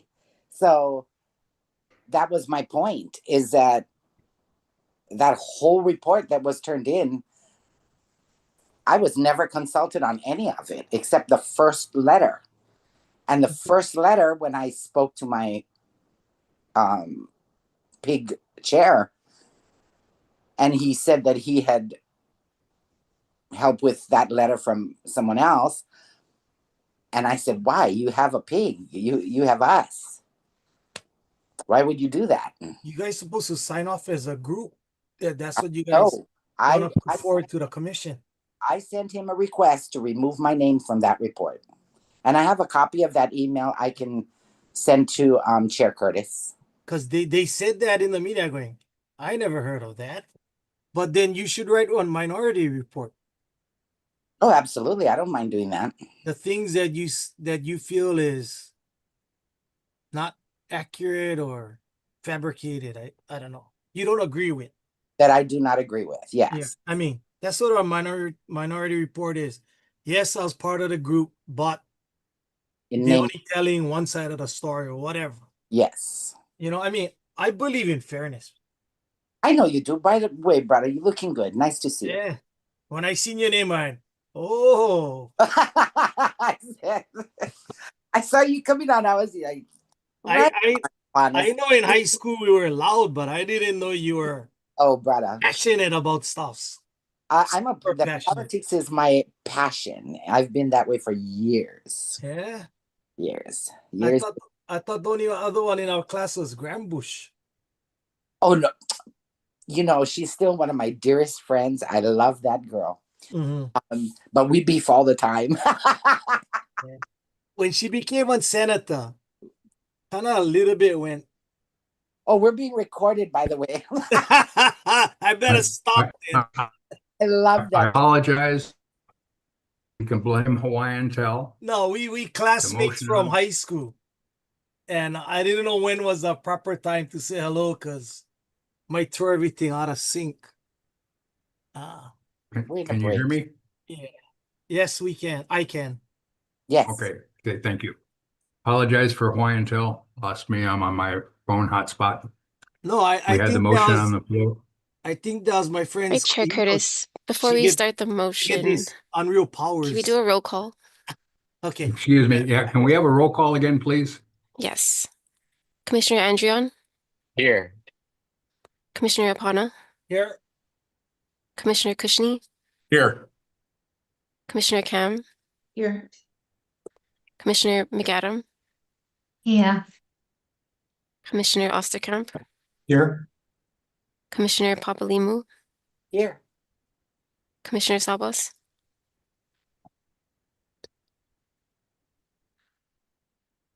Commissioner Sabas? If you could unmute. Here. Thank you. Chair Curtis? And I'm back. And I apologize for Hawaiian Tel dropped me. So could you read the motion on the floor again, please? The motion to break the issue up into 2 individual letters with Chair Curtis's signature for an audit and return to in-person. Question. So I don't think it was to 2 unless it was moved since I was off. No, it was. Oh, okay. I'm sorry. Yeah. So the one motion is to write a letter regarding the audit, and the second issue was the voting in person or otherwise. So we'll take them one at a time. So the motion was to have me write a letter requesting an audit from the legislature. Discussion. Yes, Lindsay. So I noted that Mr. Nago's letter to the legislature was October 6th. And while you were away, I asked him if his letter was in fact sent on October 6th. And he said, yes, it was. So I don't understand the conversations that you and I had on October 14th when I sent you a possible draft of that letter, and the next day. And I was led to believe that nothing had been done and that we were having a discussion about how it should be done and what we should say. And it turns out that the letter was written a week before that and already sent. So I don't care to comment. Why did we have those conversations?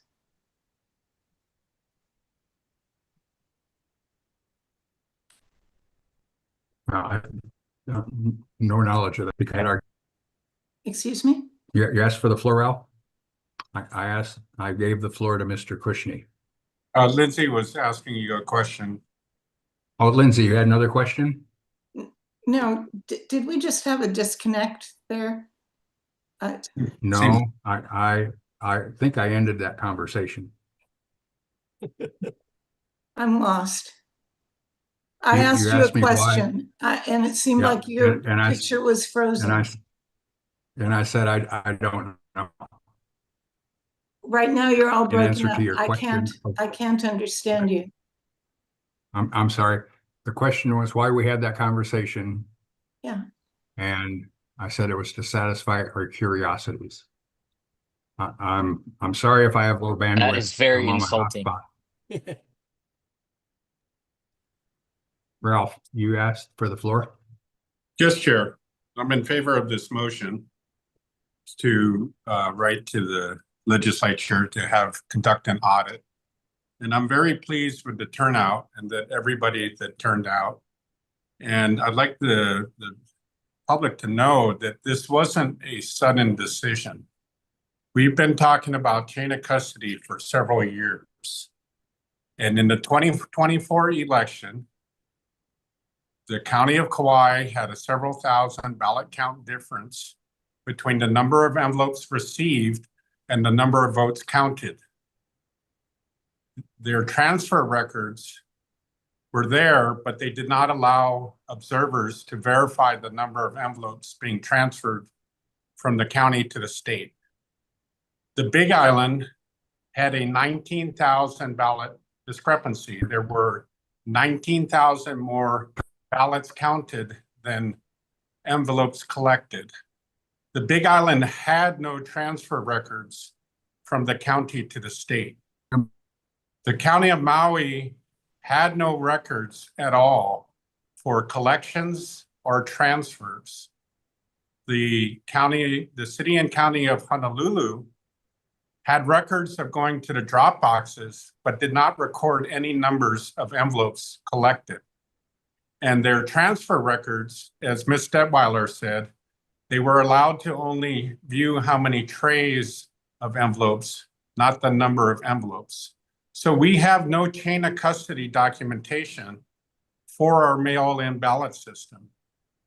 Commissioner Osterkamp's report, he discredits the post office as having poor records, but yet we are told to rely on mail-in ballots. So if we can't trust their records, how can we trust their delivery? And we need an audit on this. So I'm in full support of Lindsay Kam, and I really appreciate the public being here. And I hope that everybody was here this meeting can attend all the meetings so they get the background and understand that this was not sudden. This has been in the works for years. And Scott Nago has not demonstrated the ability to keep records. And that's what we're discussing. He says everything is kept in the SVRS, which is the statewide voter registration system, but we're not allowed to verify anything that's in there. All he gives us is a one-page printout of a summary report of the results and a one-line printout of the over-under report with no backup information. And we need verifiable elections. And that's what this whole discussion is. So thank you. I will be voting in support. I can see you. Can you hear me?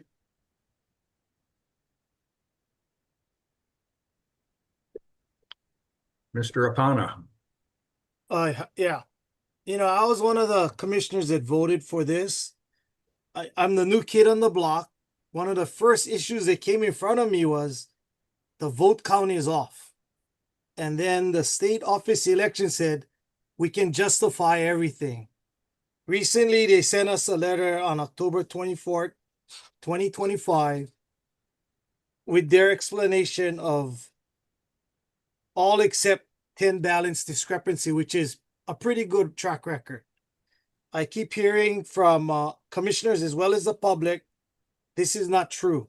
So I think an outside audit will put this to rest one way or the other.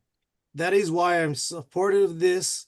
In fact, I believe audit should have been done every election so that we can make it better, cleaner, safer, more transparent, whatever word you want to use. It's about giving the voters confidence that they're taking the time to do their civic duty, that it's not all for waste. And that is why I'm in favor of an audit. Long overdue. Would anyone speak in opposition to the audit? Yes. Please, Jeffrey. So first off, audits are authorized by law. Sure. And I think that to the extent that a letter is written calling for an audit, it should be in that vein. It should be a statement that's a good time-to-time process to undertake an audit. Point of order, Chair, What rule am I not following? or point of information rather. The body has already Well, deliberated wait. on You'll get making. you'll get your chance. I'm just saying Jeffrey this is has not the about the floor. motion. The motion is about You're the asking about a letters point being of order, drafted. and the only way you can interrupt is if you have a rule that I'm not following. Point of information, you'll get your chance. Right now, let Jeffrey complete it. Yeah, so again, I think that it can be phrased in a way that we believe, and I'm still going to be voting against, but in a way that we believe that it is helpful for the system to undergo a checkup from time to time, and that is why we are asking for this right now. The reason that I'm voting against it is because that's not actually the reason that we're doing it, at least not the reason that most of the people are citing as the basis. The very unfortunate reason that we hear again and again are, conspiracy-based theories of fraud. That's what it all comes down to.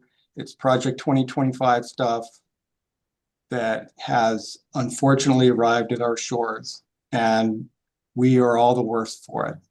And when we're going to be adding to that by writing this letter. So I'm going to be voting against it for that reason. Thank you. Dylan. Yes, Chair. I was just pointing out that our commission has already deliberated making the recommendation to the legislature for the audit. That's already been passed as a motion. That's not what we're deliberating. The motion on the floor is to have the letter come from the commission itself. So I was pointing out you were asking for a argument against the motion, and the motion was to have the letters written, not to have the audit take place. We've already passed that as a body. And you instead let him make an additional argument in front of the commission and the public as to why we should not have an audit. And Thank further, you. I want to make a comment.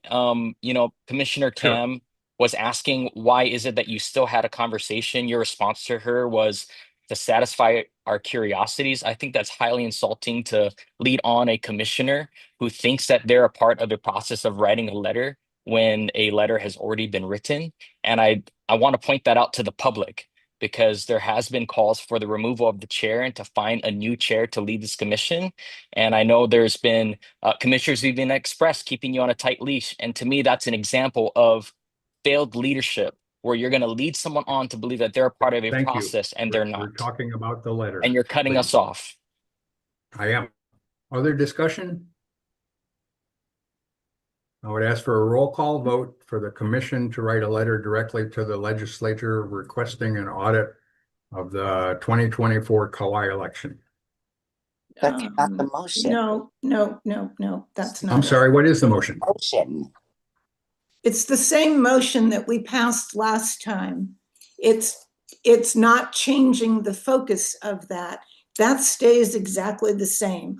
All we're saying is the letter should come from us. That's all. And that it should be Okay. separate from the other. Okay, Okay, so don't Agreed. change the wording of I'm what we sorry. already passed. I'm sorry. And I'll also say that Mr. Osterkamp, I Are feel you like talking to the motion? I am, that what Mr. Osterkamp just shared, that he believes is the purpose for the motion, is he can talk about his purpose, but to put words in my mouth, for example, that's not my purpose for wanting to have this motion. I would like everything to be confirmed. I would like everything to look terrific. I am not trying to do any sort of political anything here. So Just wanted to respond to that. Thank you. Can we have a roll call vote on the motion? Commissioner Andrion, Yes. Commissioner Opana, I Commissioner Kushney, Yes. Commissioner Cam, Yes. Commissioner McAdam, No. Commissioner Osterkamp, No. Commissioner Pampalimu, Aye. Commissioner Sabas, Yes. Chair Curtis. Yes. The motion passes. So the second motion would be a letter from us suggesting that the legislature can consider reverting to in-person same-day voting. Is that correct? Well, I would entertain a motion to that effect. It was one motion that those were both in. Yeah, we've already We- taken we- care of it in we- the first motion. The motion since then divided the two. We'll vote on the we need a motion for the commission to send a letter to the legislature to reconsider mail-in voting, essentially. Is that correct? No, I thought we just did that in the previous motion. We were The saying previous send motion was regarding an audit. The second portion of that was recommending to the ledge that we go back to mail-in voting, or not mail-in voting, in-person voting. It was all one motion. Someone reread the motion. There was one motion Secretary. that we decided to divide into the two issues. I didn't vote to divide anything. Vote to divide it. You just voted for the one portion of the initial When motion. did we vote to separate the motion? Mhm. I didn't vote for that. Chair, can I just chime in? Please, Mr. Apana. Chair, you took the initiative to say, I'm gonna separate it. Let's take one at a time. For discussion. And that's how the motion was made for the commission to send the legislature. From the commission to have an audit. And the audit, he said Kauai. I believe it's statewide, I think what we voted on originally. So Correct. it's statewide. Some commissioners said yes, some said no, but the motion passed. So now the chair is saying, okay, part A is done, let's do part B. Because I might have a different opinion on part B because my vote was different. And that's why he separated, because it wasn't identical votes. And that's one of the prerogative of the chair. And that's what he said before we started, and nobody's opposed it, so he went with it. Oh, it was my understanding he separated it for discussion, not to change the motion. The motion was made separately. Only that one section was in the motion. I agree with Kimo. I'd like to make a motion to have a letter sent by the commission. Now, the motion was already made and approved to recommend going to mail-in voting, but yes, what we're making a motion is to have the commission send that letter for mail-in voting, and that's what we should vote on now. Correct. So that's your motion. Is there a second? Oh, I'd like to, yes, I'll second it because I want discussion. Okay, discussion, Ms. Papalimo. So what we are asking is that we go back so that we have absentee voting, precinct voting. No. That's already been decided and we voted on it. The motion is to ask from the commission, not from the Scott Nago. So the letter for this backup. Correct. Yes. Got it. Question. Discussion, Mr. Apana. Just for process, when this letter is written, do I get to read and vote on it before you send it out, or do you guys just send it out, whoever writes it? No, I think we If should. you want to wait, if you I want to just wait want for to know the what next the process commission, is. if you want to wait for the next commission meeting to review it and approve it, we can do that. Or you can trust me to send it out to the legislature saying that we want to go back to in-person voting. If we say nothing, what is the process? Then I would do it, and you'd have to trust me to indicate to the legislature that the commission would choose to revert back to in-person same-day voting. We already did that. Okay, I'm done. I'm done. Can I ask a you- Chair? Okay, go ahead. So if we wanted, Dylan. for example, for Lindsay, Commissioner Cam to be a part of the process of drafting that letter with you before you put your signature on it and send it out, are you saying we need to embed that into this motion? Or you can accept my promise to do that. I'll run it by Lindsay before I send it. If the motion's approved. Well, what Other if you discussion? what if you just share it on a Google Drive and we can all mark our names that we That'd be a sunshine law violation. I can't share with more than one of you at a time. Outside a meeting. Other discussion? And Chair, given that at least one of us is going to be opposed to whatever the letter says, can we add wording to that that states that a divided elections commission or is recommending that, or that over opposition from some members, the elections commission? No, we voted in it.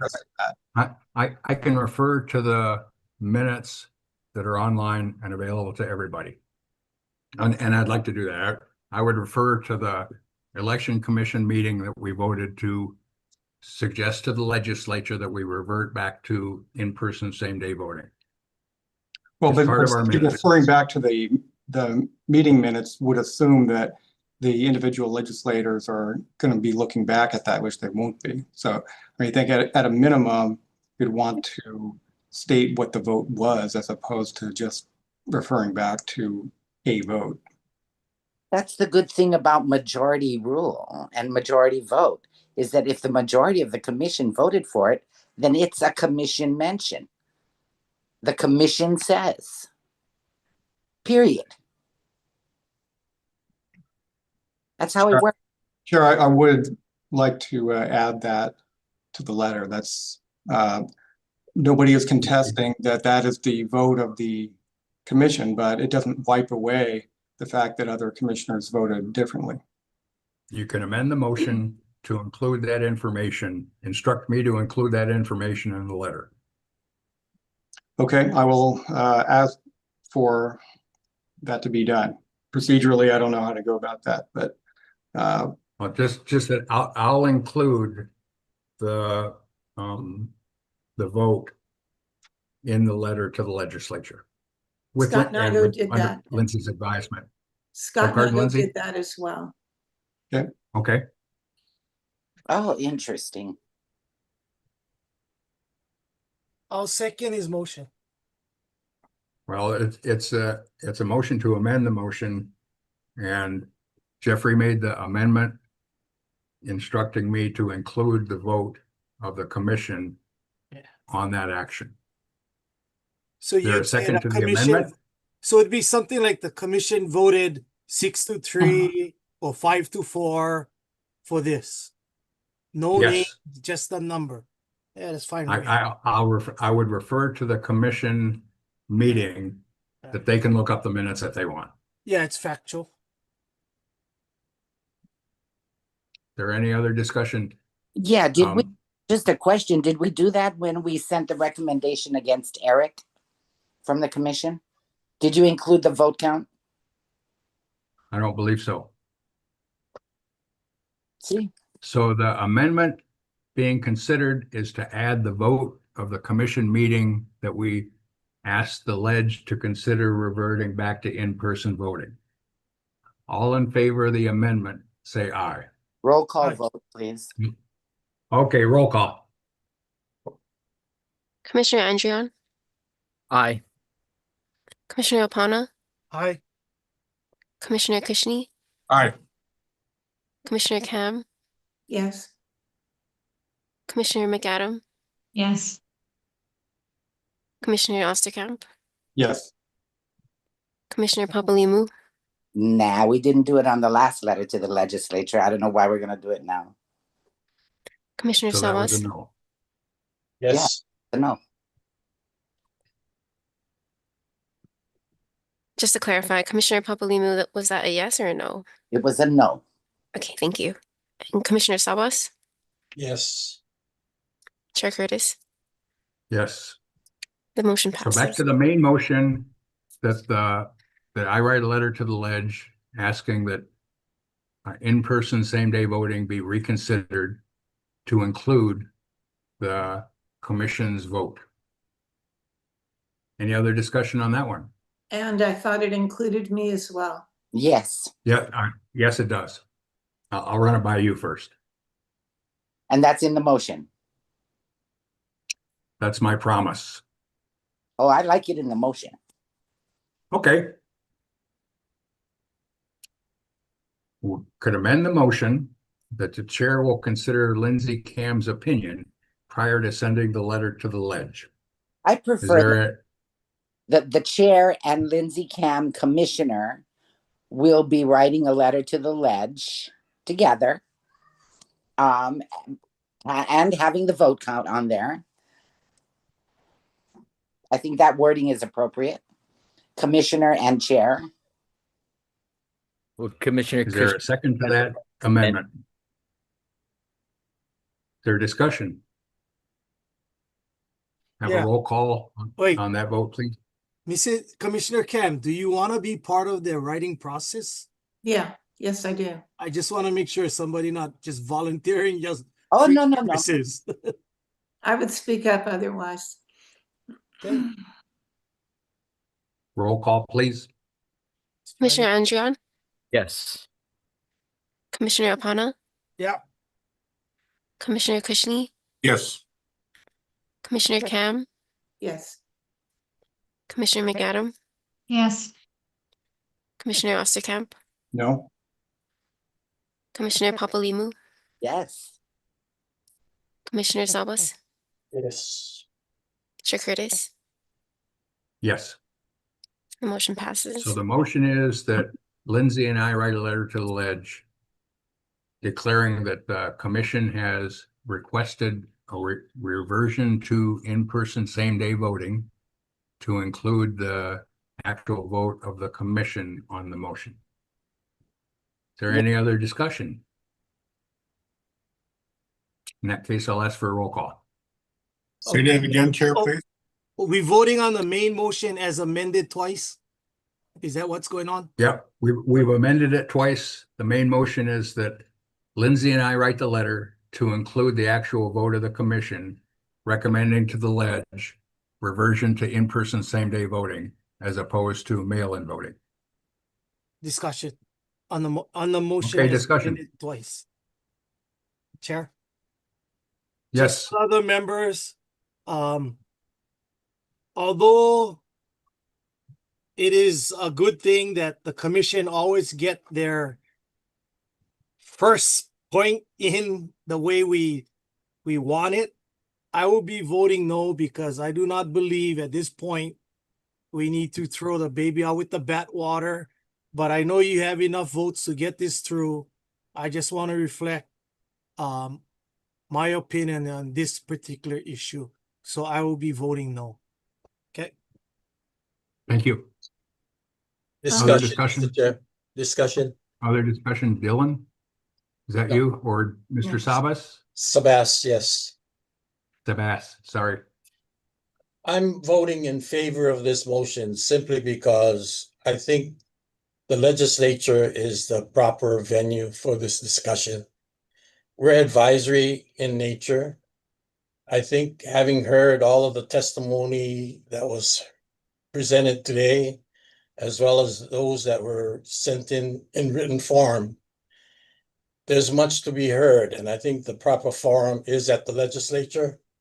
They created the law that allowed us the system that we have now. We can vote at home. They can change it. I apologize. I misstated that motion. This motion is requesting the audit. not advising the reversion. We've Is already that done right? the audit, No, Chair. we did that already. I thought we're still talking about the letter that we're writing requesting an audit. No, Was the first portion? Okay, I'm sorry. Part 2. I Okay. thought that was, If Okay. I may continue, and I'll cut it short. I'm voting I'm in sorry. favor of it because I think the legislature is the proper forum to continue this discussion and for decisions to be made.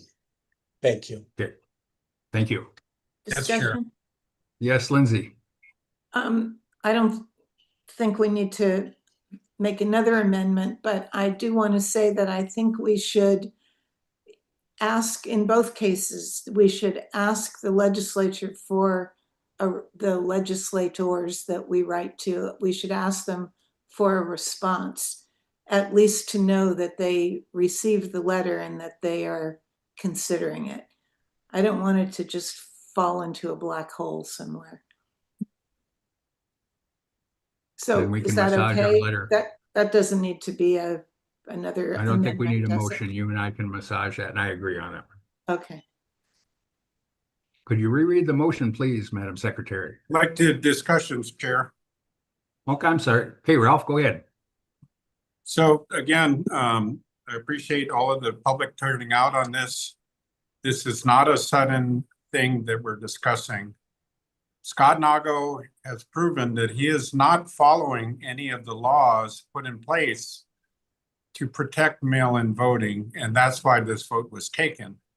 Now, as far as getting the public's trust, when the commission starts off the meeting by voting against following the law, you're creating mistrust to the public. And this is the problem with mail-in voting.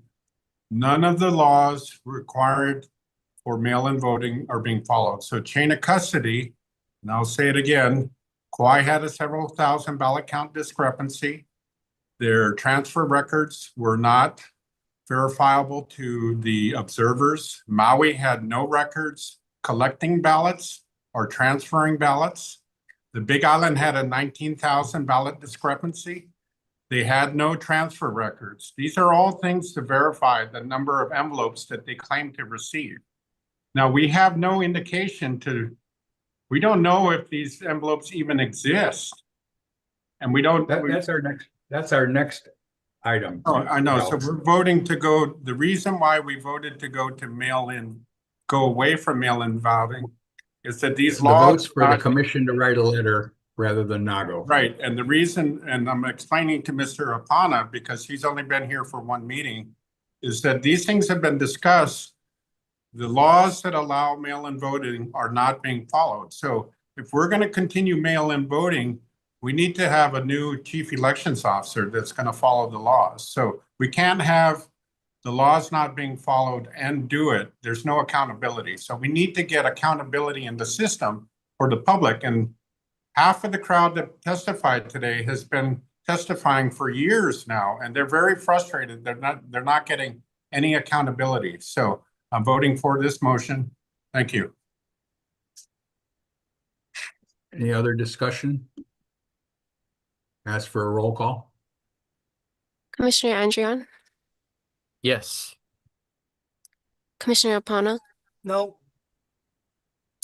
Commissioner Kushney, Yes. Commissioner Cam, Yes. Commissioner McAdam, No. Commissioner Osterkamp, No. Commissioner Papalinmu, yes. Commissioner Sabas, Yes. Chair Curtis. No. The motion passes.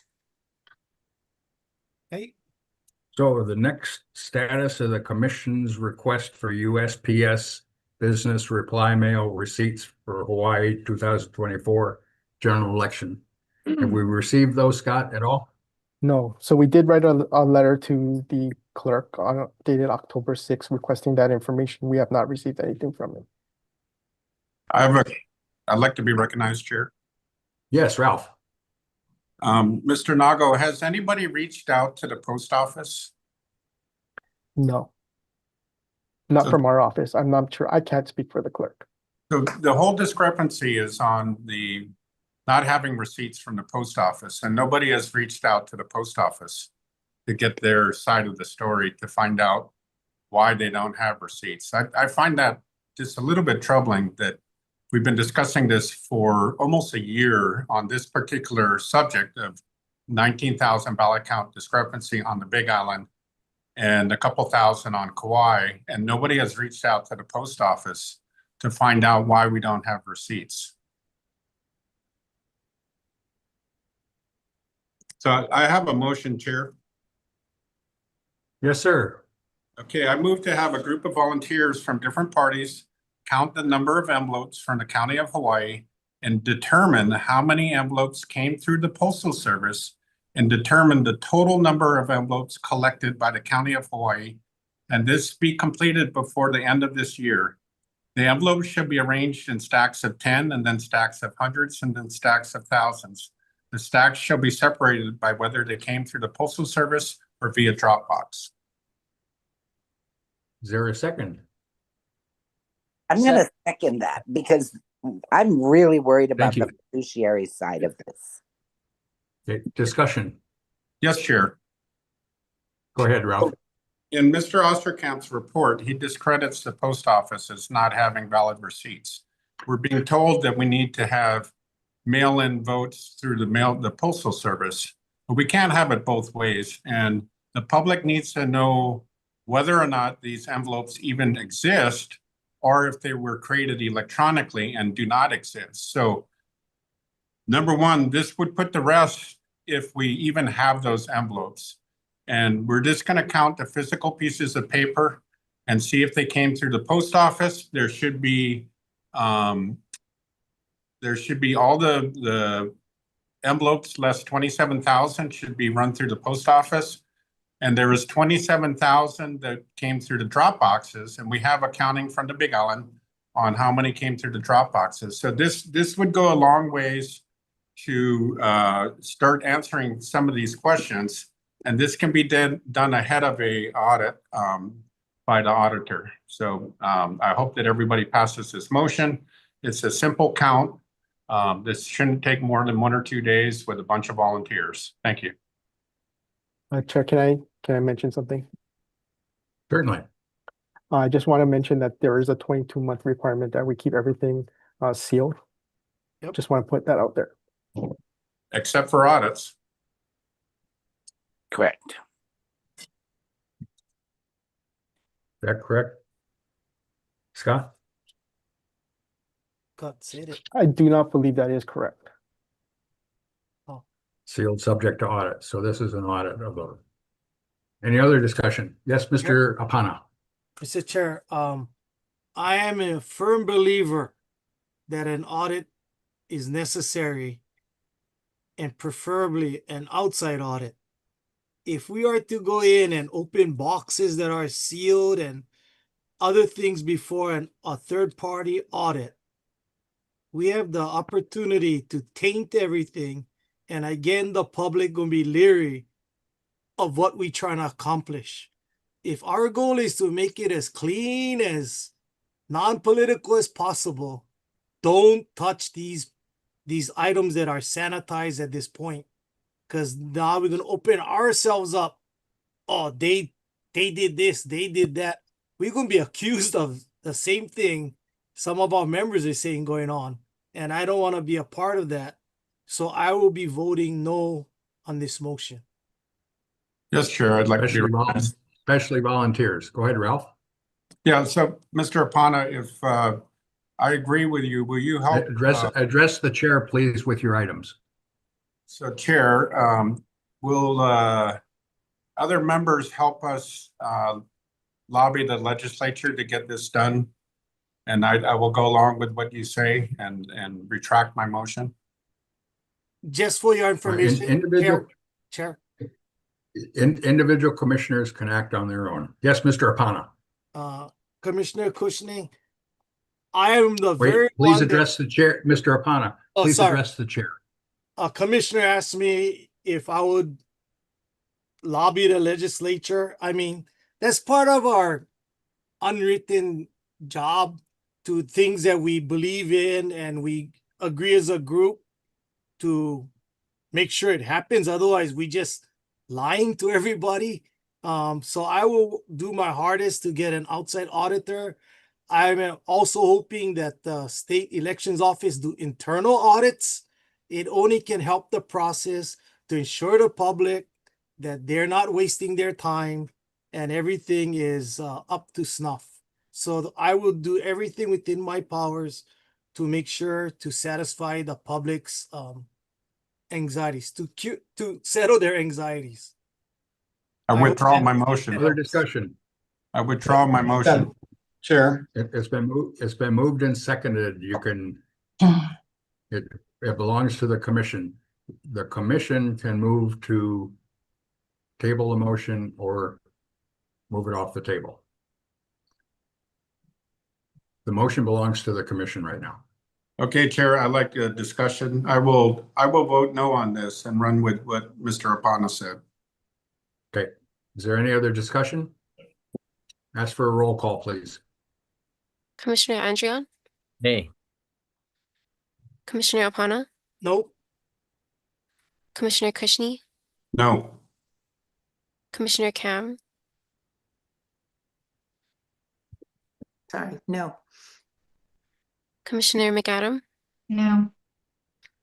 Commissioner Osterkamp, no. Commissioner Papalimu, Yes.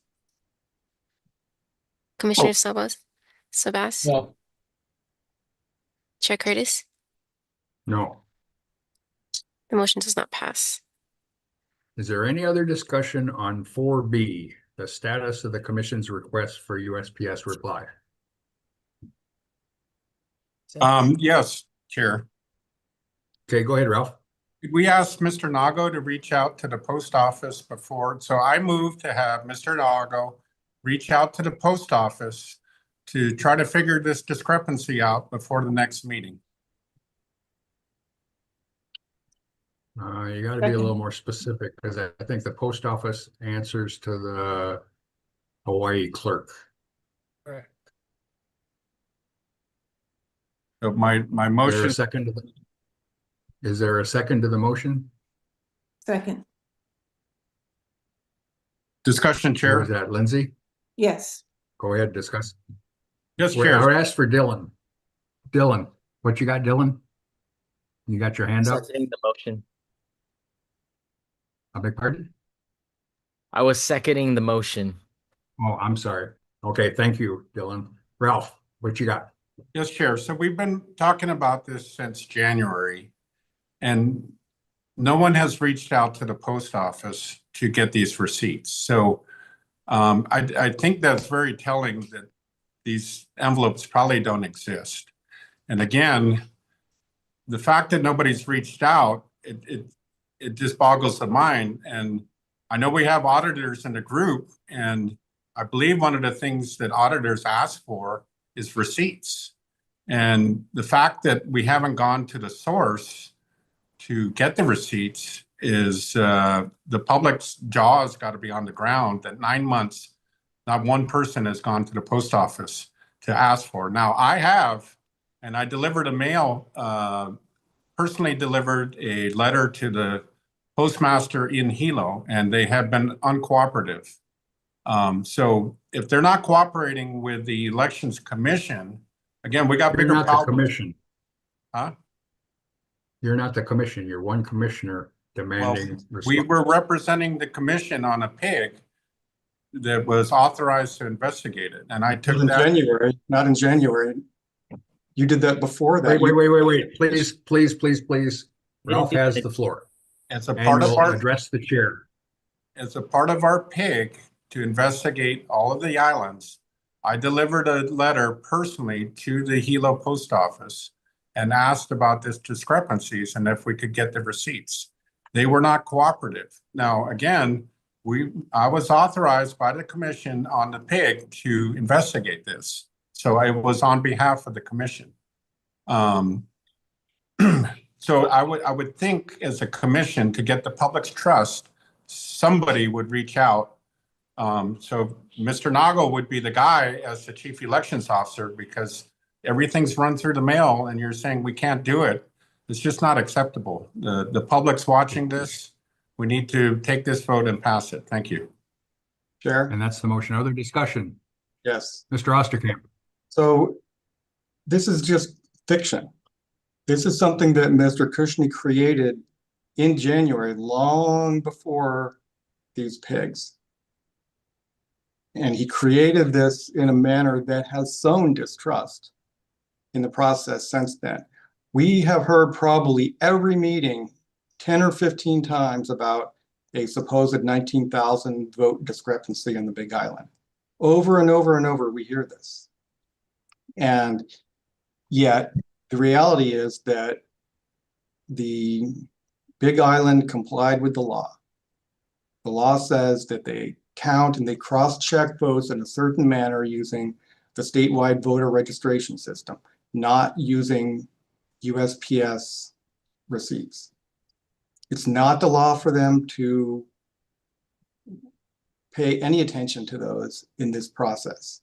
And there's not even any evidence that it was ever suggested before Mr. Kushner introduced all this, that anybody regarded the USPS envelope receipts as being relevant to the process. So nobody was on notice that these receipts were something that should be collected. They had no reason to compile them, and they didn't do it. Why would they have? It wasn't an idea in anybody's mind until Mr. Kushner came up with this after the fact. And the result has been, unfortunately, sowing distrust in the process. And this has been repeated over and over and over. And you hear from the people in the audience that they are picking up on it. And they believe that the system is broken because we keep hearing these same words over and over and over. And we as a commission are at fault for allowing this to happen. We're going down this road further and further and further, and more people are talking about it. And that is bad for democracy. It's bad for our system. We are at fault. We shouldn't be doing this because we know it's wrong.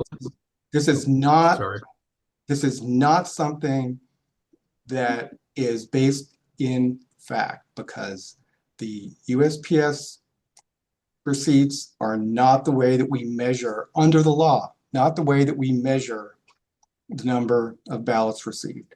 There's not a discrepancy. At least there's no evidence. Ms. Papalimo, I'm sorry. There's no evidence of there being a discrepancy. Today, we heard one person say, mail-in voting would be great if I could trust the process. That's what she said. And you know what? She should be able to trust the process. But unfortunately, human beings, being what we are, we often operate on a where there's smoke, there must be fire principle. And so the pushers of this claim, they've achieved the goal of creating the smoke. So a lot of people, unfortunately now, are more and more suspicious. They believe that there's fire out there. So I would urge the commission to step off this and stop creating more smoke needlessly. Thank you, Jeffrey. Ms. Papalimo.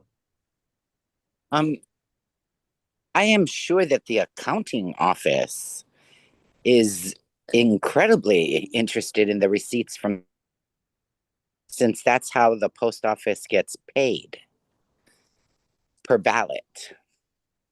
So the accounting office, I'm sure, has to have the receipts of what we paid and how many ballots we paid for. I think it's an easy ask, right? The only way that the post office gets paid per ballot is then the post office is authorized to withdraw that money from the account. So there has to be an accounting for the money they're taking out of the state account. The only accounting you. they would have would be their receipts. Thank That you. becomes Ralph? a fiduciary thing. And I'm telling you, as a commission, as the ones that sit on this elections commission, and these are election ballots that are being paid for, that the US Post Office is pulling out of a state account. We better know how much it was, how many there were. We better know. That's our obligation. Thank you. Ralph? Yes, thank you, Chair. So the old adage, where there's smoke, there's fire, is come from a long time of realizing that where there's smoke, there's fire. So I have requested from the county their records from the state voter registration system, and then it's buried in the pages of the it's in the documents that were submitted. But I have a The motion is to ask for the post office. Yes, I'm explaining this. Let me finish, Chair. So I requested a yes or no thing. County SVRS, and the county said they do not keep any records in the SVRS. The state does. So that goes directly against what Scott Nago says, is that there's checks and balances. We are checking Scott Nago's records against Scott Nago's records in the SVRS. And there's got to be a third way to check the records, because the county does not keep any records in the SVRS. Now, to the county's credit, they would never know, everybody in the county office, if they handle 1,000 ballots, and Scott Nago reports that there's 1,200 there, nobody in that office would ever know, because they don't keep an independent count separate from Scott Nago's count. And so this is the only way that we can check up on that count. So I'm voting yes, and this is a valid way. Any auditor worth their salt would ask for receipts to prove where these came from. If they didn't come from the mail, who put them in there? Because there's only two legal ways to get into the system. You put them in a Dropbox, and they have 27,000 ballots accounted for coming through the Dropbox. The rest of the ballots have to come through the Postal Service. They have 29,000 records coming through the Postal Service. They're missing 19,000. So who put them in? Where'd they come from? You're just saying the post office didn't send them, forgot to send the receipts. So let's go ask them and say, check your records. You forgot to send this to us. And that would go a long way. But I don't. That's the motion. Yes, thank you.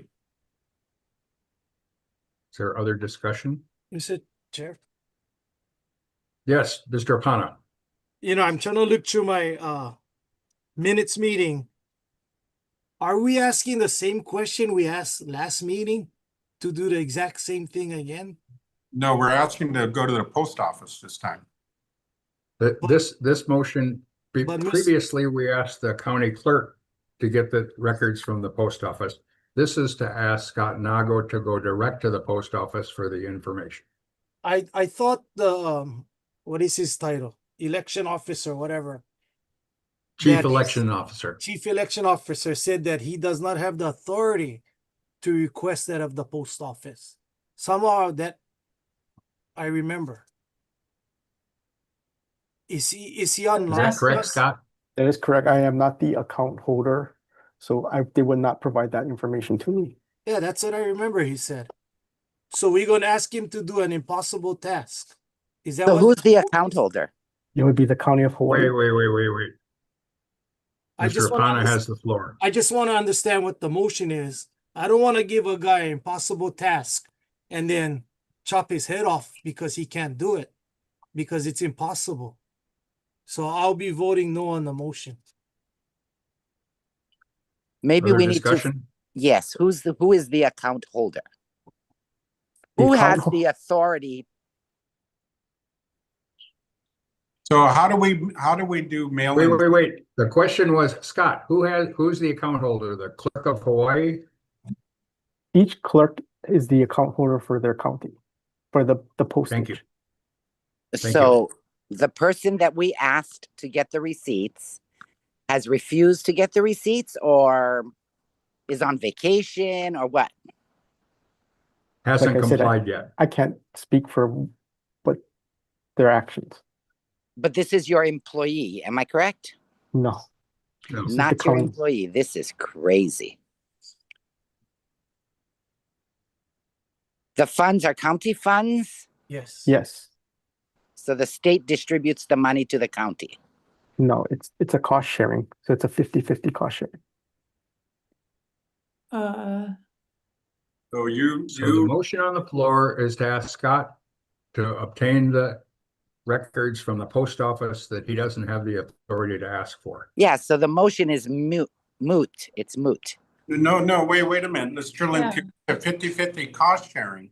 So can you show us what you paid for postage? Half of the So postage? the motion on the floor is to ask Scott to ask the post office for information. We can discuss the motion for Scott to ask the post office for information that he doesn't have the authority for. We're trying to We can understand vote this that. down and we can consider another avenue of obtaining the information. Or the motion just becomes moot because he has no authority. Okay, then knowing that, we should all vote no. I would ask for a roll call. Commissioner Andrion, Hey. Commissioner Opana, No. Commissioner Kushney, Yes. Commissioner Cam, No. Commissioner McAdam, No. Commissioner Osterkamp, No. Commissioner Papalimu, No. Commissioner Sabas, No. Chair Curtis. No. The motion does not pass. I have another Okay, how else question. do we get this information? Wait. We're still looking for the information from the post office. Can we could perhaps subpoena the clerk of the island of Hawaii to obtain that information if he hasn't received it already. Or if you have some other ideas, let me know. I like that. I'll make that into motion. Let's subpoena the County of Hawaii to produce the receipts. From the USPS for the 2024 election. Yes. Is there a second? Chair, before there's a discussion on this, I'd like to speak to the commission's Please. legal authority to issue subpoenas. Please. So the commission Mr. Green. is formed under Chapter 11, does not give any specific subpoena power to, Chapter 11 doesn't afford any specific subpoena power to the commission. The only authority to issue subpoenas would be under Chapter 92, specifically, I believe it's HRS 92. I want to misquote it. I believe it is 17. No, it's not 17. 16. Which states that a commission and a board can only issue subpoenas in connection with evidentiary hearings. We can't just issue it by motion of a commission. It has to be connected to an evidentiary hearing conducted by the commission, which is not happening here. Isn't our PIC report an evidentiary hearing? There's no evidentiary hearing being conducted now. This is a public meeting, so there's no legal authority to issue a subpoena in connection simply with a public hearing. It has to be in connection with an evidentiary hearing that's been authorized by the board. Okay, let's vote to have an evidentiary hearing. No, I have a question first. Mr. Opana. I have a question for Mr. Nago. When did you ask the Big Island clerk for this post office thing? October 6th. Yes, correct. October 6th. What would be weeks- deemed 3 a weeks ago. reasonable time for a response? Like, we working on it, we go put in a request, or, don't bother me, go away. Yeah, I don't know what the clerk has on its plate. I don't know what the clerk has done. What you work with them every election. What is like a normal response? You guys give each other a month's time to get things done, or No, it'll be a lot quicker than that. okay. So maybe by next meeting we might have the answer already. Yeah, like I said, but I don't want to speak for the Yeah, clerk yeah, I specific- understand. I mean, Okay, I don't want to tell the person, go fix my house, and the next day go, how come it's not fixed? You know, I told you yesterday, I'm not that kind of person. I give people reasonable time to do the job right. I'm trying to figure out what is a reasonable time. You said you gave it to them on October 6th. Today is a 20-something. Was Been it over 3 weeks. 2 weeks, 3 weeks? I just want to find out what is reasonable. Your answer is, I cannot speak for them.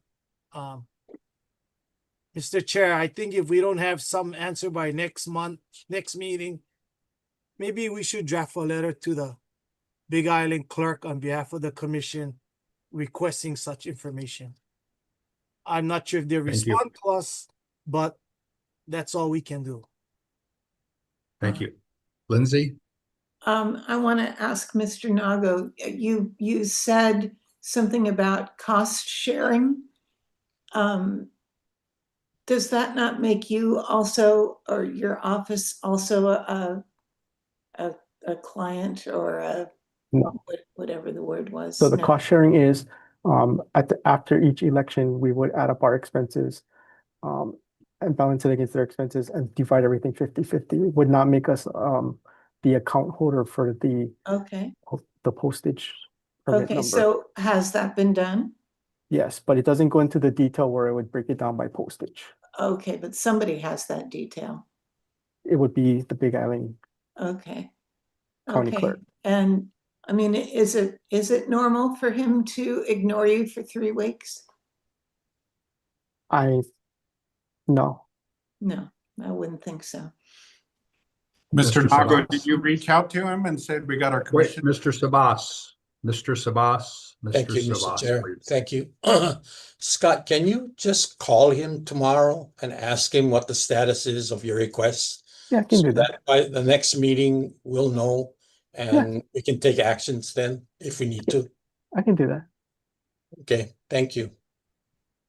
Ralph?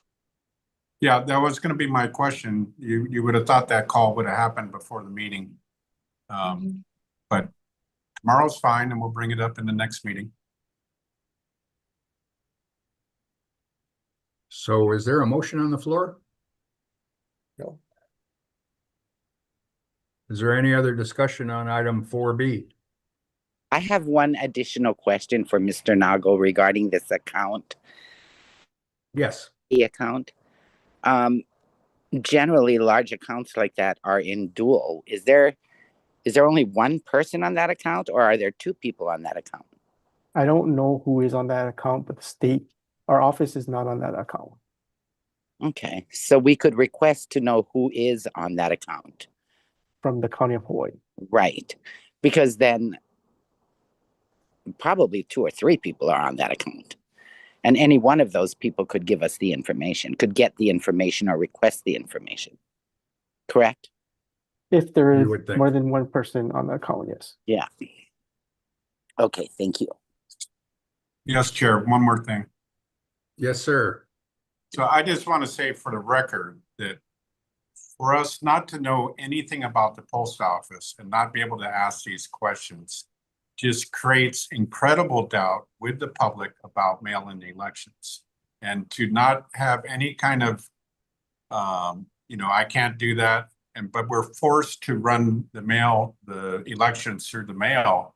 I think that's entirely unacceptable, and we should be able to have communication. Scott Nago should be able to communicate with the post office. And I believe that was on one of the legislature's mandates to have accounting. And I believe you're involved in one of those letters, Chair Curtis, on getting accountability from the post office for receiving ballots. And there's the Ballot Tracks app that's out there.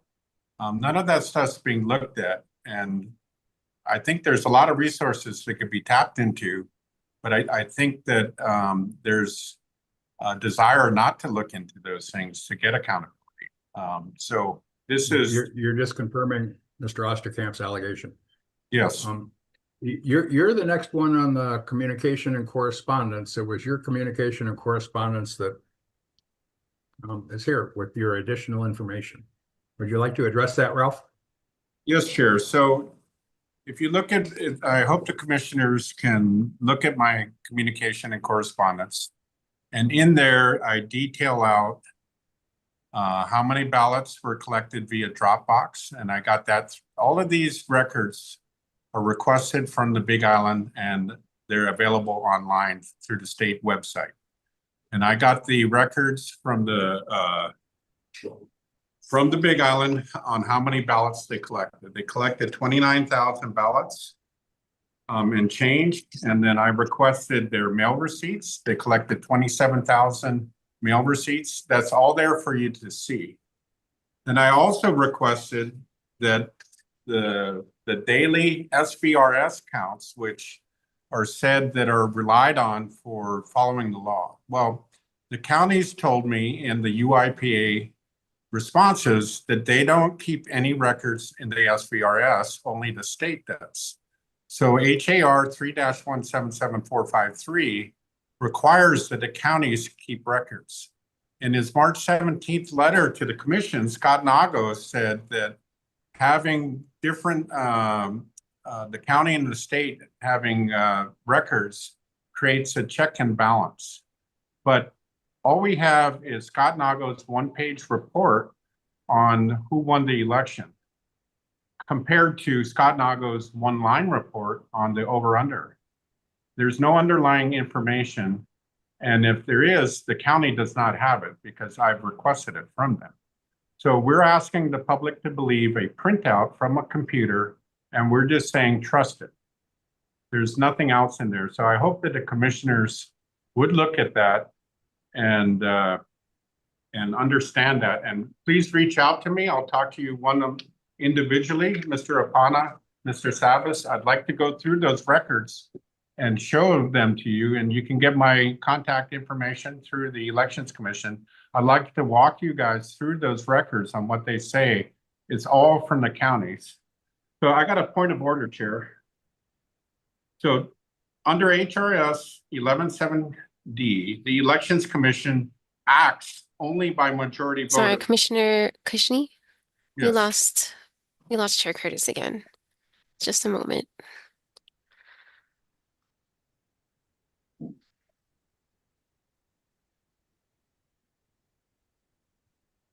It looks like he's coming back now. So Mr. Apana, Mr. Sabas, I hope you reach out to me and I hope I can run through those reports with you. Okay. Explain them.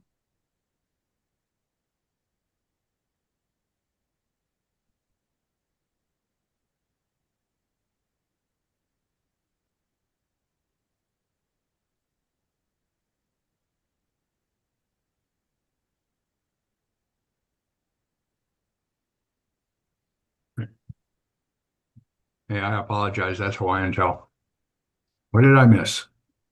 I got a point of order, Chair. Yes, sir. What rule am I not following? Under HRS 11.7D, the Elections Commission acts only by majority vote of its membership. Can you confirm this for me, please? That's it. You just read it. Okay, is that true? Huh. Now, that's a stupid question, Ralph. Okay, I assume that's true. So under Robert's Rules of Order, Section 23, a member may raise a point of order when any rule or law governing the body is being violated. So what rule am I not following? Under what authority are you withholding or redacting emails to and from the official Elections Commission address, which is elections.commission@hawaii.gov, without anyone voting as the Elections Commission? These are emails sent to the Elections Commission to and from the email, and you're withholding those emails from the commissioners and the public. Yes. I'm asking you under what authority you're withholding those. The emails that I receive addressed to the commission are processed as a complaint, which gives the Office of Elections an opportunity to respond before we bring it to the commission agenda, similar to the last items on today's agenda. So you've redacted. I'm not obligated to share with the commission everything I receive. As a matter of fact, it's an infraction of the Sunshine Law for me share with more than one other commissioner, other than in a meeting like this. So the emails are being sent to the elections, to and from the Elections Commission official email address, elections.commission@hawaii.gov. And you're withholding those emails from the commission and the public. Under what authority are you withholding those emails sent to and from the commission email? The Sunshine Law. No, the Sunshine Law says that you cannot. It precludes me from communicating with more than one other commissioner at a time, other than at a meeting like this. No, the emails will be coming as appropriate. The emails The need point to of order is overruled. And we'll move on to the next topic. Can I just clarify something as well, sir? Because Dylan, we've taken a motion as a commission and it's passed that any and all communication that comes to that email is redistributed at that time to all of the commissioners. And just talking with constituents, there's things that are getting sent that, you know, they're sending directly to me and saying, can you confirm that you received this from the Elections Commission? And I'm going, no, I didn't. I never got that from the elections, the Office of Elections. I can only communicate with one other commissioner at a time, other than an open meeting like this, including forwarding email. I would ask the Attorney General for his opinion. Can I get a clarification as to what the question is? Yes. Why I'm not sharing all the emails with all the commissioners in real time. Let me ask the question. The commission votes by majority vote. The commission emails that are sent to and from the election commission are being withheld from the commissioners. So the commissioners cannot do their jobs correctly because they don't have all the information. Letters are being withheld and redacted and kept out of the commission's view. I sent a letter on yesterday morning to be submitted to the commission on the supplemental meeting materials. That was not included. We got an email at 2:35 yesterday with a whole bunch of letters on it, but mine was not on there. So you guys are redacting, and we want to know what else you guys are hiding from us. The commission acts by majority vote. Your point of order is overruled. I appeal the ruling of the chair. Do I have a second? There's no appeal. Yes, there is, Chair. I appeal. No, there's no appeal on rules on point of order. I appeal. The chair has the discretion. We can go ahead to your letter and your attachments that you want that on item 5 on the agenda. The commission has not acted to redact those emails. So the commission has to vote. You're overruled, Ralph. If you want to continue, you're out of order. The commission has to act to withhold those emails Ralph, from the public. You can address item 5. No, Chair. You can be out of order. The commission has to vote to redact those emails. You cannot withhold. You cannot withhold those emails. You're out of order. You cannot withhold those If you continue, emails. I'm going to eject you from the meeting. Chair, you cannot withhold. Could you eject Ralph from the meeting for obstructing the agenda? We're on item 5, Ralph's letter and attachments. If anybody would like to discuss them and make a motion. Could add. Mr. Chair, Yes. you know, I am so grateful for the staff for doing minutes from the last meeting. We had this conversation about what to do with complaints. And the commission voted that we would send it to the state commission, to the CEO Nago, for them to solve the problems. If our constituents or the constituents are not satisfied, they can always rewrite to us saying they tried that step and we're not satisfied, and then we'll take it up. The vote was to send everything to us, and what is it? 1, 2, 3, 4, 6 don't send it to us. And in my comments, I said I do not want to take on every single complaint that can be solved by the state commissioners. I mean the state election office, because sometimes it's just, where's my ballot? I mean, we wouldn't know. So we said if there is like a big argument, they're not satisfied, come to us, but let them try and solve it first. Thank you, That's what Mr. we agreed Apana. on We've last. ruled on that last- point of order. We're on item 5 on the agenda, including Ralph's letter and attachments. I mean, that's what Let's he's keep to talking the about. agenda. That's what he's talking about, that he wants all complaints to come to all of us. I No, don't I'm want, not. I want to release to the public. Ralph, you've been ejected from the meeting. Mr. Apana, you wanted to, I just want to say, we voted on this. I don't want all complaints coming to me. That is nonsense. The No, we're- ones that we're- are not we have a- satisfied, we'll look into it. thank you. We have a process for complaints now. Thank you. Okay. Anyone want to discuss item 5, including Ralph's letter and attachments that are included in the agenda? You have to open it to public testimony, right, for this agenda item? Yes, I'm sorry. Go ahead. We do have a public testimony on Ralph's letter and attachments. Could I ask you a question before we get into all Certainly. of that? It Certainly. seems like we blew right past item 3, the minutes. We heard Mr. Nago give his report, but we didn't take any action. And I'm just wondering, what is the future of the minutes? Did we decide? The A was approved. Election findings at the cost and timing of verbatim minutes was discussed, Right. but And the what approval of about, the minutes was passed. yes, but what I'm asking about is what Mr. Nago wrote his letter about, giving us the report that doing it by hand would be, way too much. And so is there a decision to make? Are we going to have the Zoom transcript and regular summary minutes, or what is happening going forward? We didn't discuss it or decide anything, so that's why I was surprised that we moved right on to number 4 without. Mr. Apana came up with a couple suggestions and there were no motions. Yeah. So we moved on and now we're on item 5. Okay. Well. Any discussion on Ralph's letter and attachments?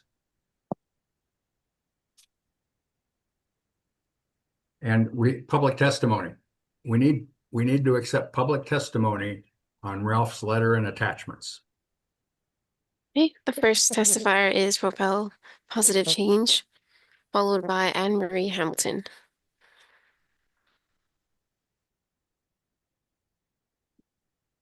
Aloha. Aloha. My name is Victoria Thompson. I am a United States citizen and resident of Hawaii since 2023.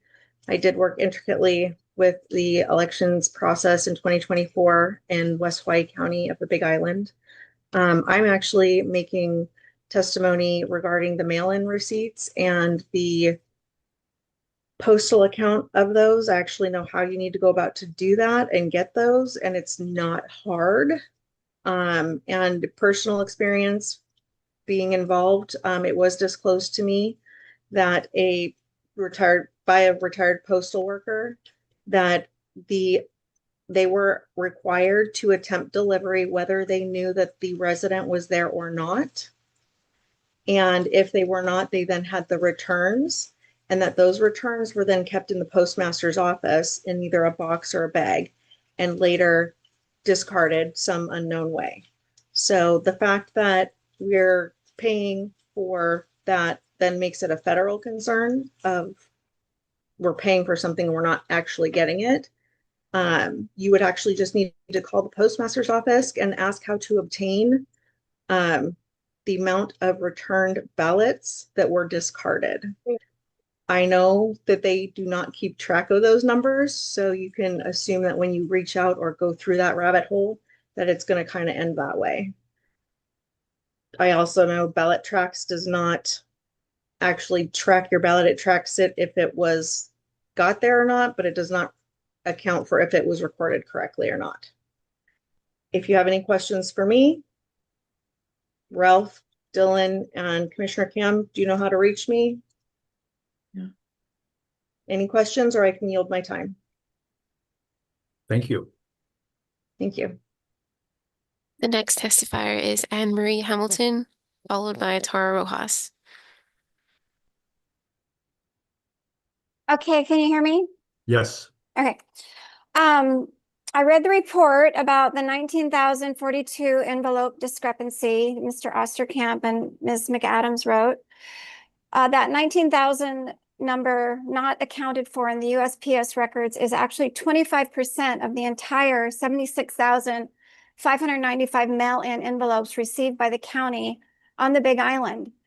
25%. Folks, that's no small number, especially compared to the nationwide official USPS lost mail percentages from investigative audits, the Postal Regulatory Commission filings, and consumer complaint statistics. Lost mail not delivered nationwide by the USPS is between 0.01% and 0.05%. So the determination by this report that the USPS somehow lost track of 25% of our election envelopes, which are barcoded and go through an even more strenuous tracking mechanism, is simply ludicrous. Instead of investigating that huge discrepancy, the authors of this report chose to defend the broken and porous election process, which allows these types of blatant chain of custody issues to continue in Hawaii. And instead, they prefer to blame the USPS and Mr. Kushney for even asking the question of what could have happened to those envelopes. And I know Ms. Papalimo was not involved in this report because she said Mr. Vanderkamp did not want nor solicit her input.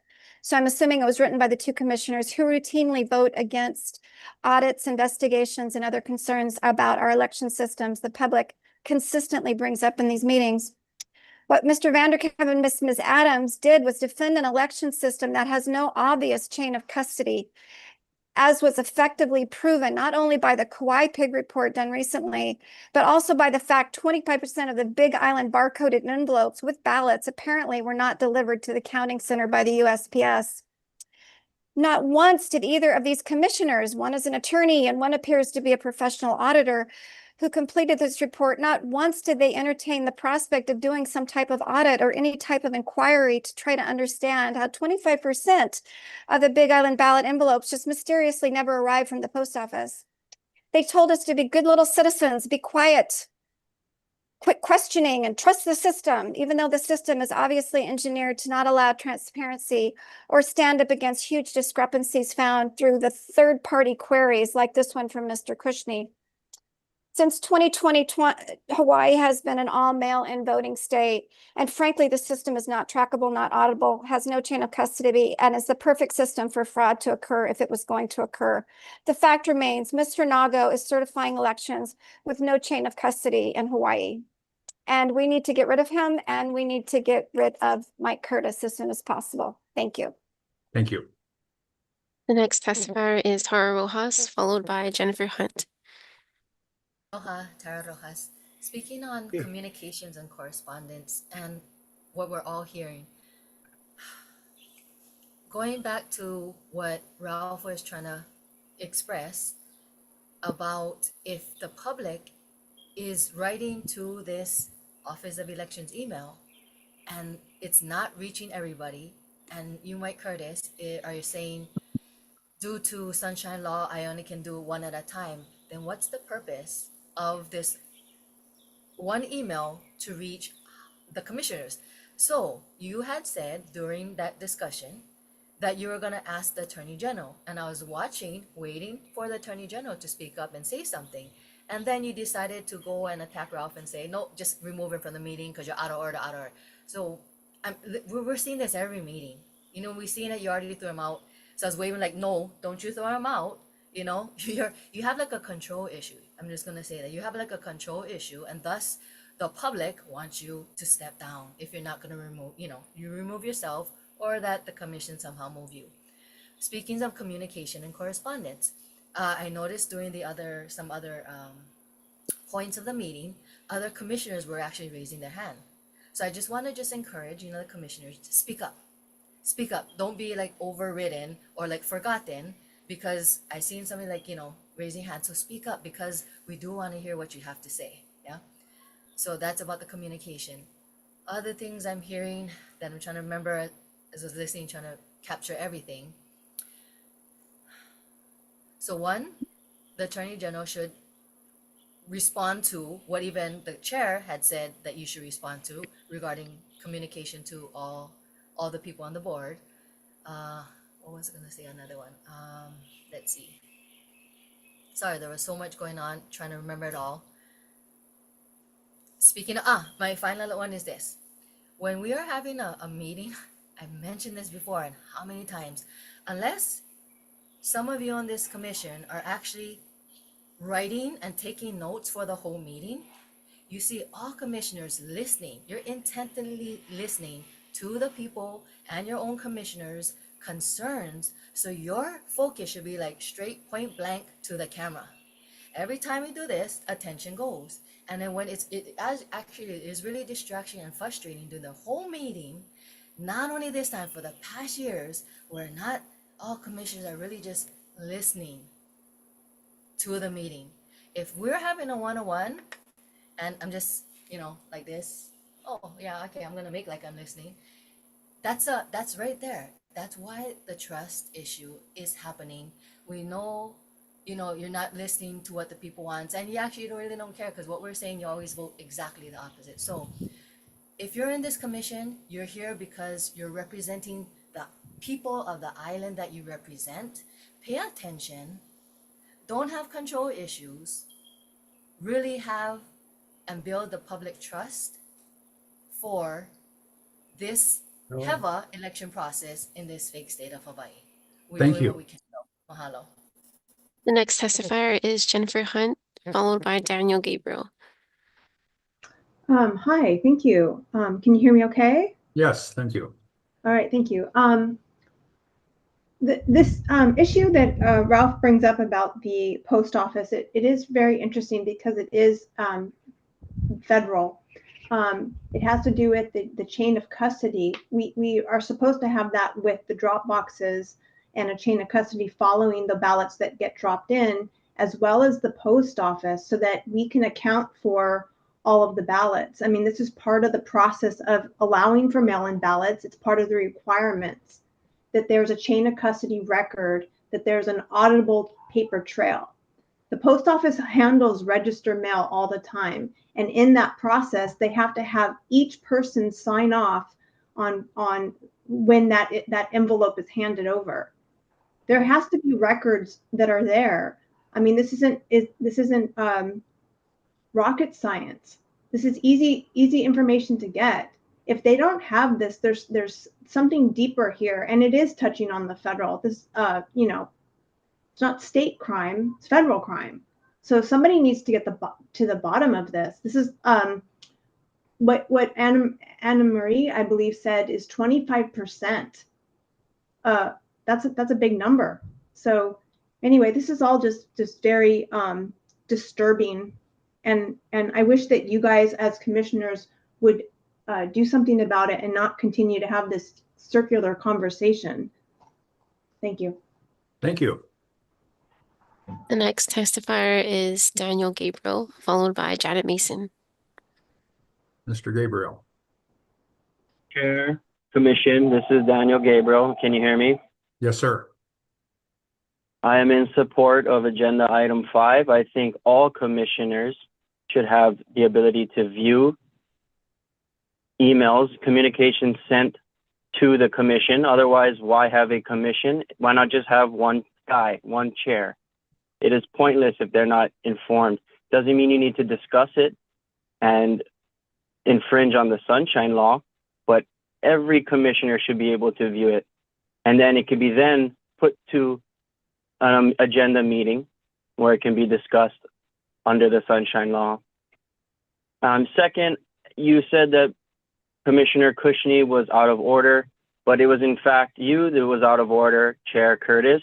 You said that I quote, "That's a stupid question. Where is the decorum? I strongly suggest you step down from your position as chair and learn proper Robert's Rules of Order." I yield. Thank you. The next testifier is Janet Mason, followed by Michelle S. Thank you, Chair. The league is already on record saying that we do support an audit of the 2024 election, a statewide audit. But Mr. Cushnie's letter, which is being discussed now, to the post office requesting records receipts for ballots is not appropriate. For one thing, it was not an official request. It was Mr. Cushnie's personal investigation. More importantly, the postal records do not form a basis for ballot counts. The ballot count procedures are set out by law. The Postal Service records are merely records for billing, and it's really mischaracterizing them to talk about how they should be used to reconcile the ballots. They shouldn't be used at all for that purpose. The auditor will not agree that these are quality records for purposes of counting the ballot. I'm quite confident that you will learn this when this gets to the auditor's desk. Exactly. Thank you. Thank you, Ms. Mason. The next testifier is Michelle S., followed by Alan.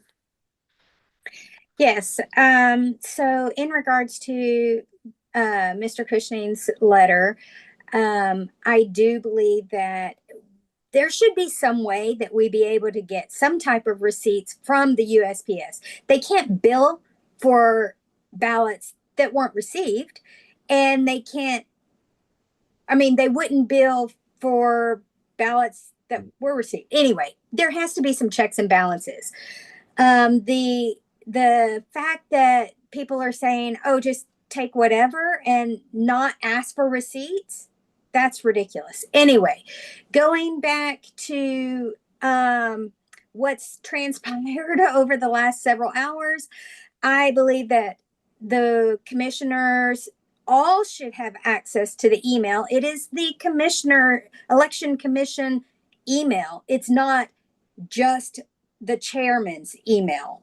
Everybody needs to have access to that. I mean, there's no reason why everybody can't have access, not just it be forwarded on, but literally have access and be able to respond if necessary or whatever. Anyway, I believe that I would like to see that the rest of the commissioners put a motion to, I don't know how the procedure goes, but put a motion or something to fire Mike Curtis from being chair. I don't know if they can all vote to say, okay, we want to make him not be chair again, or how that works. But that's what I'm asking, because he was letting Mr. Osterkamper, I'm sorry, I can't remember your last name, but anyhow, he was letting him talk about something that was not the item of topic, but then now he's ejecting Ralph from the meeting. He's basically silencing my voice by rejecting or ejecting somebody out of the meeting. You shouldn't be ejecting any of the commissioners out of the meeting, because they are the ones that are speaking for the other. Like, no matter what side of the aisle it is, none of y'all should be ejected from the meeting. I'm like so frustrated with how this is going. I hope that Mr. Curtis gets ejected and removed from his position, and Scott Nago gets removed from his position, because he's not following the letter of the law either. And something needs to change, because we just keep doing the same thing over and over and over with no results. I yield. Thank you, Michelle. The next testifier is Alan, followed by Michael Goliak Jr. Is my volume okay? Yes, sir. I was a postal worker for 9 years in maintenance. I was an electronic technician. I used to maintain the optical character readers that would actually read the envelope face and then route it to the correct place. So back then when I worked there, they were already using electronics, and these machines would generate enormous reports. So I can't imagine them not being able to tell you something about the mail. Well, I can. I would say I could picture a lazy manager. Just, I don't want to look it up, or I don't know how to look it up. I can picture that.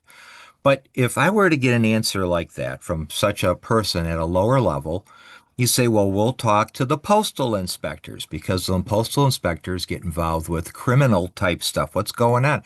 How did you bill us for this? But we can't explain it. Or you can say, I want to talk to the postmaster general, go right to the top. So I wouldn't stop at your local post office. I would go up. Thank you. Oh, I'm Al Hungs from Jerby, New York, if I didn't say that already. Thank you, Alan. You're welcome. The next testifier is Michael Goliak Jr., followed by Jamie Detweiler. Good afternoon. It's quite clear that several of the commissioners and a lot of the public need to learn the Sunshine Law. And just because you think something doesn't make it true, I encourage you to go to OIP's website. They have a great training on what the Sunshine Law is and what it allows you to do, what is not permissible under the Sunshine Law. So well, the Sunshine Law is a great thing. There also is a huge hamper when it comes to the running of meetings and the running of commissions. You are able to have those one-on-one conversations, but you're not allowed to do email chains. And that is what you're all asking for when you're asking for the chair to send out an email to everybody when it comes in.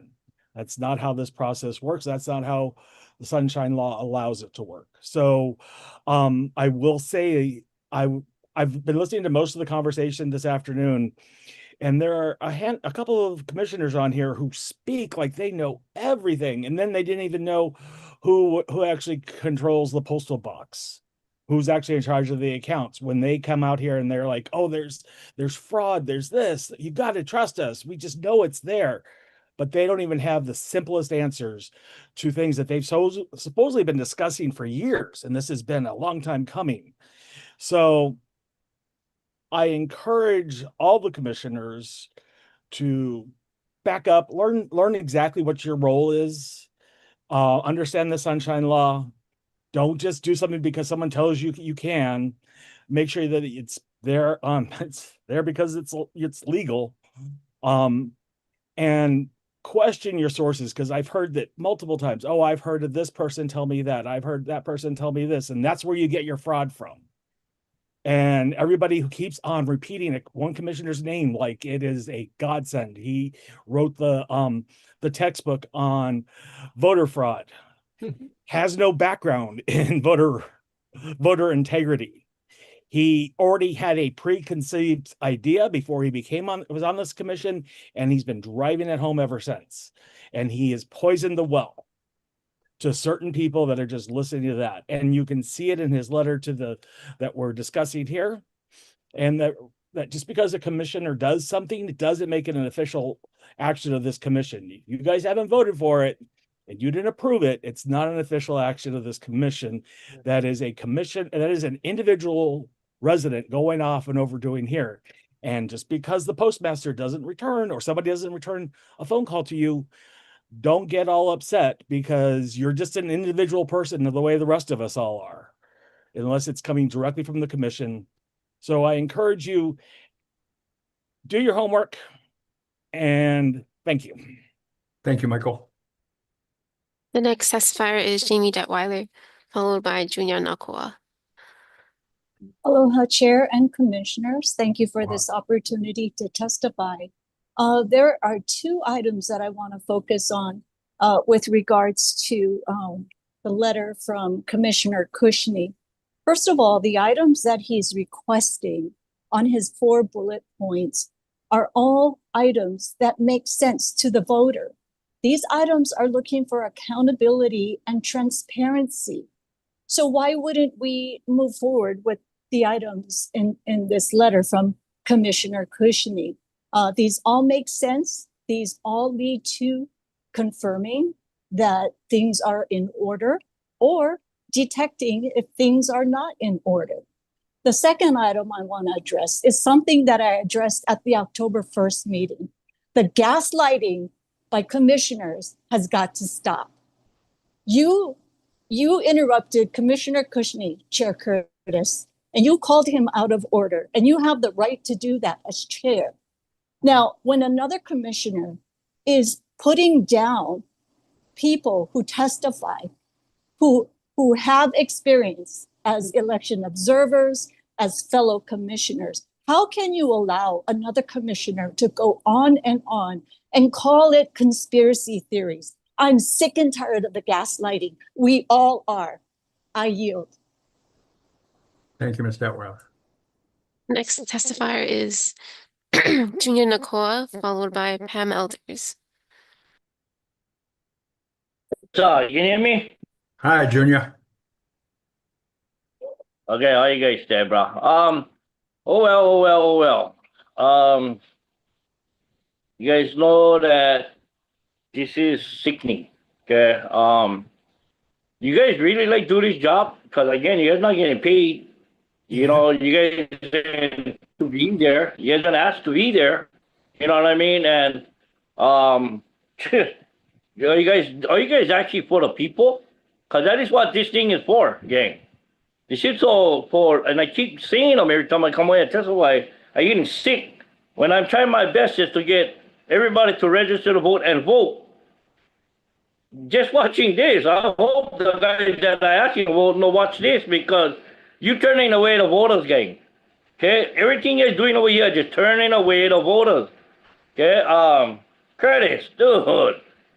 I mean, we the people of Hawaii, especially Maui, especially Lahaina, want our voices to be heard.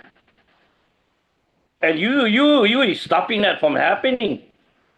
And you know, and it's killing us right now. It's just killing us. Hey, go look in the mirror, brother. Go see if you really want to do this job. Okay? Because it seems like you in it for another reason. Because all these other guys is asking you about the people would like to happen. We like go find out the 19,000 votes. We like know where that bugger went. We like know if the male guys is screwing us up. So we're not using them again. You know, we like know all this kind of stuff. And you're not letting it happen. And Kimo, I say, brother, you say, you know what I mean? When you was in the council, yeah, you know, there's the kind. Your rules that Yeah. I have cut off. Junior, I can't hear you. There you go. email. There you Okay, go. not one guy. Not one guy. So what we need, you know, I only been on these things 2 times. But figure out where all the kind, all the commission can get them, you know, so you don't need to worry about, oh, I can't send up this guy. I cannot send up to this guy. Go get how you can get. That way, each commissioner can work out everything out there.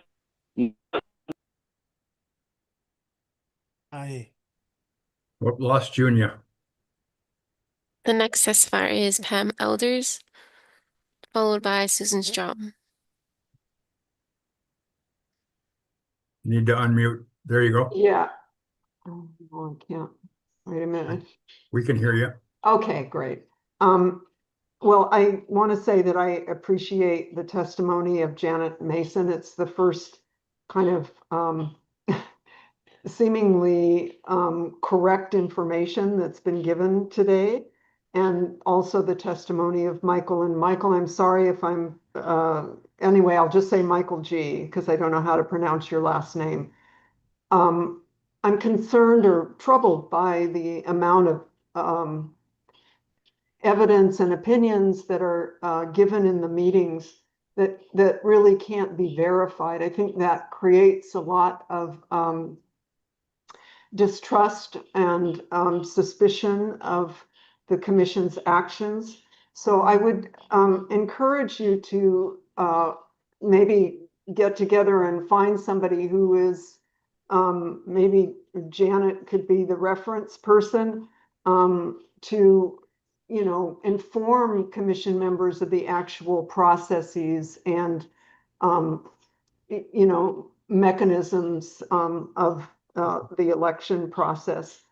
Also, I think commission members would benefit greatly from some pretty in-depth training about meetings. And I'm assuming you're using Robert's Rules of Order, and just to know how that works, the amount of motions and you know, I think you're right to be concerned about that it's very sloppy.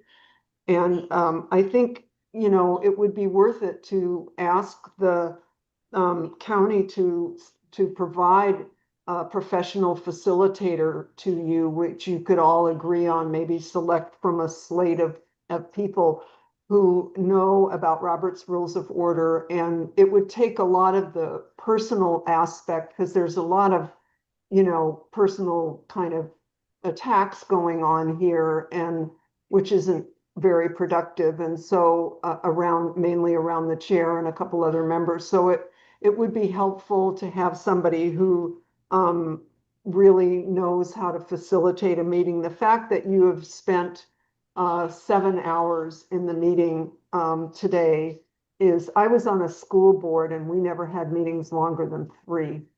And so it just seems like that's just excessive and exhausting and certainly frustrating to members. And it doesn't provide very much transparency for the public, since, you know, we have to sit here for, set aside basically a whole day to listen to the business being conducted at your meeting. So I really, you know, think that professional facilitation and neutral facilitation would help streamline and create some trust and respect among your members, because that seems to be really a barrier to getting any work done, and to have it be respected and accepted by everyone. Thank you, Ms. Elders. Mm-hmm. The next testifier is Susan Strom, followed by Patty. Aloha, can you hear me okay? Yes, aloha. You. I stand in support of Commissioner Cushnie's letter. I do have some questions, you know, as far as the numbers and the inconsistencies. I think it's insulting to assume that we should just settle for that because there's not going to be any kind of verification. You know, if that is the case, why are we even using that system? You know, it's ridiculous to use a system that cannot guarantee us full transparency and accountability. So that's something that we need to eliminate right away, because it doesn't make sense. You know, we want our votes is sacred. It's a sacred trust, and we want accountability for this. So, you know, all these other questions about, well, you're not going to get this equitability, and it's because of why, you know, it doesn't matter. There shouldn't be any explanation for why we can't get accountability. So if you can't get the numbers, then change the voting system to another system that is completely reliable, because this has to stop immediately. You know, the discrepancy is just far too great. You know, and when you talk about drop boxes, I mean, there was a whole video documentary out there by Dinesh D'Souza, I believe, 10,000 Mules, that had real life data, real life videos of Dropbox malfeasance all around the country, and including stories from Hawaii. So you can't tell us because the USPS has us, just because it can't mention numbers, we should just be satisfied with that, because there is malfeasance out there. And you can't prove there isn't if you can't get the numbers either. So if you want to, you know, litify yourself, then I, you know, suggest we get to this and we get that accountability, find one or the other. You know, and Jeffrey Osterkamp, you and Claire McAdams seem to tag team each other consistently and voting against the people and gaslighting and just insulting our intelligence. You know, for something as sacred as our our votes. We want complete accountability. And so the whining and gaslighting has got to stop, like the other testifier I mentioned. You know, what this does with your behavior towards us, all it does is create more distrust of you in particular. You, Ms. McAdams, and you know what, Chair Curtis, you know, the insults that you're, you know, and just the bending of the rules there, that's really interesting. So, you know, and why are you here if you're going to do this? If you're not going to all be on board for full accountability, then people need to step down so we can get people on here that care about the will of the people, and we'll give 100% accountability. It should be a no-brainer. It should be something everybody wants. It's a nonpartisan issue.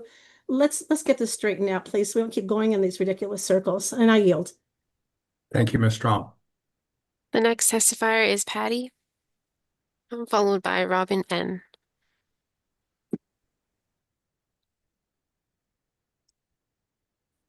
Oops.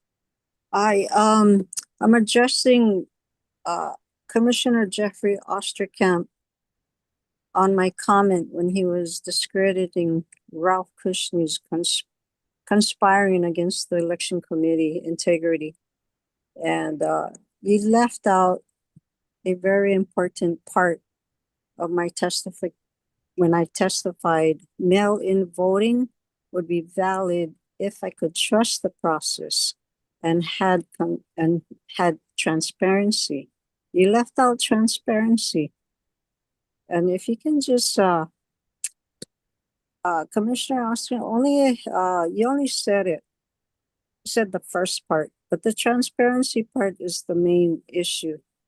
If you guys can just get this done, this would be settled. Why are you guys dragging this on?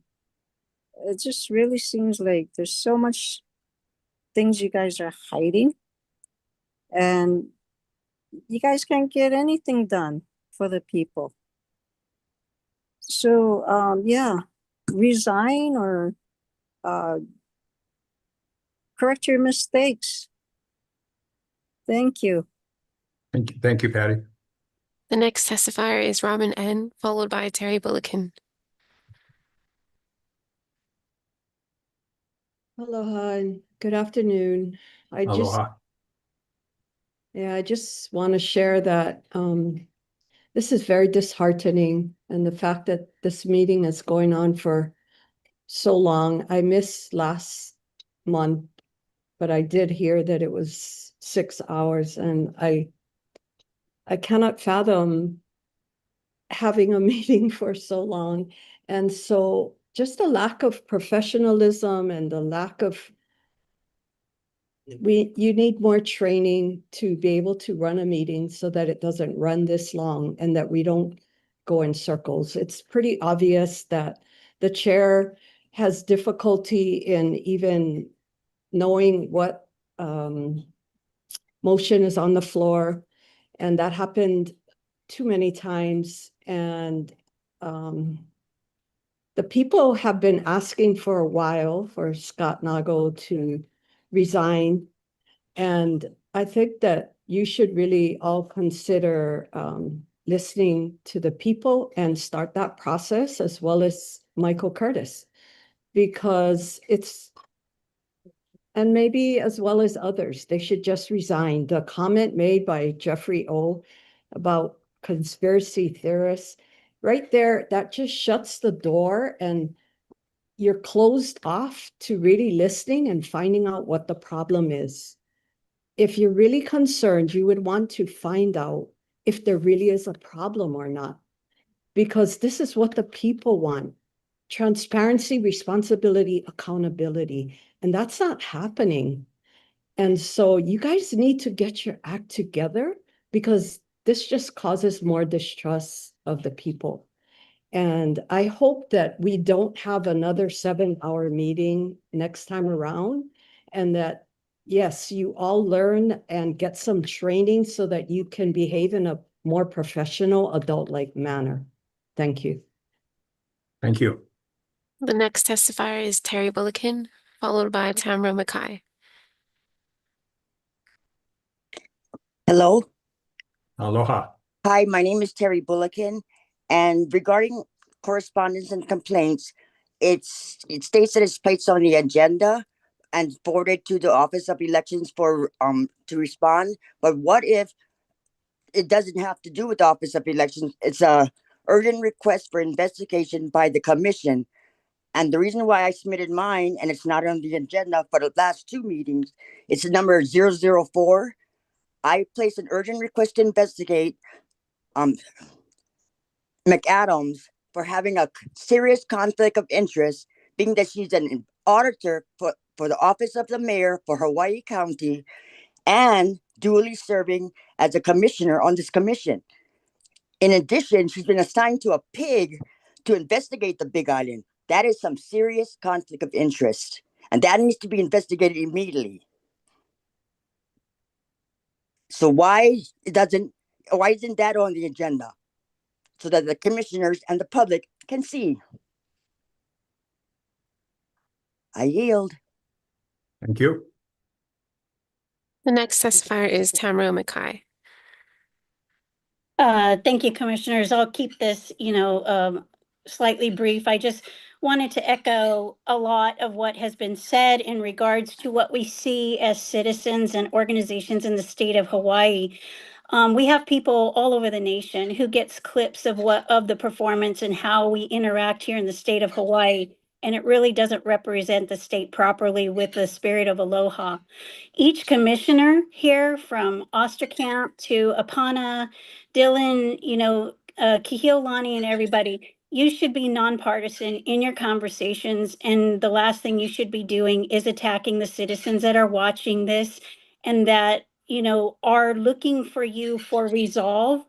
And the bickering back and forth, it is really disturbing. And again, like other people have said, that is where the distrust comes. We can't just sit there and go and believe you because you say, well, take my word for it, I promise. How can we believe it when your behavior is so embarrassing for the state of Hawaii, and we're supposed to be known as the Aloha State? Mr. Curtis, I've mentioned it to you before regarding Robert's Rules of Order. You cannot remove Ralph Cushney or any other officer from the meeting. It's in a violation of Section 41 of Robert's Rules of Order. If you believe he is doing something that is inappropriate, then you take a vote from your body and they vote on whether or not to remove him. So having a nonpartisan parliamentarian to attend your meetings in the future probably would be an appropriate move in order to handle a more professional meeting. And also I wanted to add that in regards to, sorry, I wanted to pull it up. I made some notes regarding the getting the ballots and so forth. I think that there's a misinterpretation with HRS because it's pretty clear in Chapter 11 who can and who cannot go and request the records of the Postal Service, and it's the duties of the chief election officers. And these are duties that you guys can do. It shouldn't be hard, and I don't know why you guys don't come together. And when I say you guys, I'm talking about the people that are really being confrontational. Instead of finding a solution on how you can do it, it seems that you're gaslighting on how you cannot do it, when this is what the public wants. They want solutions. They want to put this to rest. We want to believe in you as representatives in the state of Hawaii, and we want to believe in the Office of Elections, as well as being able to ensure that our vote, our right to vote, counts and is not manipulated. So I challenge you, especially you, Mr. Curtis, because even Mike Lindell himself was questioning why you behave that way, and he even questioned you and asked you for a response. Is there ulterior motives? Well, I challenge you to prove us wrong. Do the right thing, conduct yourself professionally, represent the people, and show the nation that we are the true state of aloha. I yield. Thank you. The next testifier is Representative Garner Shimizu. Mahalo, Chair, for the opportunity to testify again. And thank you, commissioners, for your service. I echo the last 5 testifiers who brought up excellent points: Jamie Detweiler, Pam Elders, S. Strom, and Robin N., and also Tamara Mackay, who just testified. The concerns are many, and it's just a matter of pursuing them in an orderly way and welcoming public input and not making the public feel like they're being insulted by raising a question. When you put labels on people, as was earlier said, you're insulting myself that I have a legitimate question and I'm coming to sit and have conversation with this commission because that's your task and your duty. And as an elected official, I'm very concerned with that. In fact, I have put election integrity and this commission on the top of my list as far as priorities. And, you know, I sat through 6 hours of your 7-hour meeting on October 1st. I'm here almost all the way to the end. And I wanted to testify again earlier, but I was denied that right by Chair Curtis, unilaterally saying he's axing out second testimony. I don't even know if he took public testimony for agenda item number 3. You know, just little things that are not really little, but are many that Chair Curtis, you're not really welcoming in cooperation. You have a very combative spirit, and it's not conducive for conversation. That's what we want. We want to know the facts. If there's nothing to hide, there's nothing to hide, and we'll be satisfied with that. Commissioner Osterkamp, you make the point that 19,000 discrepancy is nothing because the county is not beholden to the USPS, but does the state voter registration system. But there's still no explanation on why there's a 19,000 discrepancy. That's all we want. We just want to answer. And whatever the process is to get to the answer where the public is satisfied and this distrust goes away, whether we have mail-in ballots or in-person ballots, the question is still going to be the same. The commission is tasked with confirming election integrity. And if the question is brought up, if there's sufficient evidence that raises the question, it's your duty to pursue it in a very logical and methodical way and not just dismiss it with opinions and labels and all of this emotion. It's very disconcerting. And I would ask and I would reiterate to others that what others have said. If you're not interested in serving the public, yes, please step down. Please step down.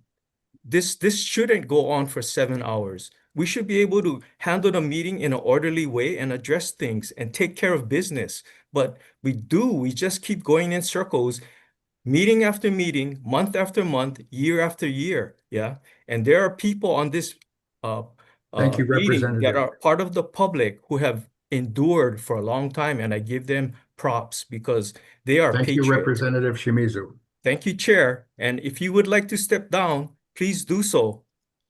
The next testifier is Tora Malia Gregory. Aloha. Thank you so much Aloha. for the opportunity to speak again. You know, I really do resonate the concerns of the last few speakers, specifically Jamie Detweiler and then Representative Shimizu. Thank you so much for stepping in the gap, and Tamara Mackay. I just resonate what they say, and you know, there's so much combativeness happening back and forth. When we say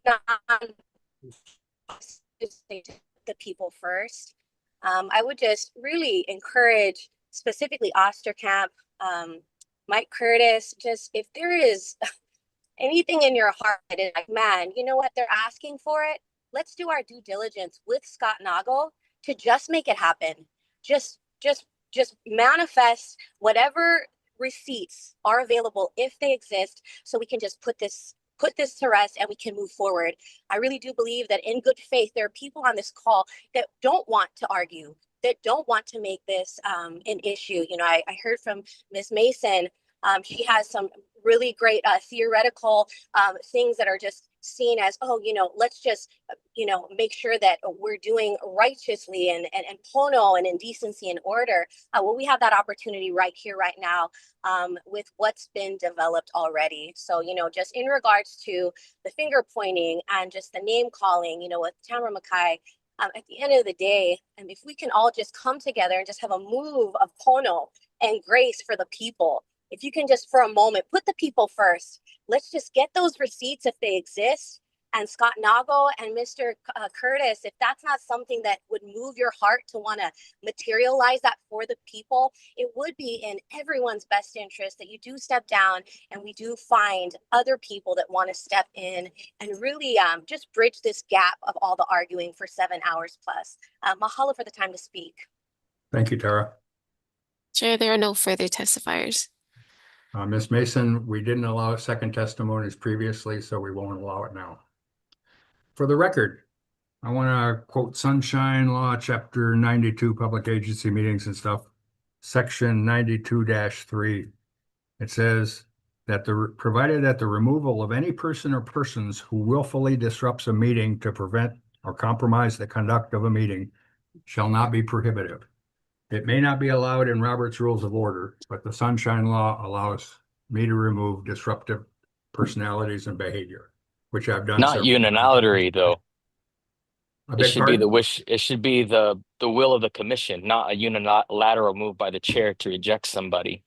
So as Tamara McKay, I quoted the law. Thank you.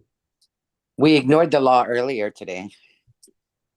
I'd like to make a motion we're back to on permit commission and correspondence relative to item 5, Dylan. Yeah, my motion was to permit Commissioner Krishnan back into the meeting, but he's here, so he can continue. Did you have anything relating to Article 5 of the agenda? I do. Please. I would like to admit Ralph's letter into the record, please. It is. It's part of today's. Perfect. And I want to speak to his letter. As well as all of the attachments. The attachments are significant as well. They are. And I am very, very pleased that he put this in there, because this is a lot of what I was speaking to in regards to my request to be taken off the pig report that came from the Big Island, because there was no investigation done. And so I won't be a part of that. I really won't. Okay. Unless the pig got together without me, I am unaware that there was ever a meeting with the pig. Thank you. That's item 6. Well, this refers to the pig, Ralph's correct? letter and the attachments. Yes. The pig report you're talking to is item 6. Okay. Thank you. I will be here. We'll get to that. For another year. Well, I was speaking to what Ralph's letter entailed. Okay. Because he is correct. Those are the things that needed to be investigated, that weren't investigated. As a pig, we could have subpoenaed the records from the USPS. You know, the pig should have known, if they did an investigation, that the only person who could go into the account would be the county clerk. I don't know that because I was never involved in an investigation. And so these are the things that made me request my name off of this pig. There was no investigation. There was a letter written and then a lot of noise, but we investigated nothing. And so this is what bothers me about this report. It is not truthful. There was no work put in it. We're talking about Ralph's letter, not the report. Yes, the letter is the letter gives you more information than the pig report does. That's why I included it first in the agenda. Yes. Perfect. Thank you very much. You're welcome. So I am happy that it is on the agenda and that it is going into the record. Ralph, you were ejected from the meeting. I'm not admitting you back. Your behavior was unacceptable. Is there any other discussion on item 5? I'm going to come back in. And when you tell somebody that's a stupid question, that is unbecoming of a chair. It truly is. So you need to think about your conduct also. And Chair, Thank you you. didn't quote any law that gives you governance to unilaterally remove someone from the meeting. Sunshine And so- Law, Chapter 2, Section 92-3. You can look it up. It authorizes me I will to, make a motion to permit Commissioner Kushney back into the meeting, especially as this is his correspondence item. I'll second that. in this case, I'll allow it. Discussion. I think we've said enough, and it would be fair to have Commissioner Kushney permitted back into the meeting. I actually don't think he was out of order with you, Chair, in the previous discussion.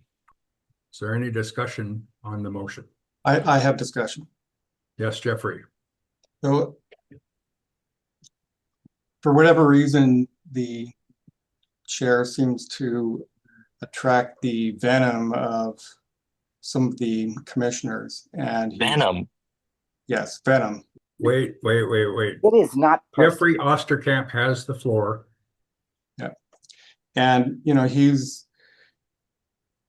meeting after meeting kicked around by people who don't like his rulings. He's accused of various minor crimes. And, you know, Robert's Rules of Order, as I understand them, also prevent people from making personal attacks on others rather than just stating the facts. And I've heard Commissioner Kushney repeatedly make personal attacks on the chair.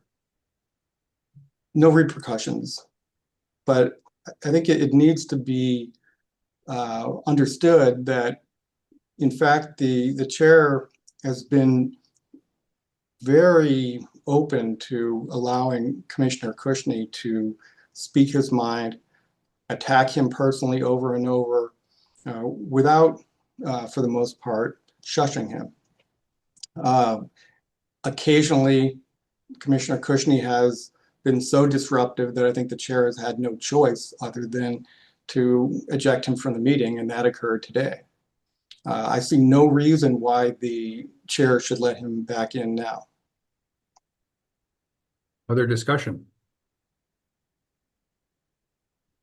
Entertain a roll call vote to allow Ralph Kushney back into the meeting.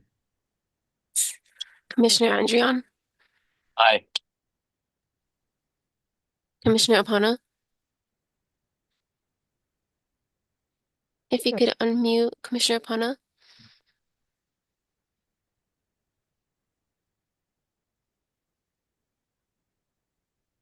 We can't hear you, Timo. I say welcome back. Be nice. Okay.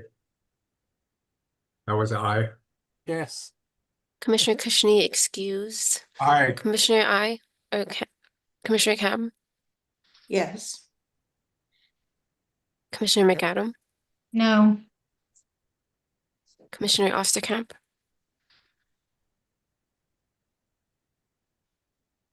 Commissioner Osterkamp. No. Commissioner Papalimu. Yes. Commissioner Sabas. Kanalua, I'm sorry. abstain. Chair Curtis. I abstain also. Motion does not pass. Wait, did you get Cam? Yeah. Okay, She said yes. okay. So the motion does not carry. Hey. So any other comments on the communication and correspondence that included Ralph's letter and several attachments? Mr. Chair, I think we should table that because the author cannot participate, so we would be guessing his intentions, right? Okay, fair enough. We just table it. We can table that, and we can table Mr. Osterkamp's report and have a recess for 1 week, allowing everybody to digest both Ralph's letter and attachments and Mr. Osterkamp's report. Unless, Jeffrey, you wanted to hear your report today? I mean, I would hope that by now people have read it. I would ask if people have not read it to read it. Yeah, I've not read it. I'm sorry. I have not read it. I'm Okay. sorry.